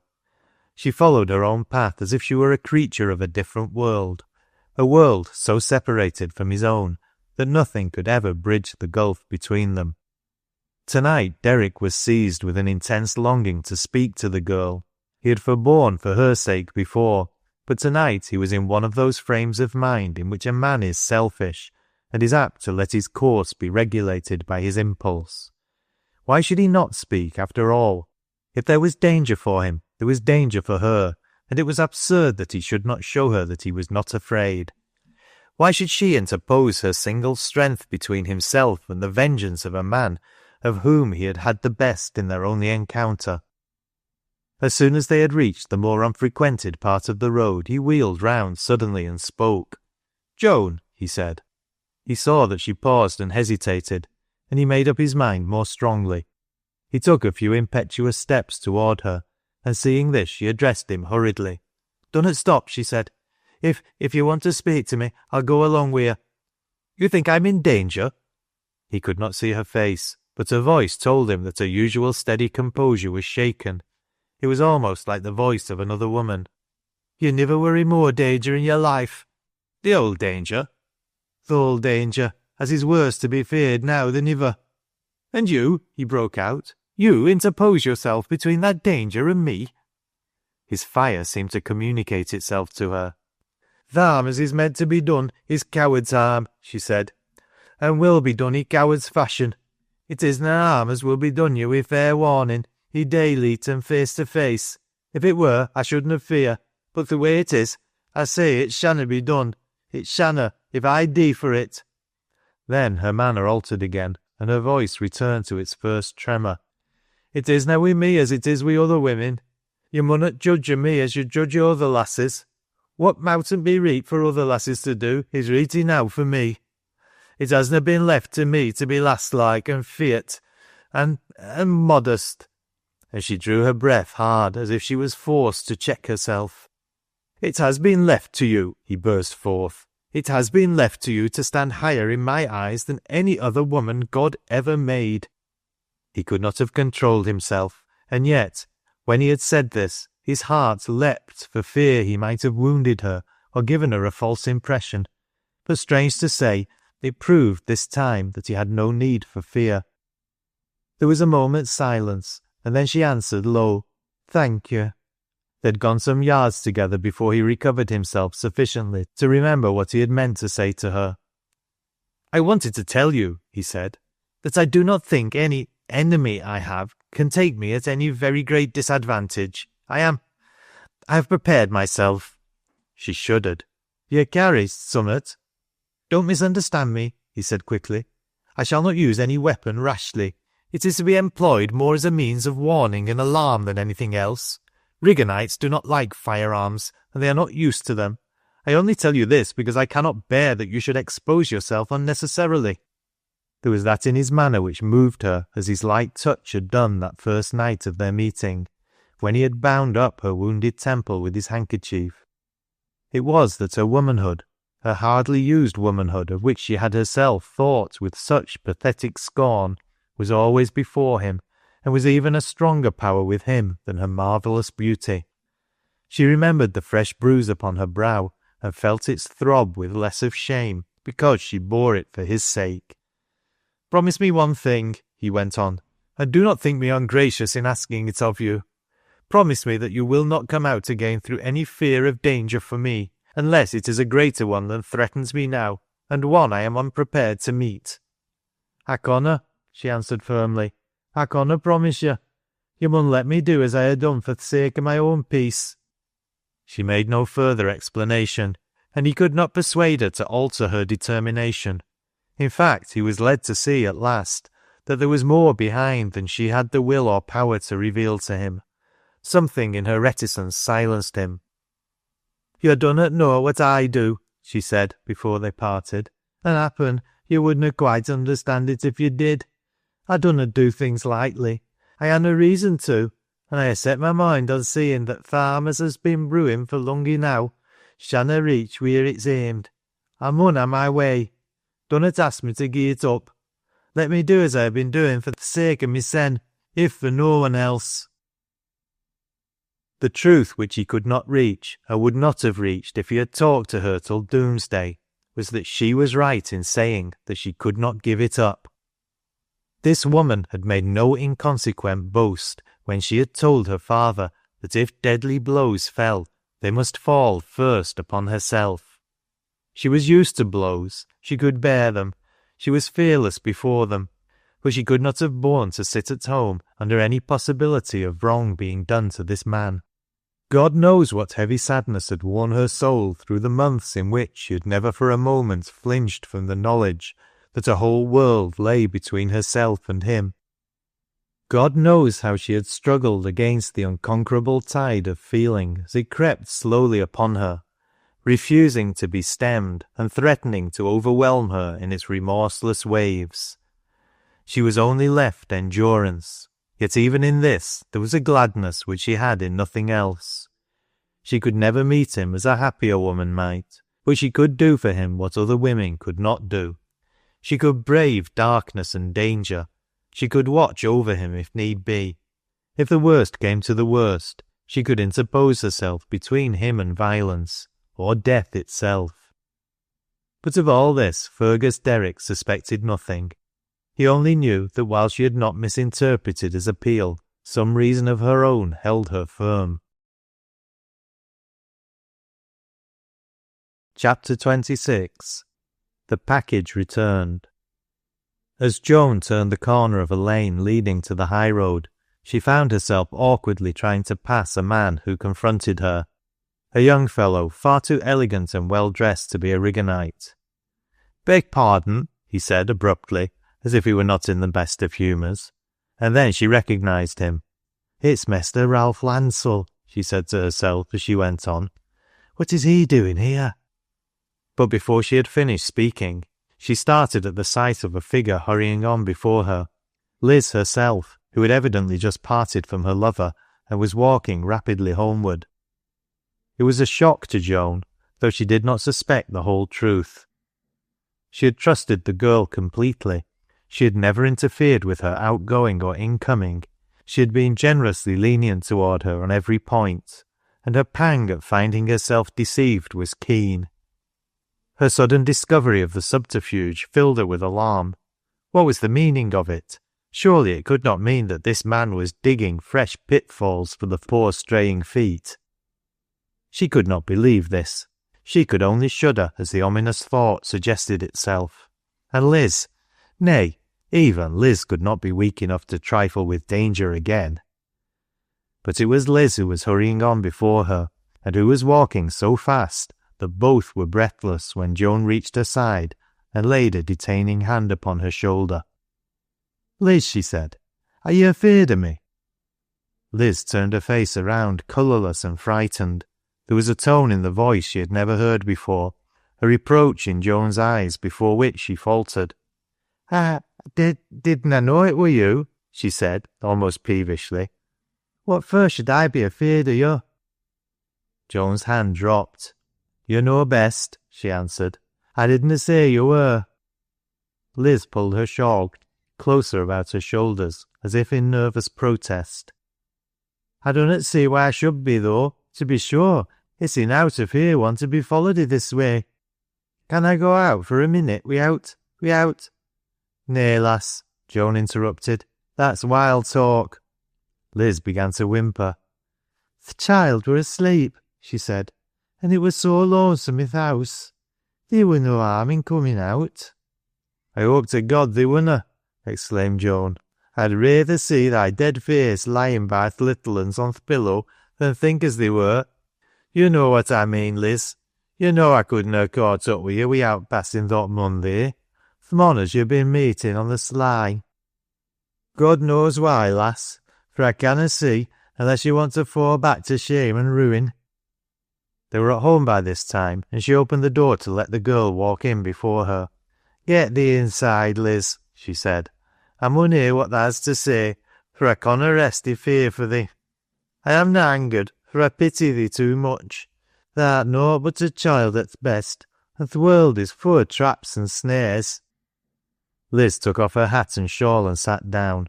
She covered her face with her hands and sobbed appealingly. "I hanna done no harm," she protested. "I niver meant none. It were his fault. He wouldn't let me a be, and he said he wanted to hear summat about th' child, and gi' me summat to help me along. He said as he were ashamed of hissen to ha' left me without money. But he were hard run at the time, and now he wanted to gi' me some." "Money?" said Joan. "Did he offer you money?"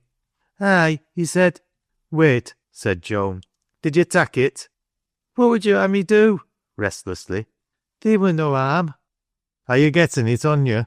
interrupting her again. "Aye," stopping to look up questioningly. Joan held out her hand. "Gi'e it to me," she said, steadily.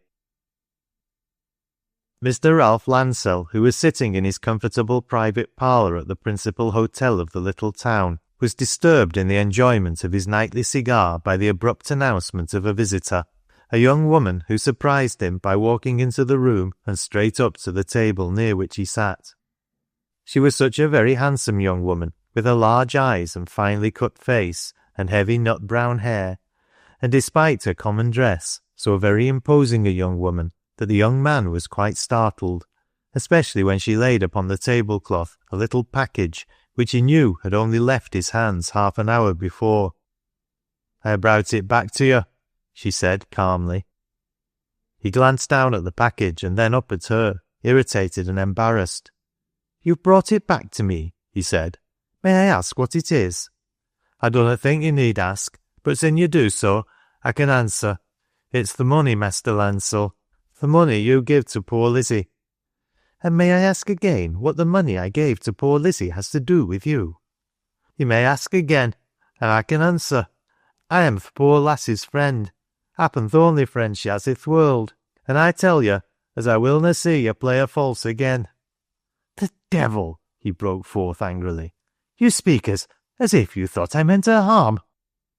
He coloured and faltered even as he spoke. Joan faced him with bright and scornful eyes.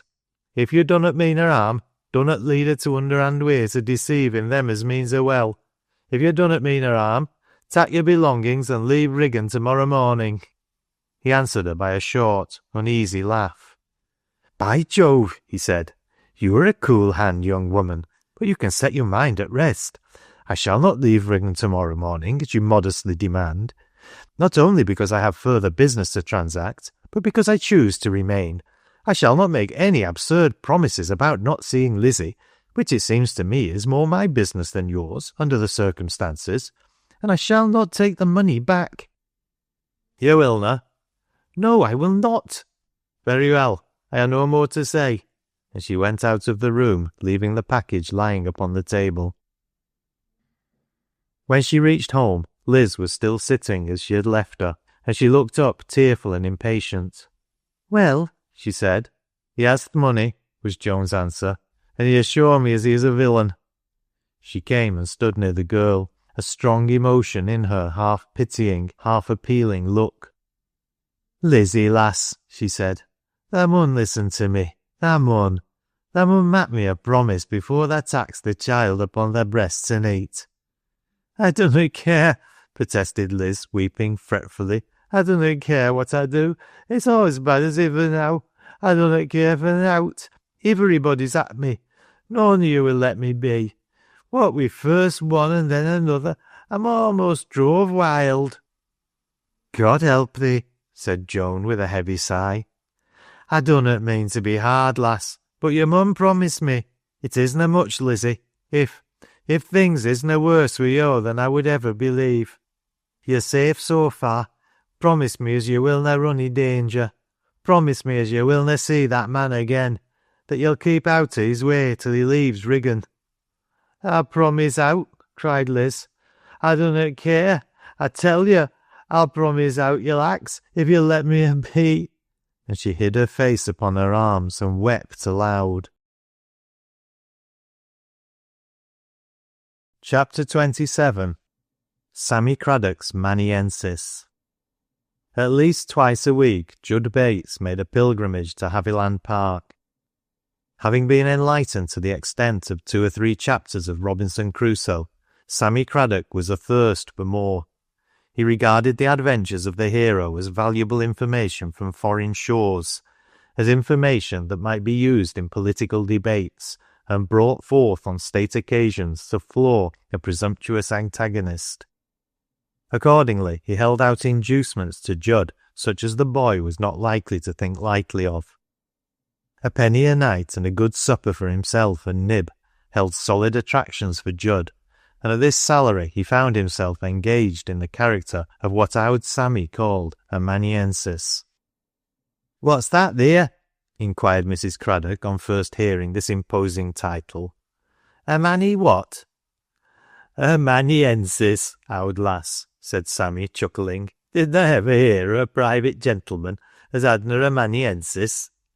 "Nay, I know nowt about thy manny-ensises, and I'll warrant thou doesna know what such like is thysend." "It means a power o' things," answered Sammy. "A power o' things. It's a word as is comprehensive, as they ca' it, and it's one as will do as well as any for th' lad. A manny-ensis." And manny-ensis it remained. Surely the adventures of the island solitary had never given such satisfaction as they gave in the cheery house-room of the lodge. Sammy listened to them over numerous pipes with a respect for literature such as had never before been engendered in his mind by the most imposing display of bindings. "I've always thowt as the newspaper were now for a mon to tackle," he would say reflectively, "but there's summat outside o' th' newspapers. I niver seed a paper as had out in it about desert islands, let alone Cannybles." "Cannybles, indeed," replied Mrs. Craddock, who was occasionally one of the audience.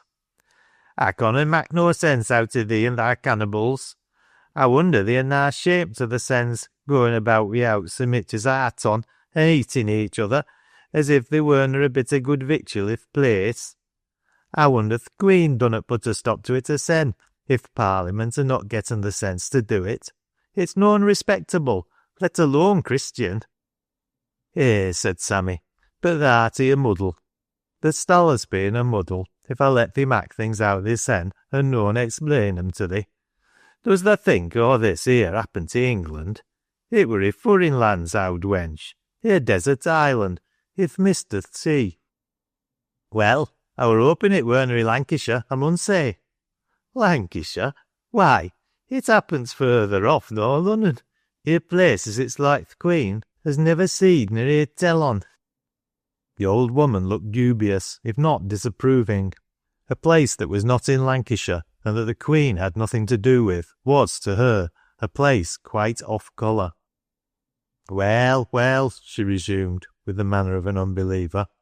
"Thee go on thy way reading, if tha can tak comfort i' it, but I mun say again as it doesna sound Christian to me. That's the least I can say on't." "Tha'rt slow i' understanding, owd lass," was her husband's tolerant comment. Thou doesna know in our literature to appreciate. Th' female intellect isna strong at th' best, and I never were more than ordinary. Get into it, manny-ensis. It's getting late, and I'm fain to hear more about th' mon Friday and how th' poor chap managed. Both reader and audience were so full of interest that Judd's story was prolonged beyond the usual hour, but to the boy this was a matter of small consequence. He had tramped the woods too often with Nib for a companion to feel fear at any time. He had slept under a hedge many a night from choice, and had enjoyed his slumber like a young vagabond as he was. He set out on this occasion in high good humour. There were no clouds to hide the stars. He had had an excellent supper, and he had enjoyed his evening. He trudged along cheerily, his enjoyment as yet unabated. The trees and hedges, half stripped of their leaves, were so suggestive of birds' nests that now and then he stepped aside to examine them more closely. The nests might be there yet, though the birds had flown. Where throstles had built this year, it was just possible others might build again, and, at any rate, it was as well to know where their haunts had been. So having objects enough to attract his attention, the boy did not find the way long. He was close upon the mine before he had time to feel fatigue possible, and nearing the mine he was drawn from his path again by a sudden remembrance brought up by the sight of a hedge surrounding a field near it. "There were a bird as built I that hedge. It's spring," he said. "She were a new kind. I'd forgotten her. I meant to ha' watched her. I wonder if any other felly fun her. I'll go and see if th' nest is there." He crossed the road to the place where he fancied he had seen this treasure, but not being quite certain as to the exact spot, he found his search lengthened by this uncertainty. "It were here," he said to himself. "At least I thought it were. Some chap mun ha' fun it and took it." At this moment he paused as if listening. "What's that there?" he said. "There's someone off the other side of th' hedge." He had been attracted by the sound of voices, men's voices, the voices of men who were evidently crouching under the shadow of the hedge on the other side, and whose tones in a moment more reached him distinctly and were recognised. The first was Dan Lowrie's, and before he had heard him utter a dozen words, Judd dropped upon his knees and laid his hand warningly upon Nib's neck. The dog pricked his pointed ears and looked up at him restlessly. All the self-control of his nature could scarcely help him to suppress a whine. "Them as is feared to stand by Dan Lowrie," said the voice with an oath. "Let 'em say so." "There's not a mon here as is feart," was the gruff answer. "Then there's no need to gab no more," returned Lowrie. "You know what you're getting to do. You hath Victorial and sticks. Wait you for him at the second corner, and I'll wait at first. If he doesn't tack one turn into th' road, he'll tack th' other, and so which turn he tacks, we'll be ready for him. Blast him, he'll be done wi' engineering for a while if he falls into my hands, and he'll mak' no more rows about th' Davies." Impatient for the word of command, Nib stirred uneasily among the dead leaves, and the men heard him. Not a moment's space was given to the two listeners, or they would have saved themselves. There was a smothered exclamation from three voices at once, a burst of profanity, and Dan Lowrie had leapt the low hedge and caught Judd by the collar. The man was ghastly with rage. He shook the lad until even he himself was breathless. "You young devil," he cried hoarsely. "You've been listening, are you? Nay, there's no use of you trying to brave it out. You've done for yourself, by God." "Let me a be," said Judd, but he was as pale as his captor. "I weren't doing thee no harm. I only come to look for a bird's nest." "You listened," said Lowrie. "You heard what we said." "Let me a be," was Judd's sullen reply. At this moment a man's face rose above the white thorn hedge. "Who is it?" asked the fellow in a low voice. "A dommed young rascal as has been eavesdropping. You may as well come out, lads. We've getten to settle wi' him, and we've fun ourselves in the worst box yet." The man scrambled over the hedge without further comment, and his companion followed him, and seeing who they were, Judd felt that his position was even more dangerous than he fancied at first. The three plotters who grouped themselves about him were 3 of the most desperate fellows in the district. Brutal, revengeful, vicious, combining all the characteristics of a bad class. The 2 last looked at him with evident discomfort and bewilderment. "Here's a pretty go," said one. "Aye, by the Lord Harry," stadded the other. "How long's he been here?" "How long's been here?" demanded Lowrie, with another shake. "Long enough to look for a bird's nest and not find it," said Judd, trying to speak stoutly. The 3 exchanged glances and oaths. "He's heard every word," said Lowrie in a savage answer. There was a moment's silence, and then Lowrie broke out again. "There's only one road to stop his gab," he said. "Pitch him into th' mine and be dommed to him. He shallna spoil th' job if I have to swing for it."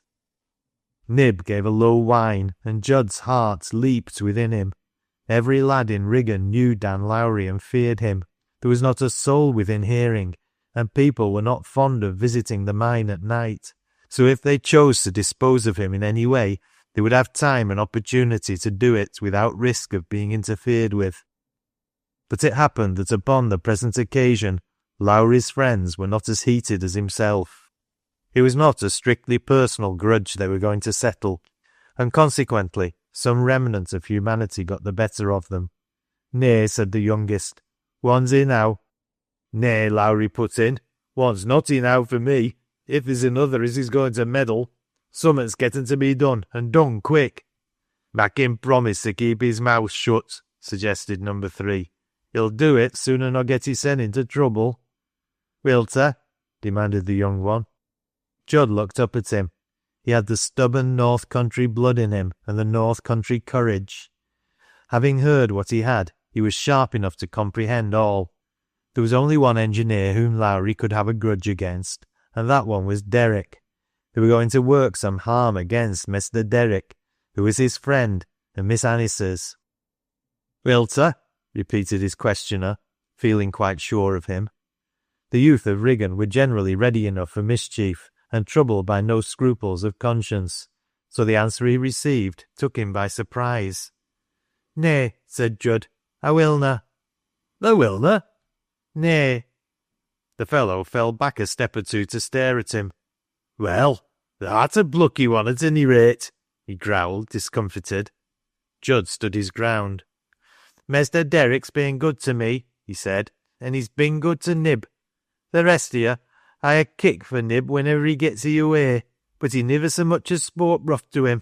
He's given me a penny more nor won't to buy him summat to eat. Chuck me down the shaft if you want to." Though he scarcely believed they would take him at his word, since the 2 were somewhat in his favour, it was a courageous thing to say. If his fate had rested in Lowrie's hands alone, heaven knows what the result might have been. But having the others to contend with, he was safe so far. But there was not much time to lose, and even the less interested parties to the transgression had a stolid determination to stand by their comrade. There was a hurried consultation held in undertones, and then the youngest man bent suddenly, and with a short laugh caught Nib in his arms. He was vicious enough to take a pleasure in playing tormentor, if in his cooler moods he held back from committing actual crime. "Thou'rt a plucky young devil," he said, "but tha's getten to swear to hold thy tongue between thy teeth. If thou wunnot do it for thy own sake, happen thou will for th' dogs." "What's that going to do with him?" cried Judd, trembling. "He hasna done you no hurt." "We're going to hold him over the shaft a minute, till thou maks up thy mind. Bring th' young chap along, lads." He'd not struggled before, but he began to struggle now with all his strength. He grew hot and cold by turns. It might not be safe to kill him, but it would be safe enough to kill Nib. "Let me a be," he cried. "Let that theer dog loose. Nib, Nib, seize him, lad." "Put thy hand over his mouth," said the young man, and so Judd was half dragged, half carried to the shaft. It was as useless for him to struggle as it was for Nib. Both were powerless, but Judd's efforts to free himself were so frantic that the men laughed. Lowrie grimly, the other 2 with a kind of malicious enjoyment of the grotesqueness of the situation. "Set him down, but keep him quiet," was the command given when they reached the pit's side. The next instant, a dreadful cry was smothered in the boy's grappled throat. They were leaning against the rail and holding Nib over the black abyss. "Will's a promise?" he was asked. "Thou may let him speak, Lowrie. He canna mak folk here." Nib looked down into the blackness and broke into a terrific whine, turning his head toward his master. I canna promise," said Judd, but he burst into tears. "Let th' dog go," said Lowrie. "Try him again. Wilt ta promise and mun we let th' dog go, lad? We're noan going to do th' chap any great harm. We're only going to play him a trick to pay him back for his cheek." Judd looked at Nib. "Lowrie said you had vitriol and knobsticks," he faltered. "You dunnot play tricks with them." "You see how much he's heard," said Lowrie. "He'll noan promise." The one who held the dog was evidently losing patience. "Say yes or no, you young devil," he said, and he made a threatening gesture. "We canna stand here all night. Promise I willna tell mon, woman nor child what tha heard us say. When I say 3, I'll drop th' dog. 1, 2... The look of almost human terror in Nib's eyes was too much for his master. Desperation filled him.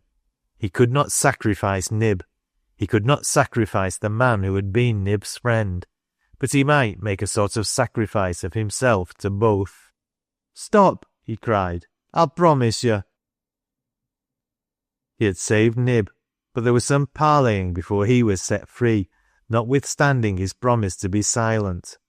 But for the fact that he was under the control of the others for the time being, Lowrie would have resorted to harsher precautions, but possibly influenced by a touch of admiration for the lad, the youngest man held out against his companions. They wrangled together for a few minutes, and then Nib was handed over. "Here, cut and run, thy young beggar," said the fellow who had stood by him, "and dunnot let's hear ony more on thee. If we do, it'll be worse for thee, and th' dog too. So look out." Judd did not wait for a second command.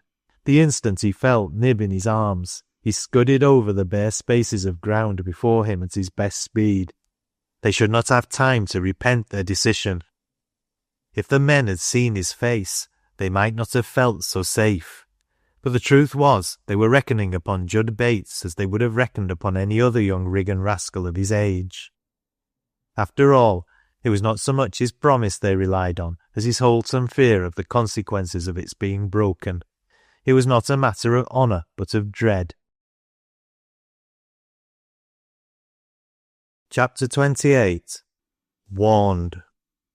It was even later than usual this evening when Fergus Derrick left the Rectory. When Mr. Barholm was in his talkative mood, it was not easy for him to break away, so Derrick was fain to listen and linger, and then supper was brought in, and he was detained again, and at 11 o'clock Mr. Barholm suddenly hit upon a new topic. "Either by," he said, "where is that fellow Lowrie? I thought he had left Riggan." "He did leave Riggan," answered Derrick.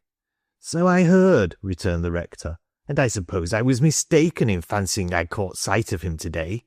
I don't know the man very well, and I might easily be deceived. But where is he?" "I think," said Derrick quietly, "that he is in Riggan. I am not of the opinion that you were mistaken at all. I am sure he is here, but for reasons of his own he is keeping himself quiet. I know him too well to be deceived by any fancied resemblance." "But what are his reasons?" was the next question. "That looks bad, you know. He belongs to a bad crew." "Bad enough," said Derrick. "Is it a grudge? He's just the rascal to bear a grudge." "Yes," said Derrick, "it is a grudge against me." He looked up then across the table at Anice and smiled reassuringly. "You did not tell us that you had seen him," she said. "No, you think I ought to be afraid of him, and I'm too vain to like to admit the possibility that it would be better to fear any man, even a Riggan collier." "But such a man," put in Mrs. Barholm. "It seems to me he is a man to be feared." "I can thrash him," said Derrick. He could not help feeling some enjoyment in this certainty. "I did thrash him upon one occasion, you know, and a single combat with a fellow of that kind is oftener than not decisive." "Yes," said the rector. That is the principal cause of his grudge, I think. He might forgive you for getting him into trouble, but he will never forgive you for thrashing him." They were still sitting at the table discussing the matter when Anice, who sat opposite a window, rose from her seat and, crossing the room to it, drew aside the curtain and looked out. "There was somebody there," she said, in answer to the questioning in the faces of her companions. "There was a face pressed close against the glass for a minute, and I'm sure it was Judd Bates." Derrick sprang from his chair. To his mind it did not appear at all unlikely that Judd Bates had mischief in hand. There were apples enough in the Rectory garden to be a sore trial to youthful virtue. He opened the door and stepped into the night, and in a short time a sharp familiar yelp fell upon the ears of the listeners. Almost immediately after, Derrick returned, holding the trespasser by the arm. It was Judd Bates, but he did not look exactly like a convicted culprit, though his appearance was disordered enough. He was pale and out of breath, he had no cap on, and he was holding Nib, panting and excited, in his arms. "Judd," exclaimed Anice, "what have you been doing? Why did you come to the window?" Judd drew Nib closer and turned, if possible, a trifle paler. "I come," he said tremulously, "to look in." Nobody smiled. "To look in?" said Anice. "Why, whom did you want to see?" Judd jerked his elbow at Derrick. "It was him," he answered. "I wanted to see if he had gone home yet." "But why?" she asked again. He shuffled his feet uneasily and his eyes fell. He looked down at Nib's head and faltered. "Aye," he said. "I wanted to stop him. I dunnot know." And then the rest came in a burst. "He munnot go," he cried, trembling afresh. "He mun keep away fro' th' Knoll Road." The party exchanged glances. "There is mischief in hand," said Mr. Barholm. "That is plain enough." "He munnot go," persisted Judd. "He mun keep away fro' th' Knoll Road. And getting myself in trouble," he added, the indifference of despair in his pale face. "If I'm fun out, they'll mill me." Derrick stepped aside into the hall and returned with his hat in his hand. He looked roused and determined. "There are 2 or 3 stout colliers in Wigan who are my friends, I think," he said, "and I'm going to ask them to face the Knoll Road with me. I should like to settle this matter tonight. If I give these fellows the chance to attack me, they will be the more easily disposed of. A few years in jail might have a salutary effect upon Lowrie." In his momentary heat he forgot all but the strife into which he was forced. He did not question Judd closely. He knew Wigan and the mining districts too well not to have a clear enough idea of what means of vengeance would be employed. But when he got out into the night, he had not gone many yards before a new thought flashed upon him and quickened his pulse. It was not a pleasant thought, because it checked him, and he was in a mood to feel impatient of a check, but he could not throw it off. There arose within his mind a picture of a silent room in a cottage, of a girl sitting by the hearth. He seemed to see quite clearly the bent head, the handsome face, the sad eyes. He had a fancy that Liz was not with her tonight, that the silence of the room was only broken by the soft breathing of the child upon Joan's knee. He stopped with an impatient gesture. "What was I thinking of?" he demanded of himself. "To have forgotten her, and what my madness would bring upon her. I'm a selfish fool. Let it go. I will give it up. I will stay in Wigan for the future. It will not be long, and she need torture herself no more. I will give it up. Let them think I'm afraid to face him. I am afraid to wound the woman yes, the woman I love." Chapter 29. Lying in Wait. Liz crept close to the window and looked down the road.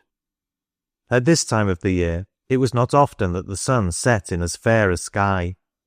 In October, Wigan generally shut its doors against damps and mists, and turned toward its fire when it had one, and yet Liz had hardly seen that the sun had shone at all today. Still, seeing her face, a passer-by would not have fancied that she was chilled. There was a flush upon her cheeks, and her eyes were more than usually bright. She was watching for Joan with a restless eagerness. "She's late," she said. "I'm ought to knowed she'd be late. I wished she'd come, I do. And yet I'm feart. I wished it were over. And she twisted her fingers together nervously.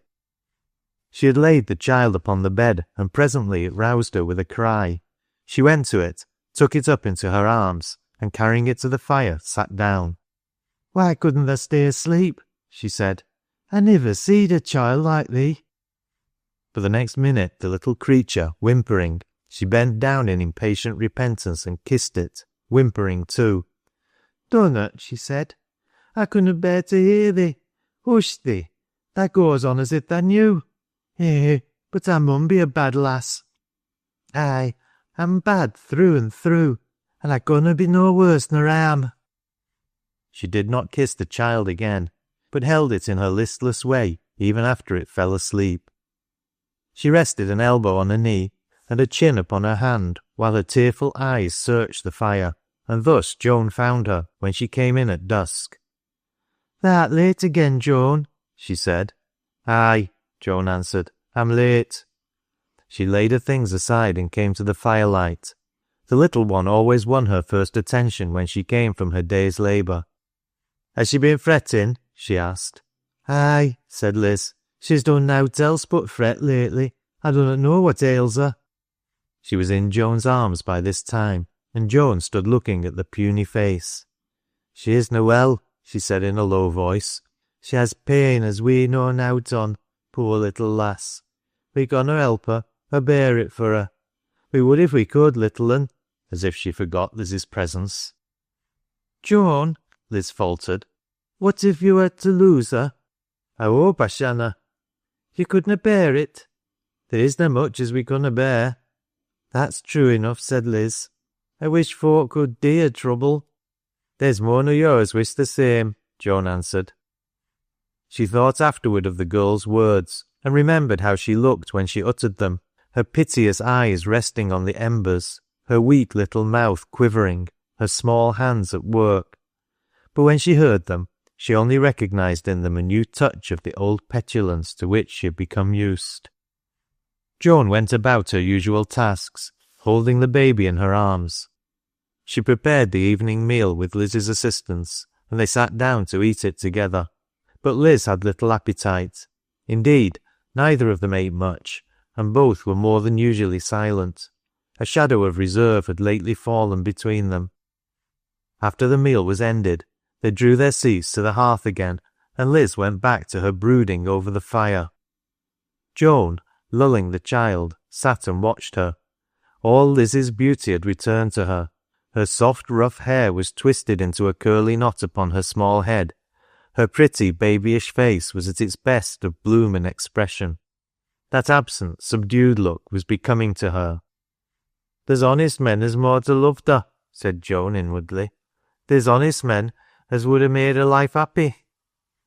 It was just as she was thinking this that Liz turned round to her. If she lived to be a woman, with a gesture toward the child, if she lived to be a woman, do you think as she'd remember me if aught should happen to me now? I gonna tell, Joan answered, but I'd try to mak her. Would you? And then she dropped her face upon her hands. It'd be best if she'd forget me, she said. It'd be best if she'd forget me. Nay, Liz, said Joan. That's out of sorts. Aye, I am, said the girl, and I need be. Eh, Joan, thou'rt a good wench. I wish I were like thee. Thou needna, lass. But I do. Tha'd niver go wrong i'th world. Nowt could mak thee go wrong. Thou'rt so strong like. And thou'rt patient too, Joan, and no like the rest o' women. I dunnot think if aught were to happen to me now, as tha'd hard thoughts o' me. Wouldst tha? Wistfully. Nay, lass. I've been fond o' thee and sorry for thee, and if thou were to dee, thou mayst mak sure I'd noan be hard on thee. But thou artna gonna dee, I hope. To her surprise, the girl caught her hand, and pulling it down upon her knee, laid her cheek against it and burst into tears. I dunnot know. I'm mort, or summat. But niver tha turn again me, Joan. Niver tha hate me. I amna like thee. I werena made like thee. I conna stand up again things, but I dunnot think as I'm so bad as folks say. When this impassioned mood passed away, she was silent again for a long time.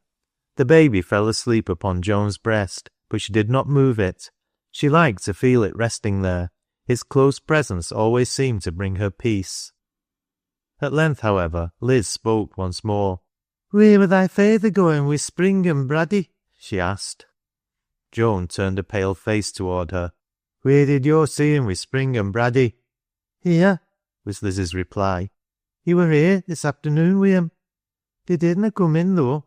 They waited i' th' road while he went i' th' back room there for summat. I think it were a bottle. It were that he come for, I know, for I heard Braddy say to him, 'Hast getten it?' And thy feyther said, 'Aye,' and th' other two laughed as if they were on a spree o' some sort." Joan rose from a chair, white and shaking. "Tak the choild," she said hoarsely. "I'm going out." "Out?" cried Liz. "Nay, dunna go out. What ails thee, Joan?" "I ha' summat to do," said Joan. "Stay thy here with child." And almost before she finished speaking, she was gone, and the door had closed behind her. There would be 3 of them against 1 man. She walked faster as she thought of it, and her breath was drawn heavily.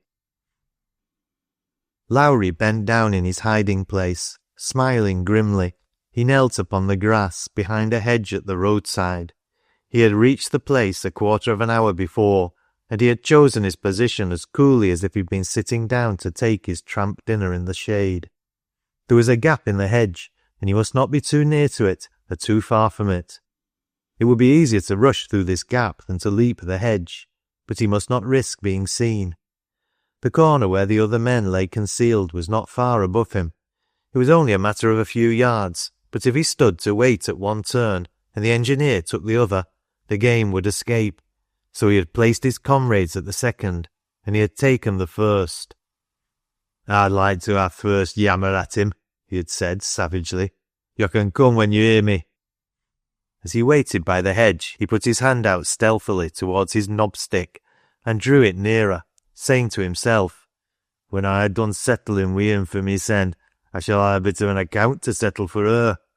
If it's his good looks as she's taken wi', she'll be noan so fond of him when she sees him next, I'll warrant." He had hit upon the greater villainy of stopping short of murder, if he could contain himself when the time came. At this instant a sound reached his ears, which caused him to start. He bent forward slightly towards the gap to listen. There were footsteps upon the road above him, footsteps that sounded familiar. Clouds had drifted across the sky and darkened it, but he had heard that tread too often to mistake it now, when every nerve was strung to its highest tension. A cold sweat broke out upon him in the impotence of his wrath. "It's the lass hersen," he said. "She's heerd summat, and she's as good as her word," with an oath. He got up and stood a second, trembling with rage. He drew his sleeve across his forehead and wiped away the sweat, and then turned round sharply. "I'll creep up th' road and meet her afore she reaches th' first place," he panted. "If she sees th' lads, it's all up wi' us. I'll teach her summat as she'll noan forget." He was out into the Knoll road in a minute more. "I'll teach her to go agen me," he muttered. "I'll teach her, by." But the sentence was never ended. There was a murmur he did not understand, a rush, a heavy rain of blows, a dash of something in his face that scorched like liquid fire, and with a shriek he fell writhing. Chapter 30. The Slip of Paper. A minute later, there rushed past Joan, in the darkness, 2 men, stumbling and cursing as they went, out of breath, horror-stricken and running at the top of their speed. "It were Larry's them, by," she heard one say as he dashed by. "Feyther!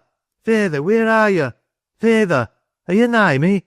she cried, for she heard both the blows and the shriek. But there came no answer to her ear.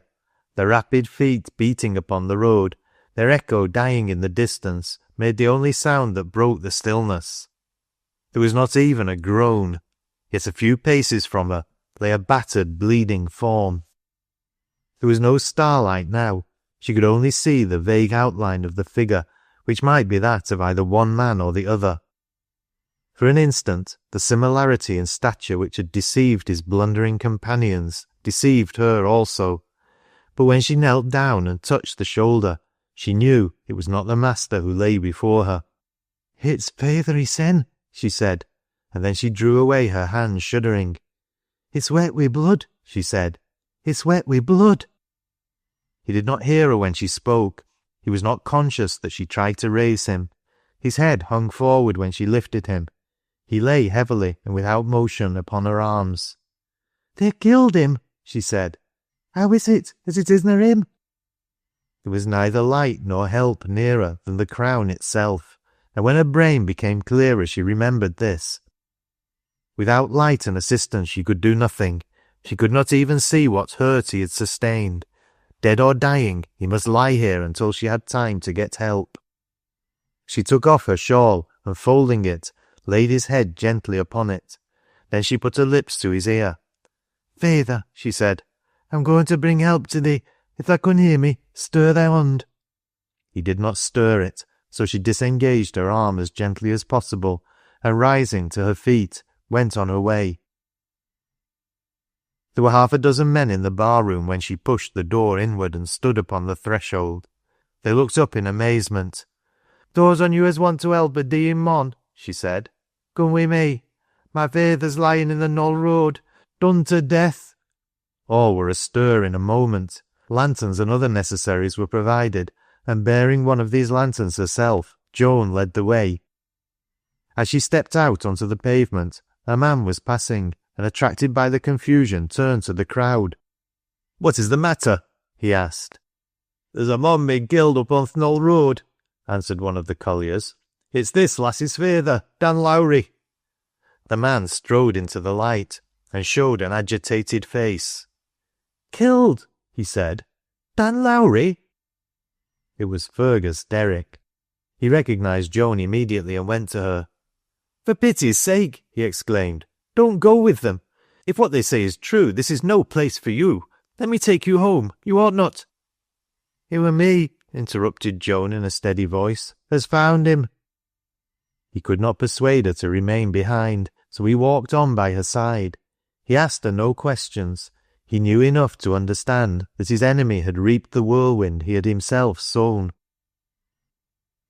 It was he who knelt first by the side of the prostrate man, holding the lantern above the almost unrecognisable face. Then he would have raised the lifeless hand, but Joan, who had bent down near him, stopped him with a quick move. "Dunnot do that," she faltered, and when he looked up in surprise, he comprehended her meaning, even before she added in a passionate undertone the miserable words, "There's blood on it, as might have been your own." "Here's a bottle here," someone cried out suddenly. "A bottle as I just set me foot on. Chaps, there's been vitriol throwed." "Aye," cried another. "So there has. Chaps, look ye here, the villains has vitrioled him."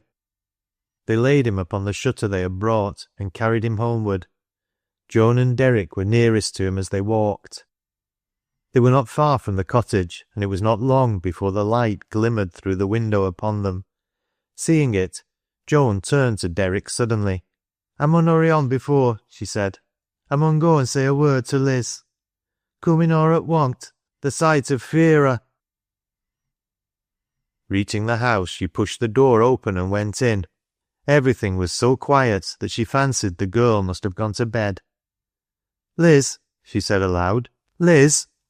Her voice fell with an echoing sound upon the silent room. She looked at the bed and saw the child lying there asleep. Liz was not with it. She passed quickly into the room adjoining and glanced around. It was empty. Moved by some impulse, she went back to the bed, and in bending over the child saw a slip of paper pinned upon its breast, and upon this paper Joan read, in the sprawling, uncertain hand she knew so well, "Dunnot be hard on me, Joan, dunnot. Goodbye." When Derrick entered the door, he found Joan standing alone in the centre of the room, holding the scrap of paper in her hand. Chapter 31. The Last Blow. "He won't live," the doctor said to Derrick. He's not the man to get over such injuries, powerful as he looks. He's been a reckless, drunken brute, and what with the shock and reaction, nothing will save him. The clumsy rascals who attacked him meant to do him harm enough, but they've done him more than they intended, or at least the man's antecedents will help them to a result they may not have aimed at. We may as well tell the girl, I suppose. Fine creature, that girl, by the way. She won't have any sentimental regrets. It's good riddance for her, to judge from what I know of them. I will tell her, said Derrick. She listened to him with no greater show of emotion than an increased pallor. She remembered the wounded man only as a bad husband and a bad father. Her life would have been less hard to bear if he had died years ago, but now that death stood near him, a miserable sense of desolateness fell upon her, inconsistent as such a feeling might seem. The village was full of excitement during this week. Everybody was ready with suggestions and conjectures. Everybody wanted to account for the assault. At first there seemed no accounting for it at all, but at length someone recollected that Lowrie had been last seen with Spring and Braddy. They had getten up a row betwixt the sens, and t'others had punced him. The greatest mystery was the use of vitriol. It could only be decided that it had not been an ordinary case of neighbourly punching, and that there must have been a grudge in the matter. Spring and Braddy had disappeared, and all efforts to discover their whereabouts were unavailing. On the subject of Lizzie's flight, Joan was silent, but it did not remain a secret many hours. A collier's wife had seen her standing, crying, and holding a little bundle on her arm at the corner of a lane, and having been curious enough to watch, had also seen Landsell join her a few minutes later. "She were whimpering afore he come," said the woman, "but she cried in good earnest when he spoke to her, and talked to him, and hung back as if she couldna mak up her mind whether to go or no. She were a soft thing, that wench. It were allus whichiver way th' wind blowed wi' her. I could niver see what that lass o' Lowrie's wanted wi' her. Now she's getten th' choild on her hands." The double shock had numbed Joan. She went about the place and waited upon her father in a dull, mechanical way. She said but little to the curious crowd, who on pretence of being neighbourly flocked to the house. She even had very little to say to Anice. Perhaps, after all, her affection for poor Liz had been a stronger one than she had thought. "I think," Grace said gently to Anice, "that she does not exactly need us yet." He made the remark in the rector's presence, and the Reverend Harold did not agree with him. "I'm convinced that you're mistaken, Grace," he said. "You're a little too delicately metaphysical for these people. You have sensitive fancies about them, and they are not a sensitive class. What they want is a good strong doctrine and a certain degree of wholesome frankness. They need teaching. That young woman now, it seems to me that this is the time to rouse her to a sense of her moral condition. She ought to be roused, and so ought the man. It is a great pity that he's unconscious." Of Joan's strange confession of faith, Anice had told him something, but he had been rather inclined to pronounce it emotional, and somehow or other could not quite divest himself of the idea that she needed the special guidance of a well-balanced and experienced mind. The well-balanced and experienced mind in view was his own, though of course he was not aware of the fact that he would not have been satisfied with that of any other individual.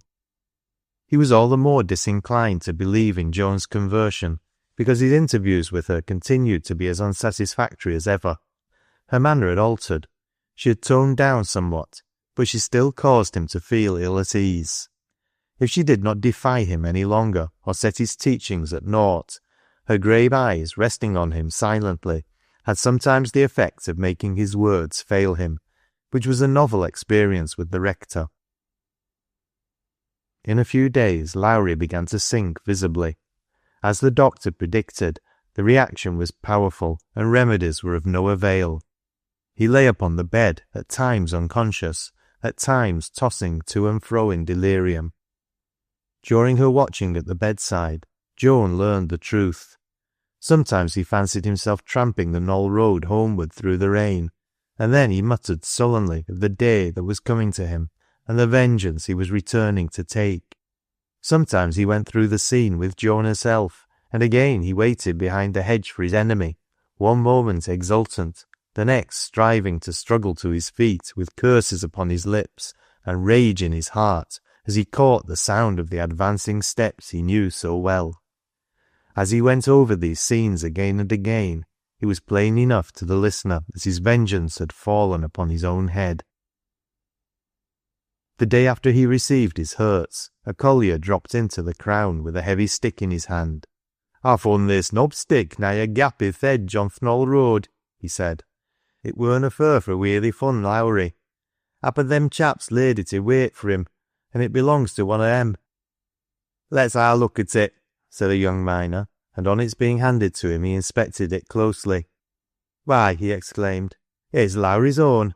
I seed him wi' it th' day afore he were hurt. I know th' shape of the knob. How could it ha' come there?" But nobody could guess. It was taken to Joan, and she listened to the story without comment.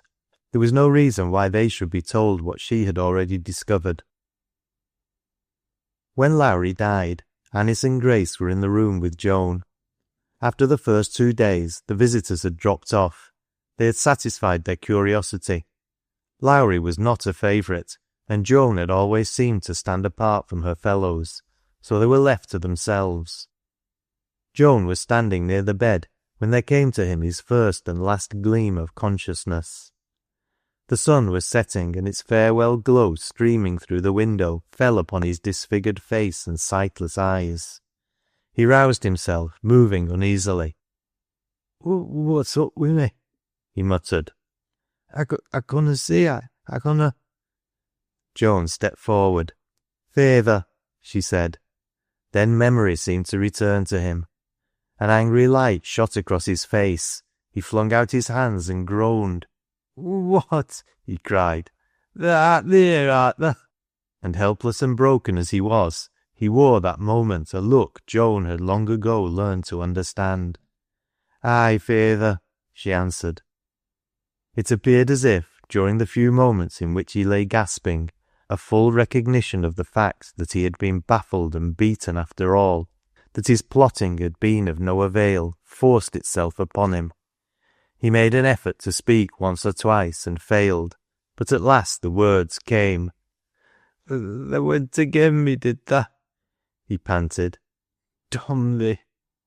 And with a struggle to summon all his strength, he raised himself, groping, struck at her with his clenched hand, and failing to reach her, fell forward with his face upon the bed.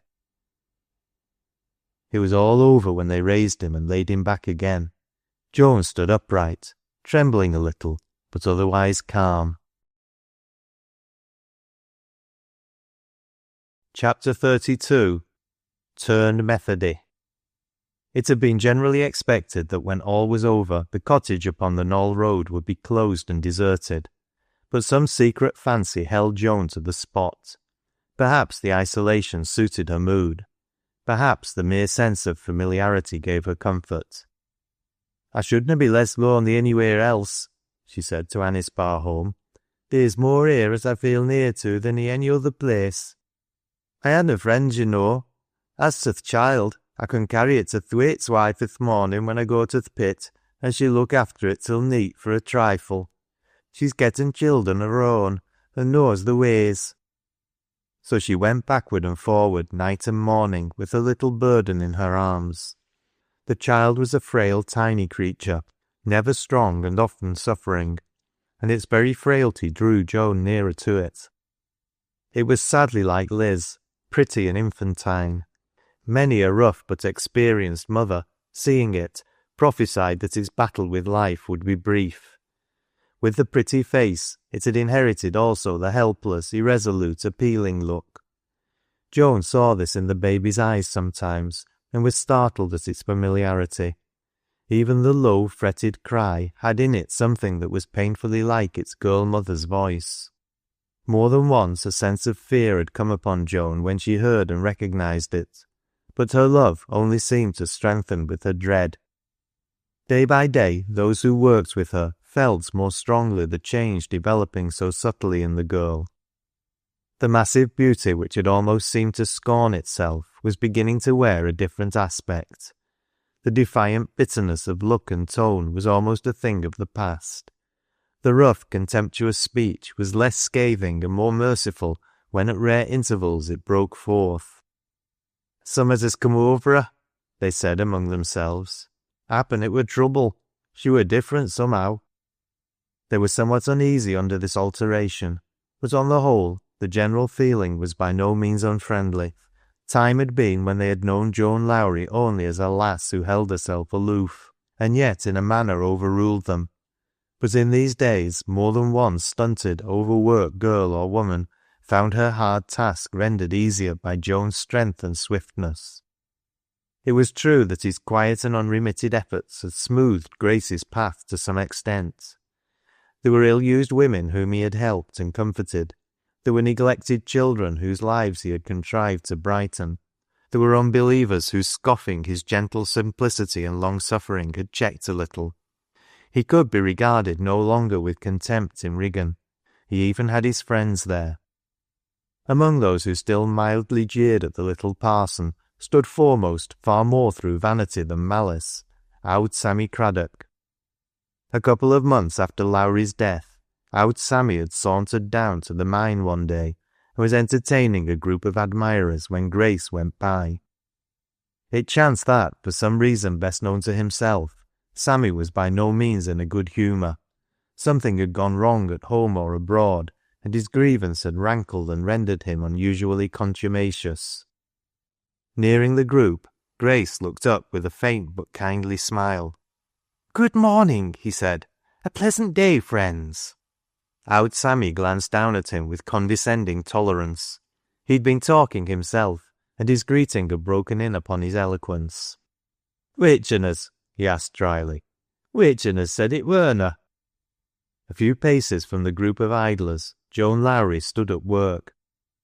Some of the men had noted her presence when they lounged by, but in the enjoyment of their gossip they had forgotten her again. She had seen Grace too. She had heard his greeting and the almost brutal laugh that followed it, and added to this she had caught a passing glimpse of the curate's face. She dropped her work and before the laugh had died out, stood up, confronting the loungers. "If there is a mon among you as he has harmed," she said, "if there's one among you as he's ever done a wrong to, let that mon speak up." It was Aud Sammy who was the first to recover himself. Probably he remembered the power he prided himself upon wielding over the other sex. He laid aside his pipe for a moment and tried sarcasm, an adaptation of the same sarcasm he had tried upon the curate. "Which on us said they were?" he asked. Joan turned her face, pale with repressed emotion, toward him. "There be men here as I would scarce believe could ha' had much again him. I see one mon here as has a wife as lay nigh death a month or so ago, and it were the parson as went to see her day after day and took her help and comfort. There's another mon here as had a little un to dee, and when it deed, it were th' parson as knelt by its bed and held its hond and talked to it when it were feart. There's other men here as had help for him as they didna know of, and it were help for a mon as werena far fra being as poor and hard worked in his way as they are i' theirs. Happen th' mon I speak on dunnot know much about th' sick wife and deeing choild and what were done for 'em, and if they dunnot, it's th' parson's fault." "Why," broke in Aud Sammy, "blame me if there artna turned Methody. Blame me," in amazement, "if there artna." "Nay," her face softening, "it isna Methody so much. Happen I'm turning woman, for I conna abide to see her gi'en to them as hasna earned it. That were why I spoke. I towd you th' truth of th' little chap you jeered at and throwed his words back to." Thus it became among her companions a commonly accepted belief that Joan Lowrie had turned Methody. They could find no other solution to her championship of the parson. "Is it true as thou's jined the Methodies?" Thwaite's wife asked Joan somewhat nervously. She'd learned to be fond of the girl and did not like the idea of believing in her defection. "No," she answered, "it isna." The woman heaved a sigh of relief. "I thowt it werena," she said. "I towd th' Maxes as I didna believe it when they browt th' tale to me. They're powerful fond o' tale-bearing, that Maxie lot." Joan stopped in her play with the child. "They dunnot understand," she said. "That's all. I learned to think different, and believe in things as I didna used to believe in. Happen that's what they mean by talking of Methodies." People learned no more of the matter than this. They felt that in some way Joan had separated herself from their ranks, but they found it troublesome to work their way to any more definite conclusion. "Hast heard about that lass o' Lowrie's?" they said to one another. "Who's taken a new turn sin Lowrie deed? You allus were a queer, like high-handed wench." After Lowrie's death, Anice, Barholm and Joan were oftener together than ever. What had at first been friendship had gradually become affection. "I think," Anice said to Grace, "that Joan must go away from here and find a new life." "That is the only way," he answered. "In this old one there's been nothing but misery for her, and bitterness and pain." Fergus Derrick was sitting at a table, turning over a book of engravings. He looked up sharply. "Where can you find a new life for her?" he asked. "And how can you help her to it? One dare not offer her even a semblance of assistance." They had not spoken to him, but he had heard, as he always heard, everything connected with Joan Lowrie. He was always restless and eager where she was concerned. All intercourse between them seemed to be at an end. Without appearing to make an effort to do so, she kept out of his path. Try as he might, he could not reach her. At last it had come to this. He was no longer dallying upon the brink of a great and dangerous passion. It had overwhelmed him. "One cannot even approach her," he said again. Anice regarded him with a shade of pity in her face. "The time is coming when it will not be so," she said. The night before, Joan Lowrie had spent an hour with her. She had come in on her way from her work before going to Thwaites, and had knelt down upon the hearthrug to warm herself. There had been no light in the room, but that of the fire and its glow, falling upon her face, had revealed to Anice something like haggardness. "Joan," she said, "are you ill?" Joan stirred a little uneasily, but did not look at her as she answered. "Nay, I am ill. I never were ill in me life." "Then," said Anice, what is it that I see in your face?" There was a momentary tremor of the finely moulded, obstinate chin. "I'm tired out," Joan answered. "That's all." And her hand fell upon her lap. Anice turned to the fire. "What is it?" she asked, almost in a whisper. Joan looked up at her, not defiant, not bitter, not dogged, simply an appeal against her own despair.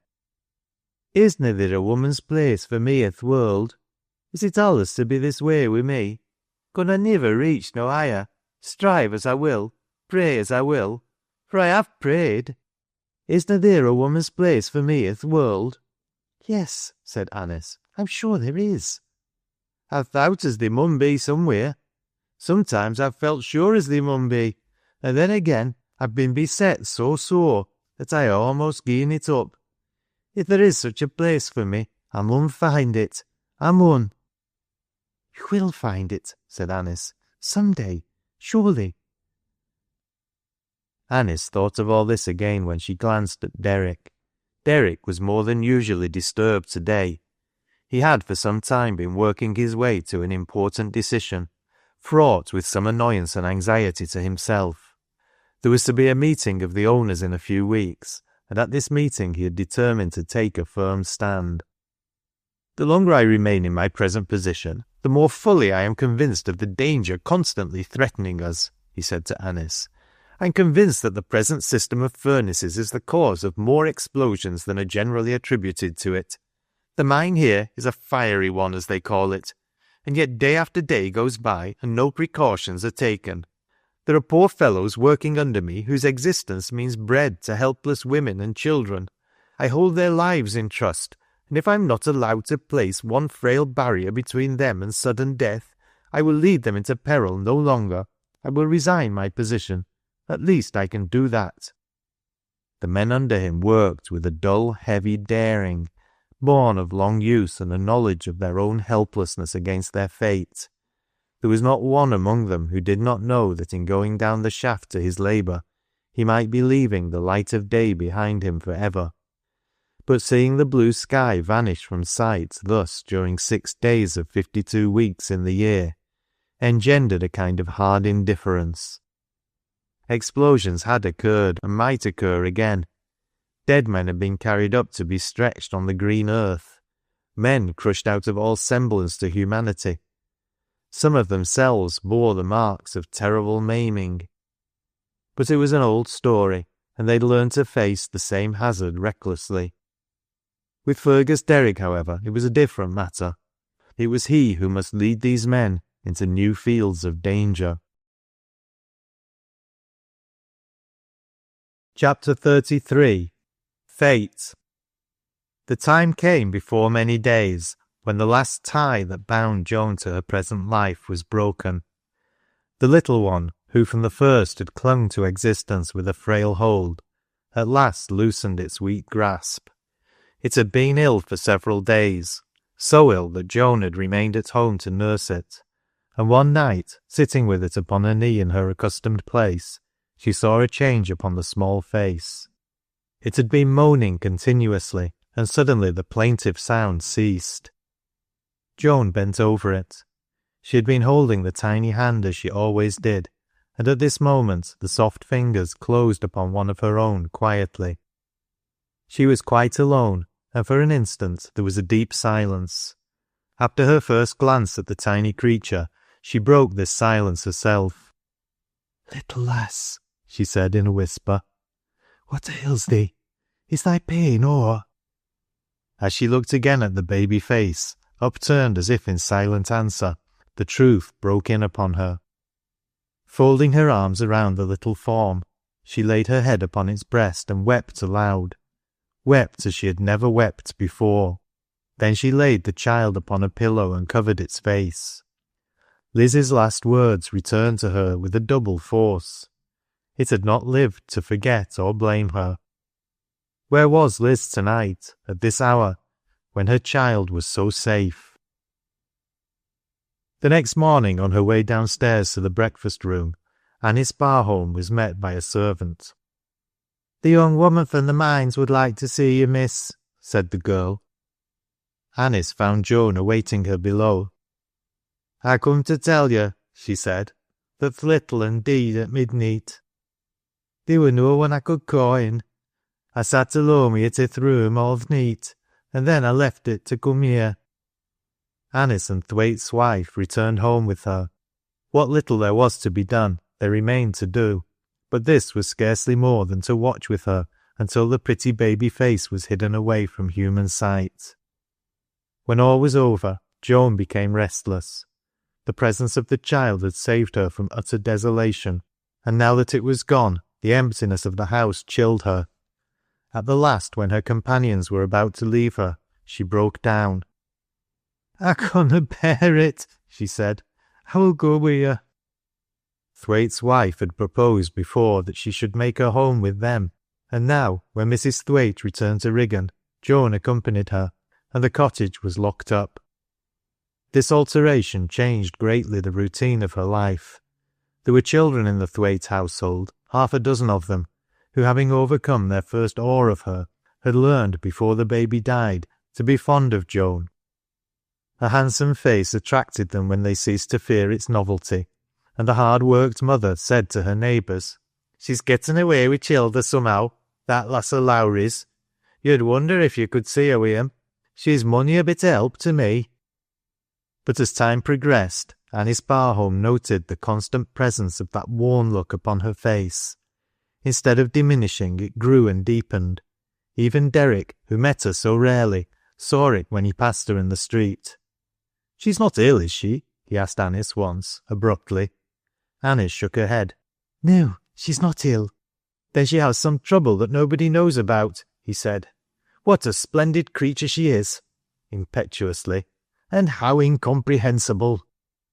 His eyes chanced to meet Anice's, and a dark flush swept over his face. He got up almost immediately after and began to pace the room, as was his habit. "Next week the crisis will come at the mines," he said. "I wonder how it will end for me." "You are still determined?" said Anice. "Yes, I'm still determined. I wish it were over. Perhaps there will be a fate in it, his voice lowering itself as he added this last sentence. A fate, said Anice. I am growing superstitious and full of fancies, he said. I do not trust to myself as once I did. I should like fate to bear the responsibility of my leaving Riggan or remaining in it. And if you leave it? Asked Anice. For an instant he paused in his walk with an uncertain air, but he shook this uncertainty off with a visible effort the next moment. If I leave it, I do not think I shall return, and fate will have settled a long unsettled question for me. Don't leave it to fate, said Anice in a low tone. Settle it for yourself. It is not. It looks cowardly, he interrupted her. So it does, and so it is. God knows, I never felt myself so great a coward before. He'd paused again. This time he stood before her. The girl's grave, delicate face turned to meet his glance, and seeing it, a thought seemed to strike him. Anice, he said, the dark flush rising afresh, I promised you that if the time should ever come when I needed help, that it was possible you might give. I should not be afraid to ask you for it. I am coming to you for help. Not now, some day not far distant. That is why I remind you of the compact. I did not need reminding, she said to him. I might have known that, he answered. I think I did know it, but let us make the compact over again. She held out her hand to him, and he took it eagerly. Chapter 34. The Decision. The owners of the Riggan collieries held their meeting. That a person in their employ should differ from them boldly and condemn their course openly was an extraordinary event. That a young man in the outset of his career should dare so much was unprecedented. It would be a ruinous thing, they said among themselves, for so young a man to lose so important a position on the very threshold of his professional life, and they were convinced that his knowledge of this would restrain him. But they were astounded to find that it did not. He brought his plans with him, and laid them before them. They were plans for the abolition of old and dangerous arrangements, for the amelioration of the condition of the men who laboured at the hourly risk of their lives, and for rendering this labour easier.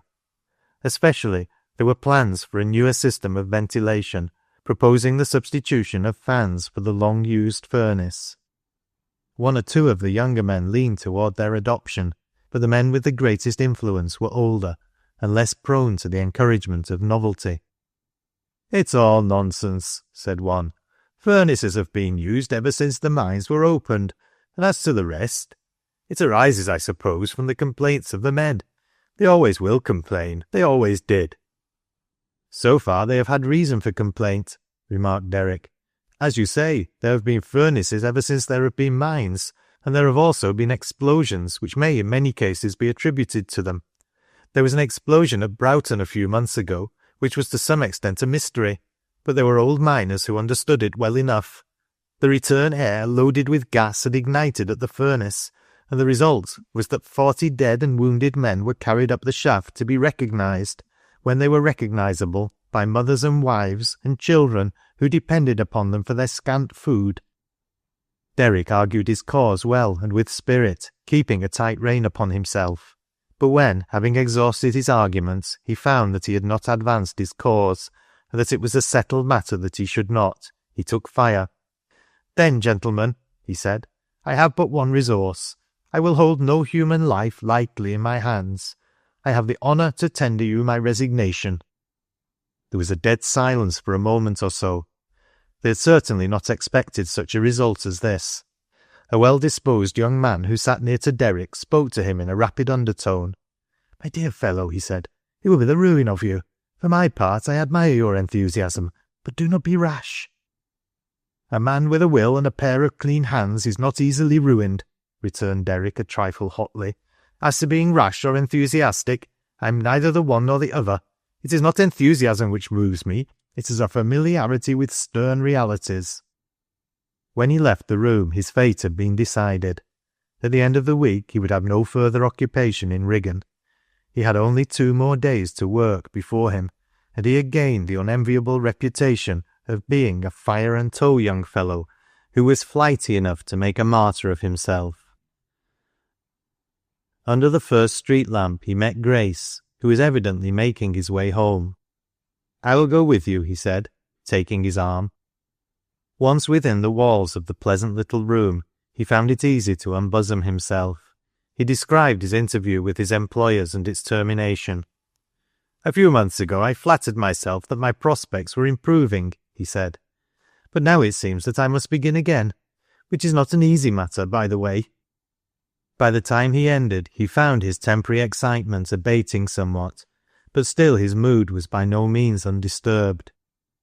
It was way after they had finished tea and the armchairs had been drawn to the fire that Grace himself made a revelation. "When you met me tonight, I was returning from a visit I had paid to Joan Lowrie." "At Thwaites?" said Derrick. "At Thwaites. The fact is, I went on business. She's determined to change her plan of life." "In what manner?" "She is to work no more at the mines. I'm happy to say that I've been able to find her other employment." There was an interval of silence, at length broken by Derrick. "Grace," he said, "can you tell me why she decided upon such a course?" Grace looked at him with questioning surprise. "I can tell you what she said to me on the subject," he replied. "She said it was no woman's work, and she was tired of it." "She's not the woman to do anything without a motive," mused Derrick. "No," returned the curate. A moment later, as if by one impulse, their eyes met. Grace started as if he had been stung. Derrick simply flushed. "What is it?" he asked. I do not think I understand," Grace faltered. "Surely I am blundering." "No," said Derrick gloomily. "You cannot blunder, since you know the truth. You did not fancy that my feeling was so trivial that I could have conquered it so soon. Joan Lowrie." "Joan Lowrie?" Grace's voice had broken in upon him with a startled sound. The two men regarded each other in bewilderment. Then again Derrick was the first to speak. "Grace," he said, "you've misunderstood me." Grace answered him with a visible tremor. "If," he said, "it was to your love for Joan Lowrie you referred when you spoke to me of your troubles some months ago, I have misunderstood you. If the obstacles you meant were obstacles you would find in the path of such a love, I have misunderstood you. If you did not mean that your heart had been stirred by a feeling your generous friendship caused you to regard as unjust to me, I have misunderstood you miserably." "My dear fellow," Derrick exclaimed with some emotion, "my dear fellow, do you mean to tell me that you imagined I referred to Miss Barholm?" "I was sure of it," was Grace's agitated reply. "As I said before, I have misunderstood you miserably." "And yet you had no word of blame for me?" "I had no right to blame you. I had not lost what I believed you had won. It had never been mine. It was a mistake," he added, endeavouring to steady himself. "But don't mind me, Derrick. Let us try to set it right. Only I'm afraid you will have to begin again." Derrick drew a heavy breath. He took up a paper knife from the table and began to bend it in his hands.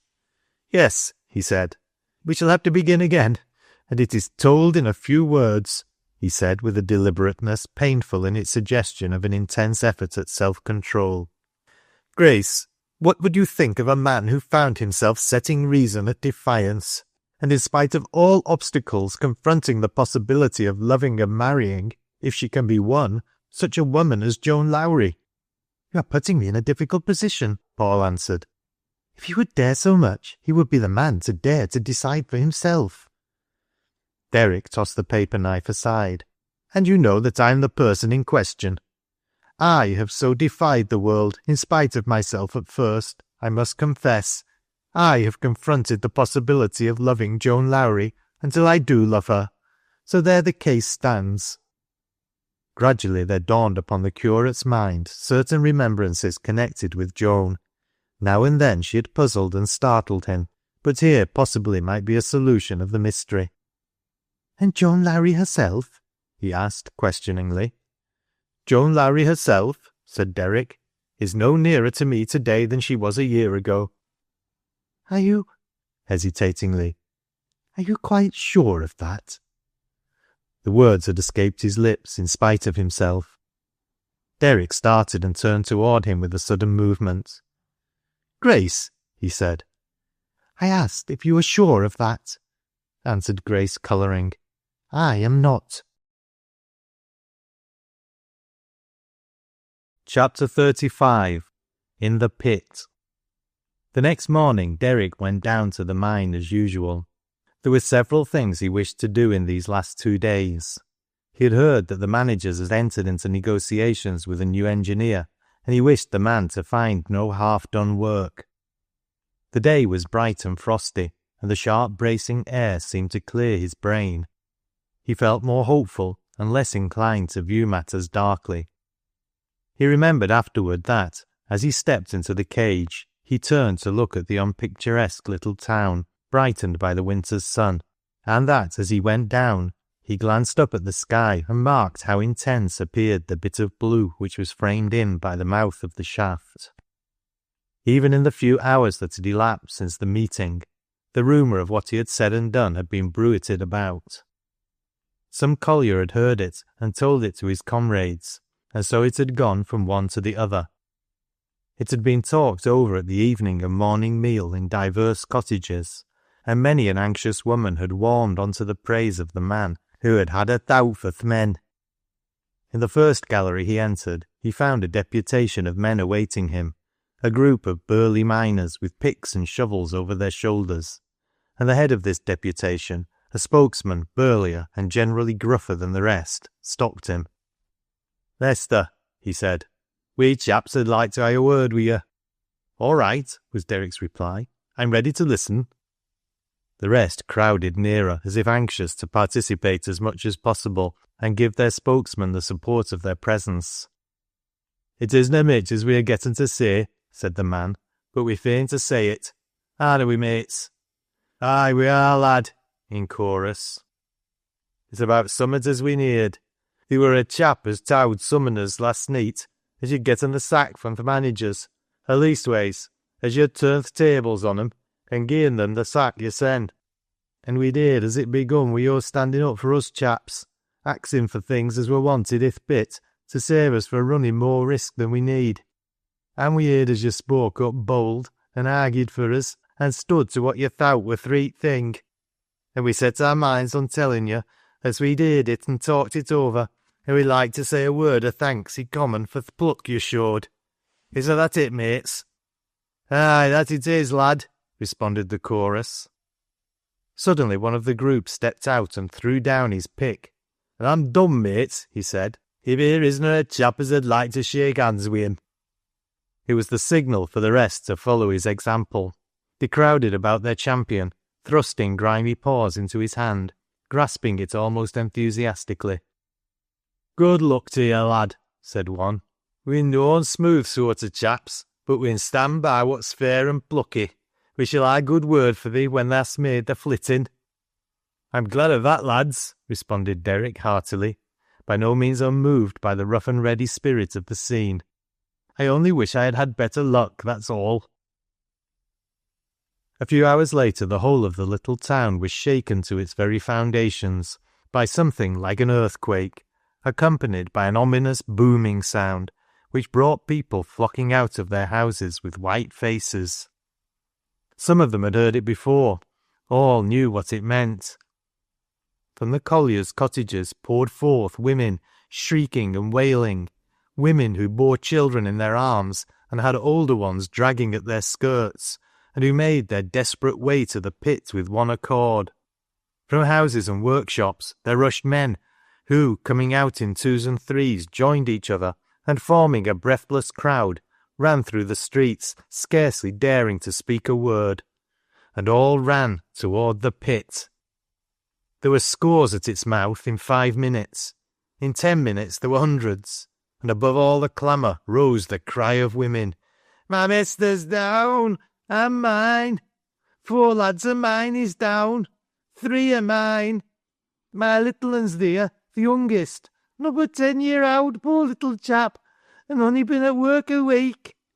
Aye, wenches, God ha' mercy on us all, God ha' mercy." And then more shrieks and wails in which the terror-stricken children joined. It was a fearful sight. How many lay dead and dying in the noisome darkness below, God only knew. How many lay mangled and crushed, waiting for their death, Heaven could only tell. In 5 minutes after the explosion occurred, a slight figure in clerical garb made its way through the crowd with an air of excited determination. "Parson's fate," was the general comment. "My men," he said, raising his voice so that all could hear, "can any of you tell me who last saw Fergus Derrick?" There was a brief pause, and then came a reply from a collier who stood near. "I come up out of th' pit an hour ago," he said. "I were th' last as come up, and it were only chance as browt me. Derrick were wi' his men i' th' new part of th' mine. I seed him as I passed through." Grace's face became a shade or so paler, but he made no more inquiries. His friend either lay dead below, or was waiting for his doom at that very moment. He stepped a little farther forward. "Unfortunately for myself, at present," he said, "I have no practical knowledge of the nature of these accidents. Will some of you tell me how long it will be before we can make our first effort to rescue the men who are below?" Did he mean to volunteer? This young whippersnapper of a parson? And if he did, could he know what he was doing? "I ask you," he said, "because I wish to offer myself as a volunteer at once. I think I am stronger than you imagine, and at least my heart will be in the work. I have a friend below, myself," his voice altering its tone and losing its firmness. "A friend who is worthy the sacrifice of 10 such lives as mine, if such a sacrifice could save him." One or two of the older and more experienced spoke up. Under an hour it would be impossible to make the attempt. It might even be a longer time, but in an hour they might at least make their first effort. If such was the case, the parson said, the intervening period must be turned to the best account. In that time much could be thought of and done which would assist themselves and benefit the sufferers. He called upon the strongest and most experienced, and almost without their recognizing the prominence of his position, led them on in the work. He even rallied the weeping women and gave them something to do. One was sent for this necessary article and another for that. A couple of boys were dispatched to the next village for extra medical assistance, so that there need be no lack of attention when it was required. He took off his broadcloth and worked with the rest of them until all the necessary preparations were made, and it was considered possible to descend into the mine. When all was ready, he went to the mouth of the shaft and took his place quietly. It was a hazardous task they had before them. Death would stare them in the face all through its performance. There was choking after damp below, noxious vapours, to breathe which was to die. There was the chance of crushing masses falling from the shaken galleries. And yet these men left their companions one by one and ranged themselves, without saying a word, at the curate's side. "My friends, we will say a short prayer." It was only a few words. Then the curate spoke again. "Ready," he said. But just at that moment there stepped out from the anguished crowd a girl, whose face was set and deathly, though there was no touch of fear upon it. "I ax you," she said, "to let me go away here, and do what I can. Lasses, some of you speak a word for Joan Lowrie." There was a breathless start. The women even stopped their outcry to look at her as she stood apart from them, a desperate appeal in the very quiet of her gesture, as she turned to look about her for someone to speak. "Lasses," she said again, "some of you speak a word for Joan Lowrie." There rose a murmur among them then, and the next instant this murmur was a cry. "Aye," they answered, "we can all speak for you. Let her go, lads. She's worth 2 o' th' best on you. Nowt fears her. Aye, she mun go if she will, mun Jo Lowrie. Go, Joan, lass, and we'n not forget thee." But the men demurred. The finer instinct of some of them shrank from giving a woman a place in such a perilous undertaking. The coarser element in others rebelled against it. "We'n ha' no wenches," these said surlily. Grace stepped forward. He went to Joan Lowrie and touched her gently on the shoulder. "We cannot think of it," he said. "It is very brave and generous, and, God bless you, but it cannot be. I could not think of allowing it myself, if the rest would." "Parson," said Joan coolly, but not roughly, There's hard work to help us then, if Sir Beers lads were willing.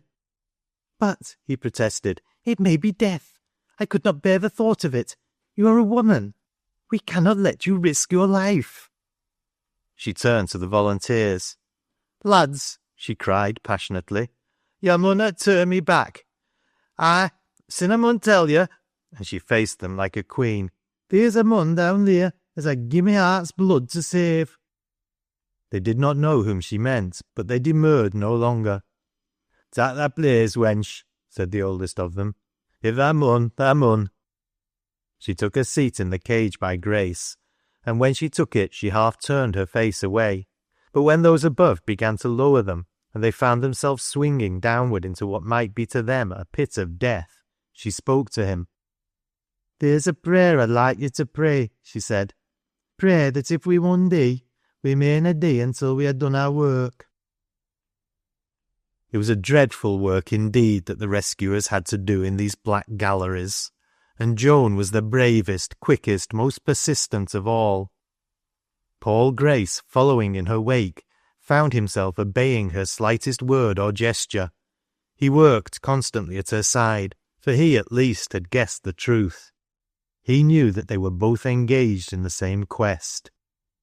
When at last they had worked their way, lifting, helping, comforting, to the end of the passage where the collier had said he last saw the master, then for one moment she paused, and her companion, with a thrill of pity, touched her to attract her attention. Let me go first, he said. Nay, she answered, we can go together. The gallery was a long and low one, and had been terribly shaken. In some places the props had been torn away. In others they were borne down by the loosened blocks of coal. The dim light of the Davy Joan held up showed such a wreck that Grace spoke to her again. You must let me go first, he said, with gentle firmness. If one of those blocks should fall— Joan interrupted him. If one of them should fall, I'm the one as it had better fall on. There is the money folk as had missed Joan Lowrie. You are work of your own to do. She stepped into the gallery before he could protest, and he could only follow her. She went before, holding the Davy high, so that its light might be thrown as far forward as possible. Now and then she was forced to stoop to make her way around a bending prop. Sometimes there was a fallen mast to be surmounted, but she was at the front still when they reached the other end, without finding the object of their search. He isna there, she said. Let us try the next passage. And she turned into it. It was she who first came upon what they were looking for, but they did not find it in the next passage, or the next, or even the next. It was farther away from the scene of the explosion than they had dared to hope. As they entered a narrow side gallery, Grace heard her utter a low sound, and the next minute she was down upon her knees. There's a mon here, she said. It's him as we're looking for. She held the dim little lantern close to the face, a still face with closed eyes and blood upon it. Grace knelt down too, his heart aching with dread. Is he began, but could not finish. Joan Lowrie laid her hand upon the apparently motionless breast, and waited almost a minute. And then she lifted her own face, white as the wounded man's, white and solemn, and wet with a sudden rain of tears. He isna dead, she said. We saved him. She sat down upon the floor of the gallery, and lifting his head, laid it upon her bosom, holding it as close as a mother might hold the head of her child. Mester, she said, give me the brandy flask, and tak thou thy Davy and go for some of th' men to help us get him to Thlee today. I'm gone weak at last. I'm gonna do more. I'll go wi' him to th' top. When the cage ascended to the mouth again with its last load of sufferers, Joan Lowrie came with it, blinded and dazzled by the golden winter's sunlight as it fell upon her haggard face. She was holding the head of what seemed to be a dead man upon her knee. A great shout of welcome rose up from the bystanders. She helped them to lay her charge upon a pile of coats and blankets prepared for him, and then she turned to the doctor, who had hurried to the spot to see what could be done. "He is the dead," she said. "Lay your hand on his heart. It beats yet, mister. Only a little, but it beats." "No," said the doctor. "He is not dead. Yet," with a breath's pause between the two last words. "If some of you will help me to put him on a stretcher, he may be carried home, and I will go with him. There is just a chance for him, poor fellow, and he must have immediate attention. Where does he live?" "He must go with me," said Grace. "He's my friend." So they took him up, and Joan stood a little apart and watched them carry him away, watched the bearers until they were out of sight, and then turned again and joined the women in their work among the sufferers. Chapter 36. Alive Yet. In the bedroom above the small parlour, a fire was burning at midnight, and by this fire Grace was watching. The lamp was turned low, and the room was very quiet. A dropping cinder made quite a startling sound. When a moan or a movement of the patient broke the stillness, which was only at rare intervals, the curate rose and went to the bedside, but it was only to look at the sufferer lying upon it, bandaged and unconscious. There was very little he could do. He could follow the instructions given by the medical man before he went away, but these had been few and hurried, and he could only watch with grief in his heart. There was but a chance that his friend's life might be saved. Close attention and unremitting care might rescue him, and to the best of his ability the curate meant to give him both. But he could not help feeling a deep anxiety. His faith in his own skill was not very great, and there were no professional nurses in Riggan. "It is the care women give that he needs," he said once, standing near the pillow and speaking to himself. "Men cannot do these things well. A mother or a sister might save him." He went to the window and drew back the curtain to look out upon the night. As he did so, he saw the figure of a woman nearing the house. As she approached, she began to walk more slowly, and when she reached the gate, she hesitated, stopped, and looked up. In a moment it became evident that she saw him, and was conscious that he saw her. The dim light in the chamber threw his form into strong relief. She raised her hand and made a gesture. He turned away from the window, left the room quietly, and went downstairs. She had not moved, but she stood at the gate awaiting him. She spoke to him in a low tone, and he distinguished in its sound a degree of physical exhaustion. "You saw me," she said. "I thought you did, though I didna think of you being at the window when I stopped, to see th' leet." "I'm glad I saw you," said Grace. "You've been at work among the men who were hurt?" "Aye," pulling at a bush of evergreen nervously, and scattering the leaves as she spoke. "There's scarce a house of th' common sort i' Riggan as hasna trouble in it." "God help them all!" exclaimed Grace fervently. "Have you seen Miss Barholm?" he asked next. "She were on th' ground i 10 minutes after th' explosion. She were in th' village when it happened, and she drove to th' pit. She's been working as hard as ony woman i' Riggan. She saw us go down th' mine, but she did not see us come up. She were away then wi' a woman as had a lad to be carried home dead. She would have come to him, but she knowed you were wi' him, and they were them as needed her. When th' cages come up, they were women as screamed and held to her, and throwed the sens on their knees, and hid their faces i' her dress and i' her hands, as if they thought she could keep th' truth from 'em." Grace trembled in his excitement. "God bless her," he said again and again. "Where is she now?" he asked at length. "They were a little chap as come up i' the last cageful. He were hurt bad, and he were sich a little chap as it went hard wi' him. When th' doctor touched him, he screamed and begged to be let alone, and she heard and went to him, and knelt down and quieted him a bit. Poor little lad wouldna let go her dress. He held to it for dear life, and sobbed and shivered and begged her to go wi' him and howd his head on her lap, while th' doctor did what mun be done. And so she went, and she's wi' him now. He willna live till dayleet, and he keeps crying out for th' lady to stay wi' him." There was another silence, and then Joan spoke. "Can you guess what I come to say?" He thought he could, and perhaps his glance told her so. "If I were a lady," she said, her lips, her hands trembling. "I couldna ax you what I've made up my mind to, but I'm noan a lady, and it doesna matter.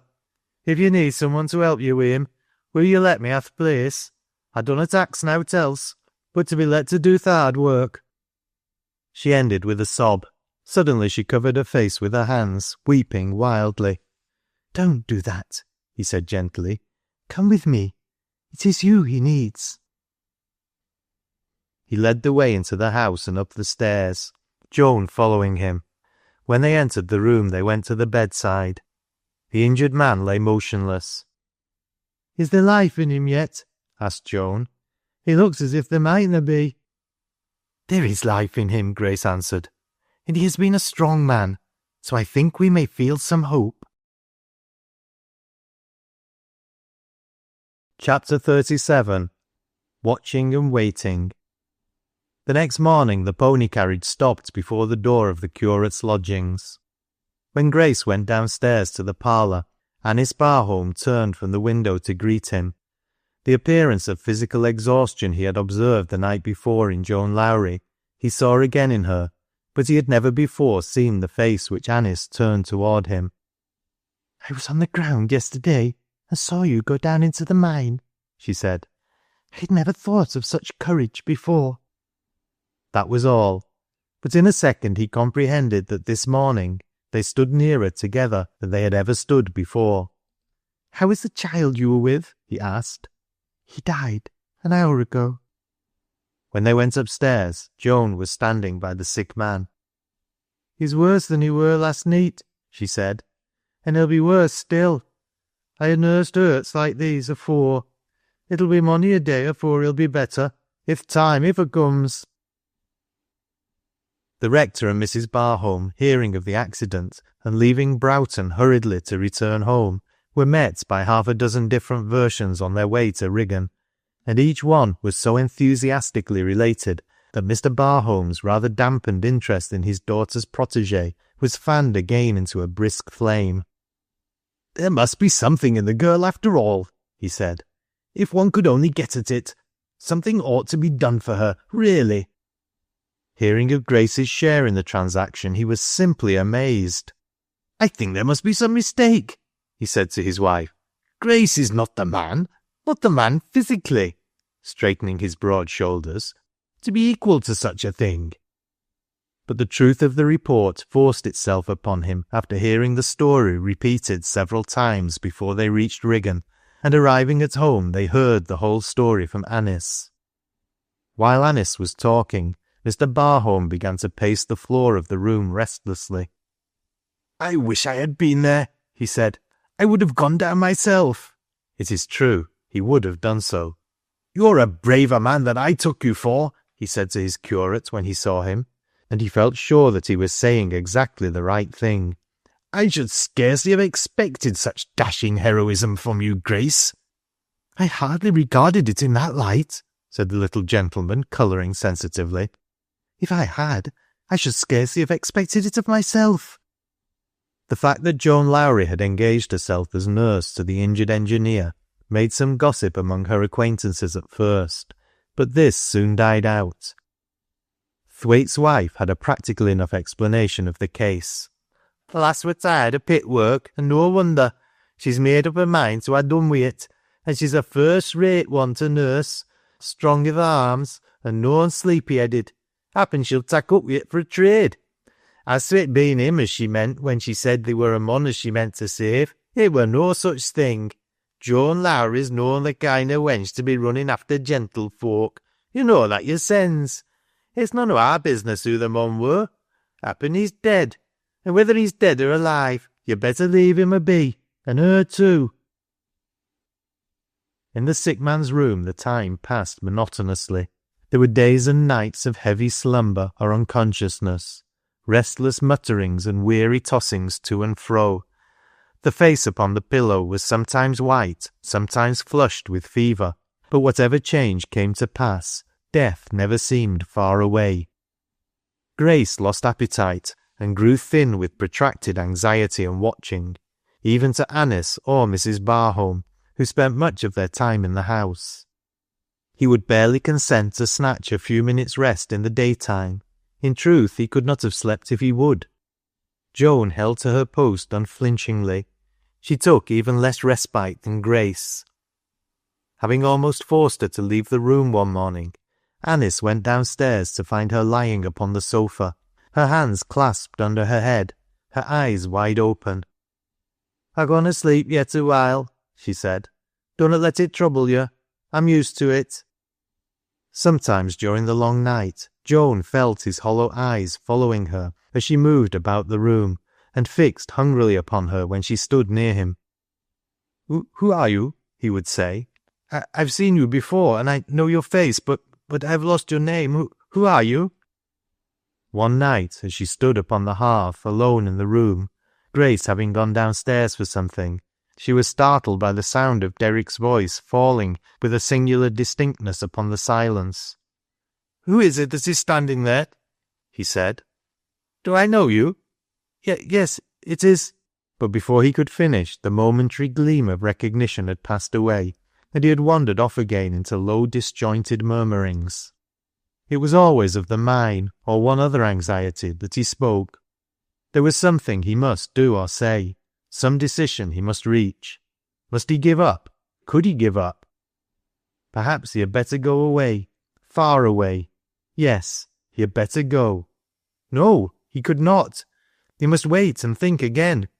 He was tired of thinking, tired of reasoning and arguing with himself. Let it go for a few minutes. Give him just an hour of rest. He was full of pain. He was losing himself, somehow. And then, after a brief silence, he would begin again and go the weary round once more. "He has had a great deal of mental anxiety of late. Too much responsibility," said the medical man, "and it is going rather against him." Chapter 38. Recognition. The turning point was reached at last. One evening, at the close of his usual visit, the doctor said to Grace, "Tomorrow I think you will see a marked alteration. I shall not be surprised to find on my next visit that his mind had become permanently cleared. The intervals of half-consciousness have become lengthened. Unless some entirely unlooked-for change occurs, I feel sure that the worst is over. Give him close attention tonight. Don't let the young woman leave the room." That night Anice watched with Joan. It was a strange experience through which these two passed together. If Anice had not known the truth before, she would have learned it then. Again and again, Derrick went the endless round of his miseries. How must it end? How could it end? What must he do? How black and narrow the passages were! There she was, coming toward him from the other end. And if the props gave way? They were giving way. Good God! The light was out, and he was held fast by the mass which had fallen upon him. What must he do about her whom he loved, and who was separated from him by this horrible wall? He was dying, and she would never know what he wanted to tell her. What was it that he wanted to say? That he loved her, loved her, loved her. Could she hear him? He must make her hear him before he died. Joan! Joan! Thus he raved, hour after hour, and the two sat and listened, often in dead silence. But at last there rose in Joan Lowrie's face a look of such intense and hopeless pain that Anice spoke. "Joan, my poor Joan," she said. Joan's head sank down upon her hands. "I mun go away for Rickon," she whispered. "I mun go away afore he knows. There's no help for me." "No help?" repeated Anice after her. She did not understand. "There's none," said Joan. "Don't you see, as ony place where he is can be no place for me? I thought the trouble were all on my side, but it isna. Do you think I'd stay and let him do hissen a wrong?" Anice wrung her hands together. "A wrong?" she cried. "Not a wrong, Joan. I cannot let you call it that." "It wouldna be nowt else. Am I fit wife for a gentleman? Nay, my work's done when the danger's o'er. If he wakes to know the leet o' day tomorrow morning, it's done then." "You do not mean," said Anice, "that you'll leave us?"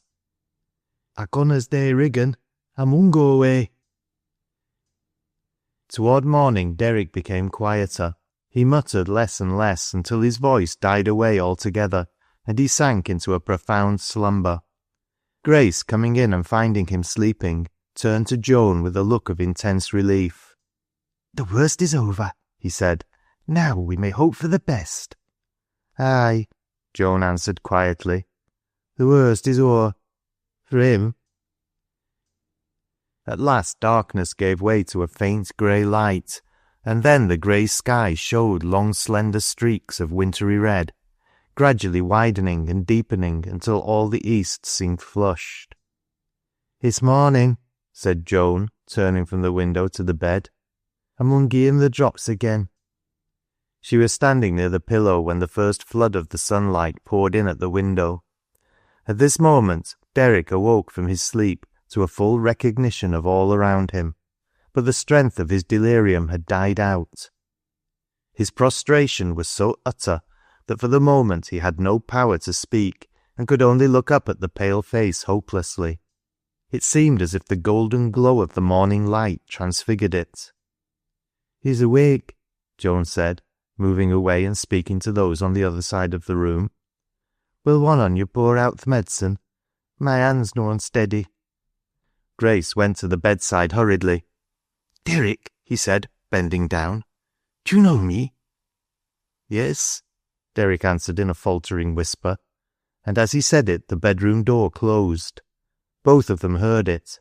A shadow fell upon the sick man's face. His eyes met his friend's with a question in them, and the next instant the question put itself into words. Who went out? Grace bent lower. It was Joan Lowrie. He closed his eyes and waited a little, as if to gain fresh strength. There rose a faint flush upon his hollow cheeks, and his mouth trembled. How? He said next. How long? You need to ask me, said Grace, how long she's been here? A motion of assent. She has been here from the first. He asked no further questions. His eyes closed once more, and he lay silent. Chapter 39. A Testimonial. Joan went back to her lodgings at the Thwaites and left Mrs. Barholm and Anice to fill her place. Too prostrate to question his nurses, Derrick could only lie with closed eyes, helpless and weary. He could not even keep himself awake long enough to work his way to any clear memories of what had happened. He had so many half-recollections to tantalize him. He could remember his last definite sensation, a terrible shock flinging him to the ground, a second of pain and horror, and then utter oblivion. Had he awakened one night and seen Joan Lowrie by the dim firelight and called out to her and then lost himself? Had he awakened for a second or so again and seen her standing close to his pillow, looking down at him with an agony of dread in her face? In answer to his question, Grace had told him that she had been with him from the first. How had it happened? This he asked himself again and again, until he grew feverish over it. Above all things, he heard the doctor say, don't let him talk, and don't talk to him. But Grace comprehended something of his mental condition. I see by your luck that you wish to question me, he said to him. Have patience for a few days, then I will answer every question you may ask. Try to rest upon that assurance. There was one question, however, which would not wait. Grace saw it lying in the eager eyes and answered it. Joan Lowrie, he said, has gone home. Joan's welcome at the Thwaites' house was tumultuous. The children crowded about her. Neighbours dropped in. Both men and women wanted to have a word with her. There were few of them who had not met with some loss by the explosion, and there were those among them who had cause to remember the girl's daring. "How's the engineer?" they asked. "What doth doctor say him?"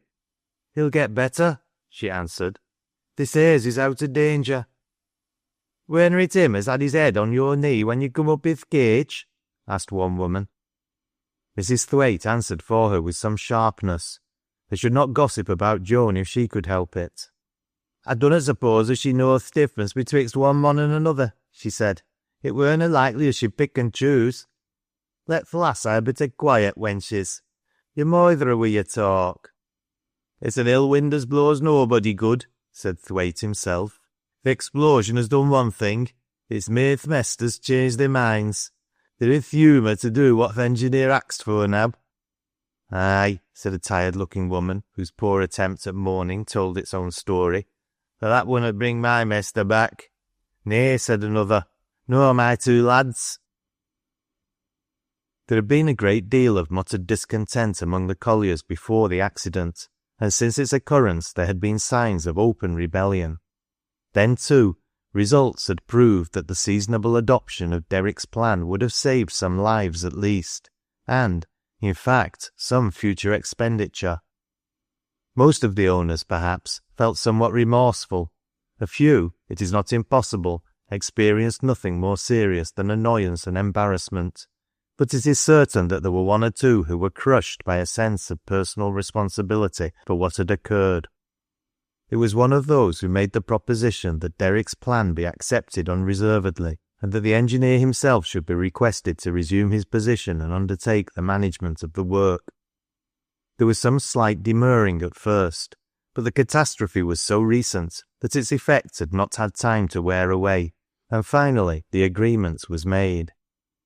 But at that time Derrick was lying senseless in the bedroom over the parlour, and the deputation from the company could only wait upon Grace and make an effort at expressing their sympathy. After Joan's return to her lodgings, she too was visited. There was some curiosity felt concerning her. A young and handsome woman, who had taken so remarkable a part in the tragedy, was necessarily an object of interest. Mr. Barholm was so fluently decided in his opinion that something really ought to be done, that a visit to the heroine of the day was the immediate result.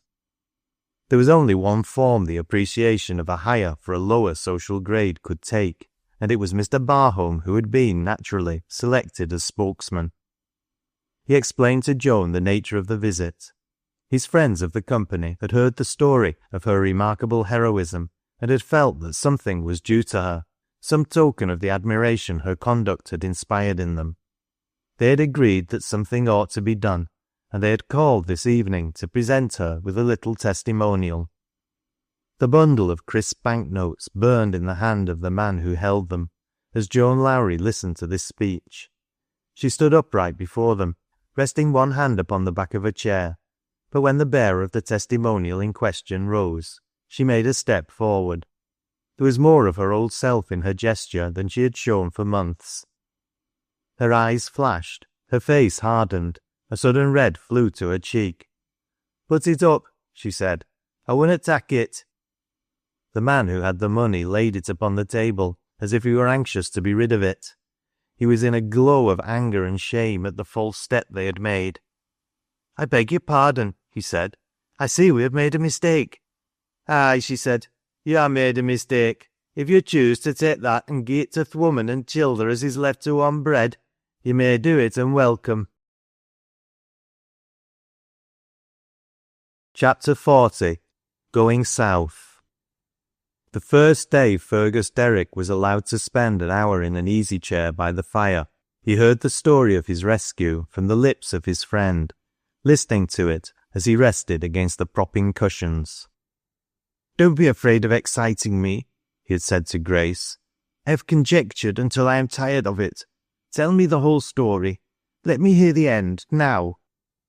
Derrick's breath came quick and short as he listened, and his haggard face flushed. It was not only to his friend he owed his life, but to Joan Lowrie. "I should like to see her," he said when Grace had finished. "As for you, Grace, well, words are poor things." "They are very poor things between friends," was Grace's answer, "so let us have none of them. You are on this side of the grave, dear fellow. That is enough." During the rest of the day Derrick was silent and abstracted, but plainly full of active thought. By nightfall, a feverish spot burned upon his cheek, and his pulse had quickened dangerously. "I must wait," he said to Grace, "and it is hard work." Just at that time, Anice was sitting in her room at the Rectory, thinking of Joan also, when there came to her the sound of footsteps in the passage, and then a summons to the door. "You may come in," she said, but it was not a servant as she had supposed. It was Joan, with a bundle upon her arm. "You're going away, Joan?" she said. "Tonight?" "Aye," Joan answered as she came and stood upon the hearth. "I'm going away tonight." "You've quite made up your mind?" "Aye," said Joan. "I mun break loose. I want to get as far fra th' owd life as I con. I'd like to forget th' most on it. I'm going tonight because I dunnot want to be axed questions. If I pass through th' town by daylight, there's them as 'ud fret me with their talk." "Have you seen Mr. Grace?" Anice asked. "No, I shanna have th' chance to say goodbye to him. I come partly to ax you to say it for me." "Yes, I will say it. I wish there were no need that I should, though. I wish I could keep you." There was a brief silence. Joan knelt on one knee by the fender. "I had been thinking o' Liz," she said. "I thowt I'd ax you, if it were to happen so as she'd drift back here again while I were away, as you'd say a kind word to her and tell her about th' child, and now as I niver thowt hard on her, and as the day niver were as I didna pity her fro th' bottom o' my soul." "I'm going toward the south," she said again after a while. "They says the south is as different for th' north as th' day is for th' neet. I have money now to help me on, and when I stop I shall look for work." Anice's face lighted up suddenly. "To the south?" she said. "Why did I not think of that before? If you go toward the south, there's Ashley-wold, and Grandmamma, Mrs. Calloway. I will write to her now if you let me," rising to her feet. "If you'll give me th' letter, I'll tak it and thank you," said Joan. "If she could help me to work th' like, I should be glad enow." Anice's mother's mother had always been her safest resource in the past, and yet, curiously enough, she had not thought of turning toward her in this case until Joan's words had suggested such a course. Joan took the letter and put it in the bosom of her dress. "There's no more danger for him," she said. "Thwait tell me you were better." She spoke questioningly, and Anice answered her. "Yes, he's out of danger. Joan, what am I to say to him?" "To say to him?" She started slightly, but ended with a strained quietness of manner. "There's nowt to say," she added, rising and preparing to go. Anice rose also. She held out both her hands, and Joan took them. "I will go downstairs with you," said Anice, and they went out together. When they reached the front door, they kissed each other, and Anice stood in the lighted hall and watched the girl's departure. "Goodbye," she said, "and God bless you." Early in the morning, Derrick called his friend to his bedside. "I've had a bad night," he said to him. "Yes," Grace answered. "It's easy enough to see that." There was an unnatural sparkle in the hollow eyes, and the flush upon the cheek had not faded away. Derrick tried to laugh and moved restlessly upon his pillow. So I should imagine," said he. "The fact is, well, you see, I've been thinking." "About?" Yes, great. I cannot wait. I must hear something. 100 things might happen. I must at least be sure she is not far away. I shall never regain strength as long as I have not the rest that knowledge will bring me. Will you go to her and tell her a few words of gratitude from me?" "Yes, readily." "Will you go now?" "Yes." Grace would have left the room, but Derrick stretched out his hand and touched him. "Stay," he said. Grace turned to him again. "You know," in the old resolute way, "you know what I mean the end to be, if it may be." "I think I do." Grace appeared at the rectory very soon afterward and asked for Miss Barholm. Anice came down into the parlour to meet him at once. She could not help guessing that for some reason or other he had come to speak of Joan, and his first words confirmed her impression. "I have just left the Thwaites," he said. "I went there to see Joan Lowrie and find that she's not there. Mrs. Thwaite told me she had left Wriccan. Is that true?" "Yes, she went away last night. She came here to bid me goodbye and leave a farewell message for you." Grace was both troubled and embarrassed. "Aye," he faltered. "Do you understand it?" "Yes," Anice answered. Their eyes met, and she went on. You know, we have said that it was best that she should break away entirely from the past. She has gone to try if it is possible to do it. She wants another life altogether." "I do not know what I must do," said Grace. "You say she's gone away, and I came to her from Derrick." "From Mr. Derrick?" Anice exclaimed, and then both relapsed into silence. It was Anice who spoke first. "Mamma was going to send some things to Mr. Derrick this morning," she said. "I will have the basket packed and take it myself. If you will let me, I will go with you as soon as I can have the things prepared." Chapter 41. A Soart Apology. The interview between Anice and Derrick was a long one. At the end, Derrick said, I shall go to Ashley-wold." Grace had been called out almost immediately after his return to the house, but on his way home he met Anice, and having something to say about the school, he turned toward the rectory with her. They had not gone far, however, before they were joined by a third party, Mr. Sammy Craddock, who was wending his way crownward. Seeing them, Mr. Craddock hesitated for a moment, as if feeling somewhat doubtful, but as they approached him, he pulled off his hat. I do not know," he said. "After all, if it would not be as well to eye witness." "Hope you nicely, miss," affably. "Same to you, parson. Would you, clearing his throat, would you mind shaking hands with a chap?" Grace gave him his hand. "Thank you, parson," said Owd Sammy. "It's the first time, you know, but it shanna be the last if you dunnot see how to gin it. The truth is, as it's somewhat as has been on my mind for some time, ever since th' accident, in fact. Pluck's pluck, you see, whether you're for a man or agen him. You aren't much to look at. You might be answerer, and you might be likelier. You might easily have more muscle, and you dunnot look as if you were like to be much i' argument, but you're getting a backbone of your own. I'm danged if you hanna." "I'm much obliged to you, I'm sure," said Grace. "You needna be," answered Sammy encouragingly. "You needna be. If you'd getten out to be obleeged to me for, I shouldna ha' so much to say. You see, I'm making a sort of apology. A sort of apology," with evident enjoyment of the word. "And that's why I said as it might be as well to our witness. I were allus one as set more store by th' state than th' church, and parsons weren't i' my line. And happen I ha' been a bit hard on you, and ha' said things as carried weight agen you with them as valued my opinion of things in general. And since th' blow-up, I ha' made up my mind as I wouldna mind telling you as I were a-going to withdraw my opposition. Sin' it seemeth as if I've made a bit of a mistake. You're neither knave nor foo, if you are a parson. Theer now, good morning to you." "None of 'em can say as I weren't fair," Owd Sammy said to himself as he went on his way, shaking his head. "I couldn't ha' done no fairer. He deserved a bit of commendation, and I let him hae it. Be fair wi' a mon, say I, parson or no. And here's na throng sort after all." He was so well pleased with himself that he even carried his virtue into the crown and diffused it abroad over his pint of sixpenny.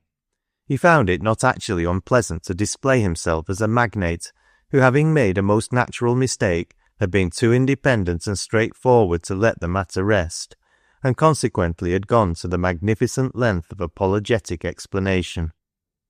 "I've been having a word or so with little parson," he said. "I've been telling him what I thought of what he did th' day of th' blow-up.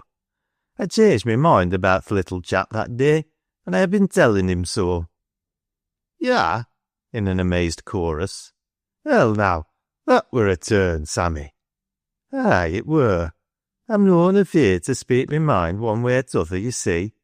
When a man shows as he's made o' th' reet cloth, I'm no afeard to tell him I like th' web." Chapter 42. Ashley-wold. 2 weeks after Joan left Riggan, she entered the village of Ashley-wold on foot. With the exception of a few miles here and there, when a friendly waggoner had offered her a lift, she had made all her journey in this manner. She had met with discouragement and disappointment. She had not fancied that it would be an easy matter to find work, though she had expressed no doubt to Anice. But it was even a more difficult matter than she had imagined. At some places, work was not to be had. In others, the fact that she was an utter stranger went against her. It was evening when she came to Ashley-wold. The rain was falling soft and slowly, and the air was chill. She was cold and faint with hunger. The firelight that shone through the cottage windows brought to her an acute sense of her bodily weariness through its suggestion of rest and cheerfulness. The few passers-by, principally men and women returning from their daily labour, glanced at her curiously. She had held to the letter as a last resource. When she could not help herself, she would ask for assistance, but not until then. Still, she had always turned her face toward Ashley-wold. Now she meant to go to Mrs. Galloway and deliver the letter. Upon entering the village, she had stopped and asked a farmer for directions. He had stared at her at first, hardly comprehending her northern dialect, but had finally understood and pointed out the house whose gables could be seen from the roadside. So Joan made her way toward it through the evening rain and mist. It was a pretty place with a quaint picturesqueness. A hedge which was a marvel of trimness surrounded the garden.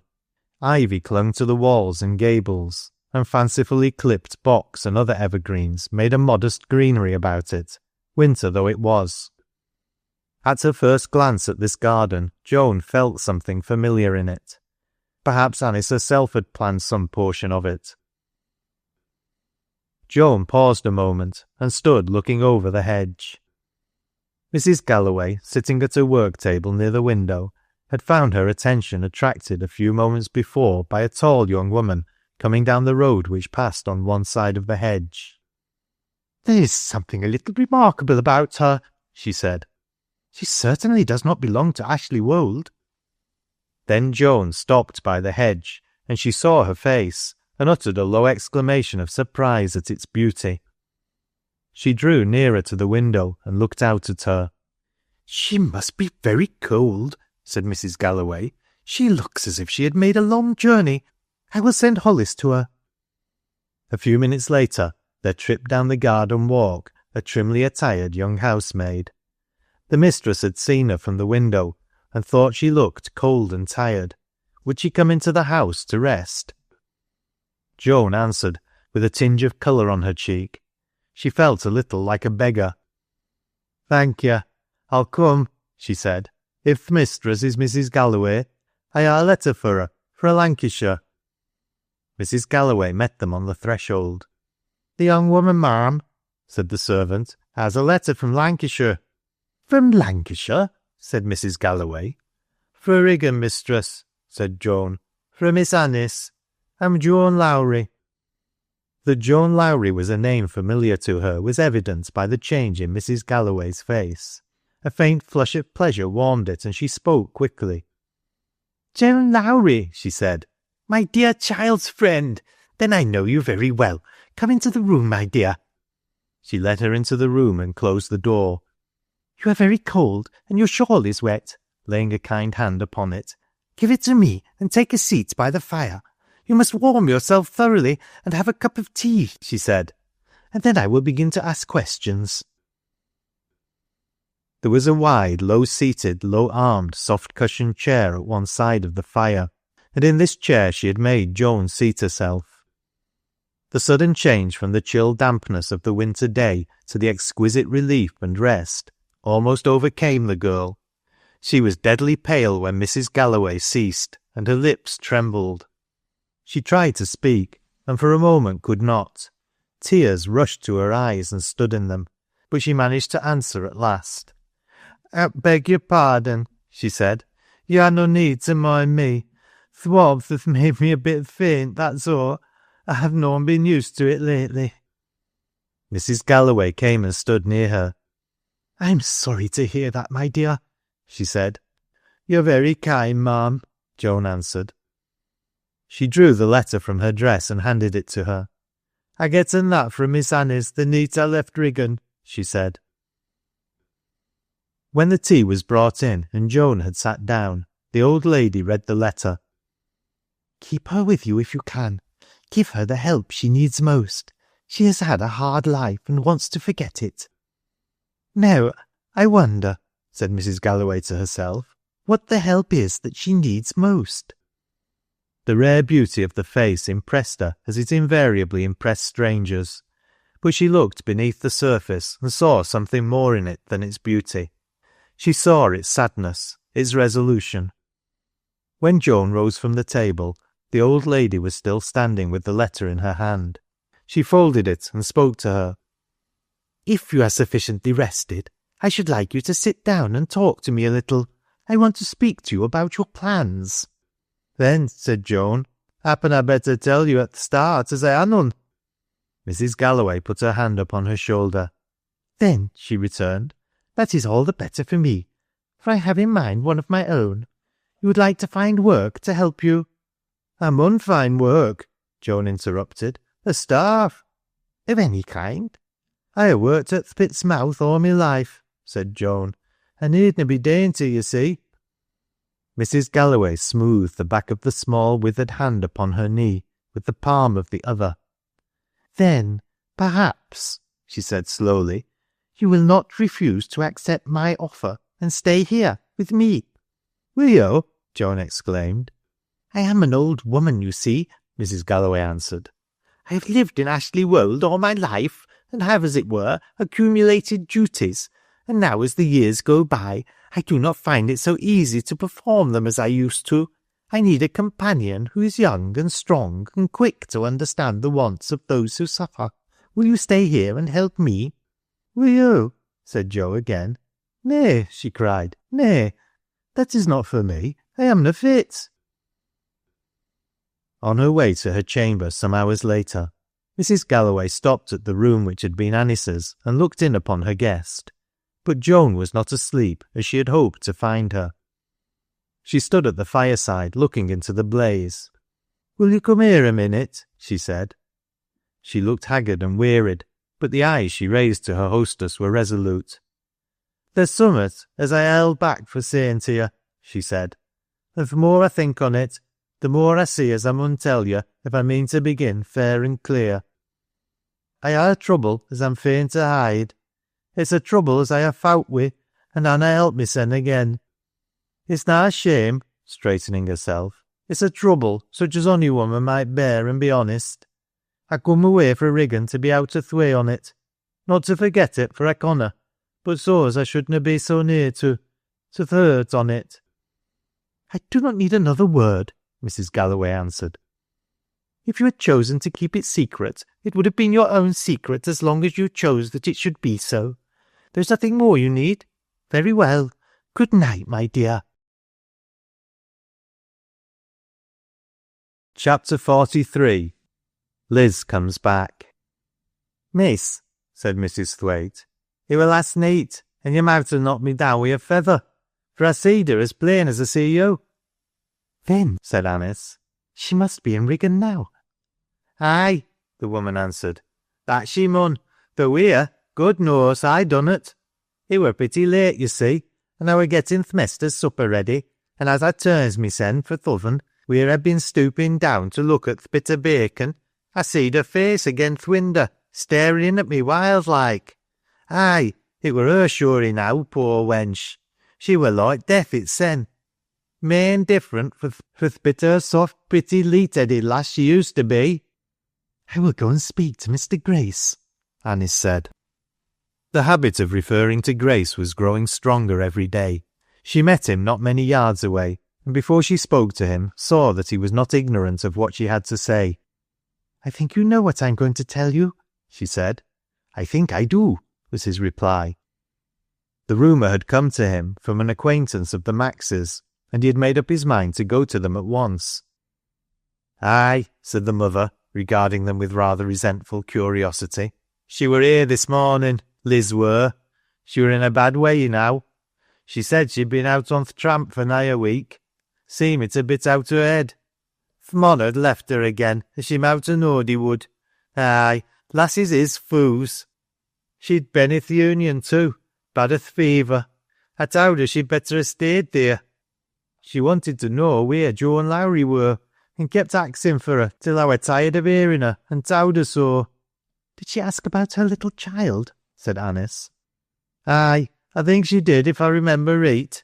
She said summat about wanting to know where we put it, and if Joan were dead too. But it didna seem to be th' child she cared about so much as Joan Lowrie." "Did you tell her where we buried it?" Grace asked. "Aye." "Thank you. I will go to the churchyard," he said to Anice. "I may find her there." "Will you let me go too?" Anice asked. He paused a moment. "I'm afraid that it will be best that I should go alone." "Let me go," she pleaded. "Don't be afraid for me. I could not stay away. Let me go for Joan's sake." So he gave way, and they passed out together. But they did not find her in the churchyard. The gate had been pushed open and hung swinging on its hinges. There were fresh footprints upon the damp clay of the path that led to the corner where the child lay, and when they approached the little mound, they saw that something had been dropped upon the grass near it. It was a thin, once gay-coloured little red shawl. Anice bent down and picked it up. "She has been here," she said. It was Anice who, after this, first thought of going to the old cottage upon the Knoll road. The afternoon was waning when they left the churchyard. When they came within sight of the cottage, the sun had sunk behind the hills. In the red wintry light, the place looked terribly desolate. Weeds had sprung up about the house, and their rank growth covered the very threshold. The shutters hung loose and broken, and a damp greenness had crept upon the stone step. A chill fell upon her when they stood before the gate and saw what was within. Something besides the clinging greenness had crept upon the step. Something human. A homeless creature who might have staggered there and fallen, or who might have laid herself there to die. It was Liz, lying with her face downward, and with her dead hand against the closed door. Chapter 44. Not Yet. Mrs. Galloway arose, and advanced to meet her visitor with a slightly puzzled air. "Mr. " she began. "Fergus Derrick," ended the young man. "From Wigan, madam." She held out her hand cordially.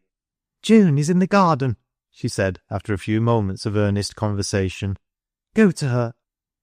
It was a day very different from the one upon which Joan Lowrie had come to Ashley-wold. Spring had set her light foot fairly upon the green Kentish soil.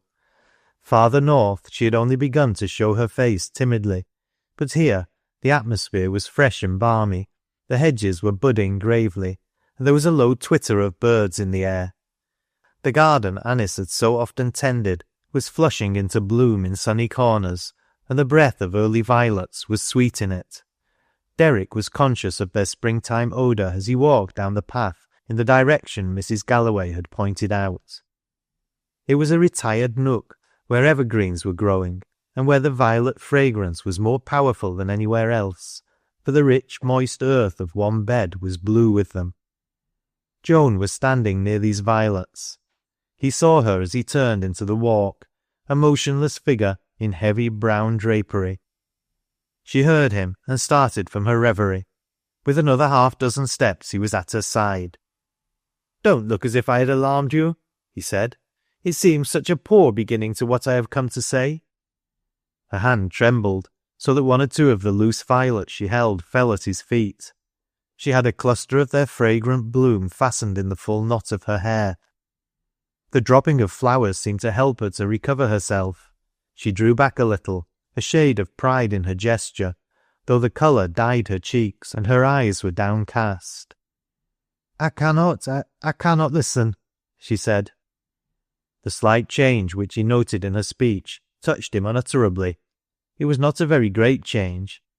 She spoke slowly and uncertainly, and the quaint northern burr still held its own, and here and there a word betrayed her effort. "No, no," he said. "You will listen. You gave me back my life. You will not make it worthless. If you cannot love me," his voice shaking, "it would have been less cruel to have left me where you found me, a dead man, for whom all pain was over." He stopped. The woman trembled from head to foot. She raised her eyes from the ground and looked at him, catching her breath. You are asking me to be your wife, she said. Me? I love you, he answered. You, and no other woman. She waited a moment and then turned suddenly away from him and leaned against the tree under which they were standing, resting her face upon her arm. Her hand clung among the ivy leaves and crushed them. Her old speech came back in the quick hushed cry she uttered. I canna turn you from me, she said. Oh, I canna. Thank God, he cried. He would have caught her to his breast, but she held up her hand to restrain him. Not yet, she said. Not yet. I canna turn you from me, but there's summat I must ask. Give me th' time to make myself worthy. Give me th' time to work and strive. Be patient with me until th' day comes when I can come to you and know I need not shame you. They say I am no slow at learning. Wait and see how I can work for th' mon I love. End of That Lass o' Lowrie's by Frances Hodgson Burnett.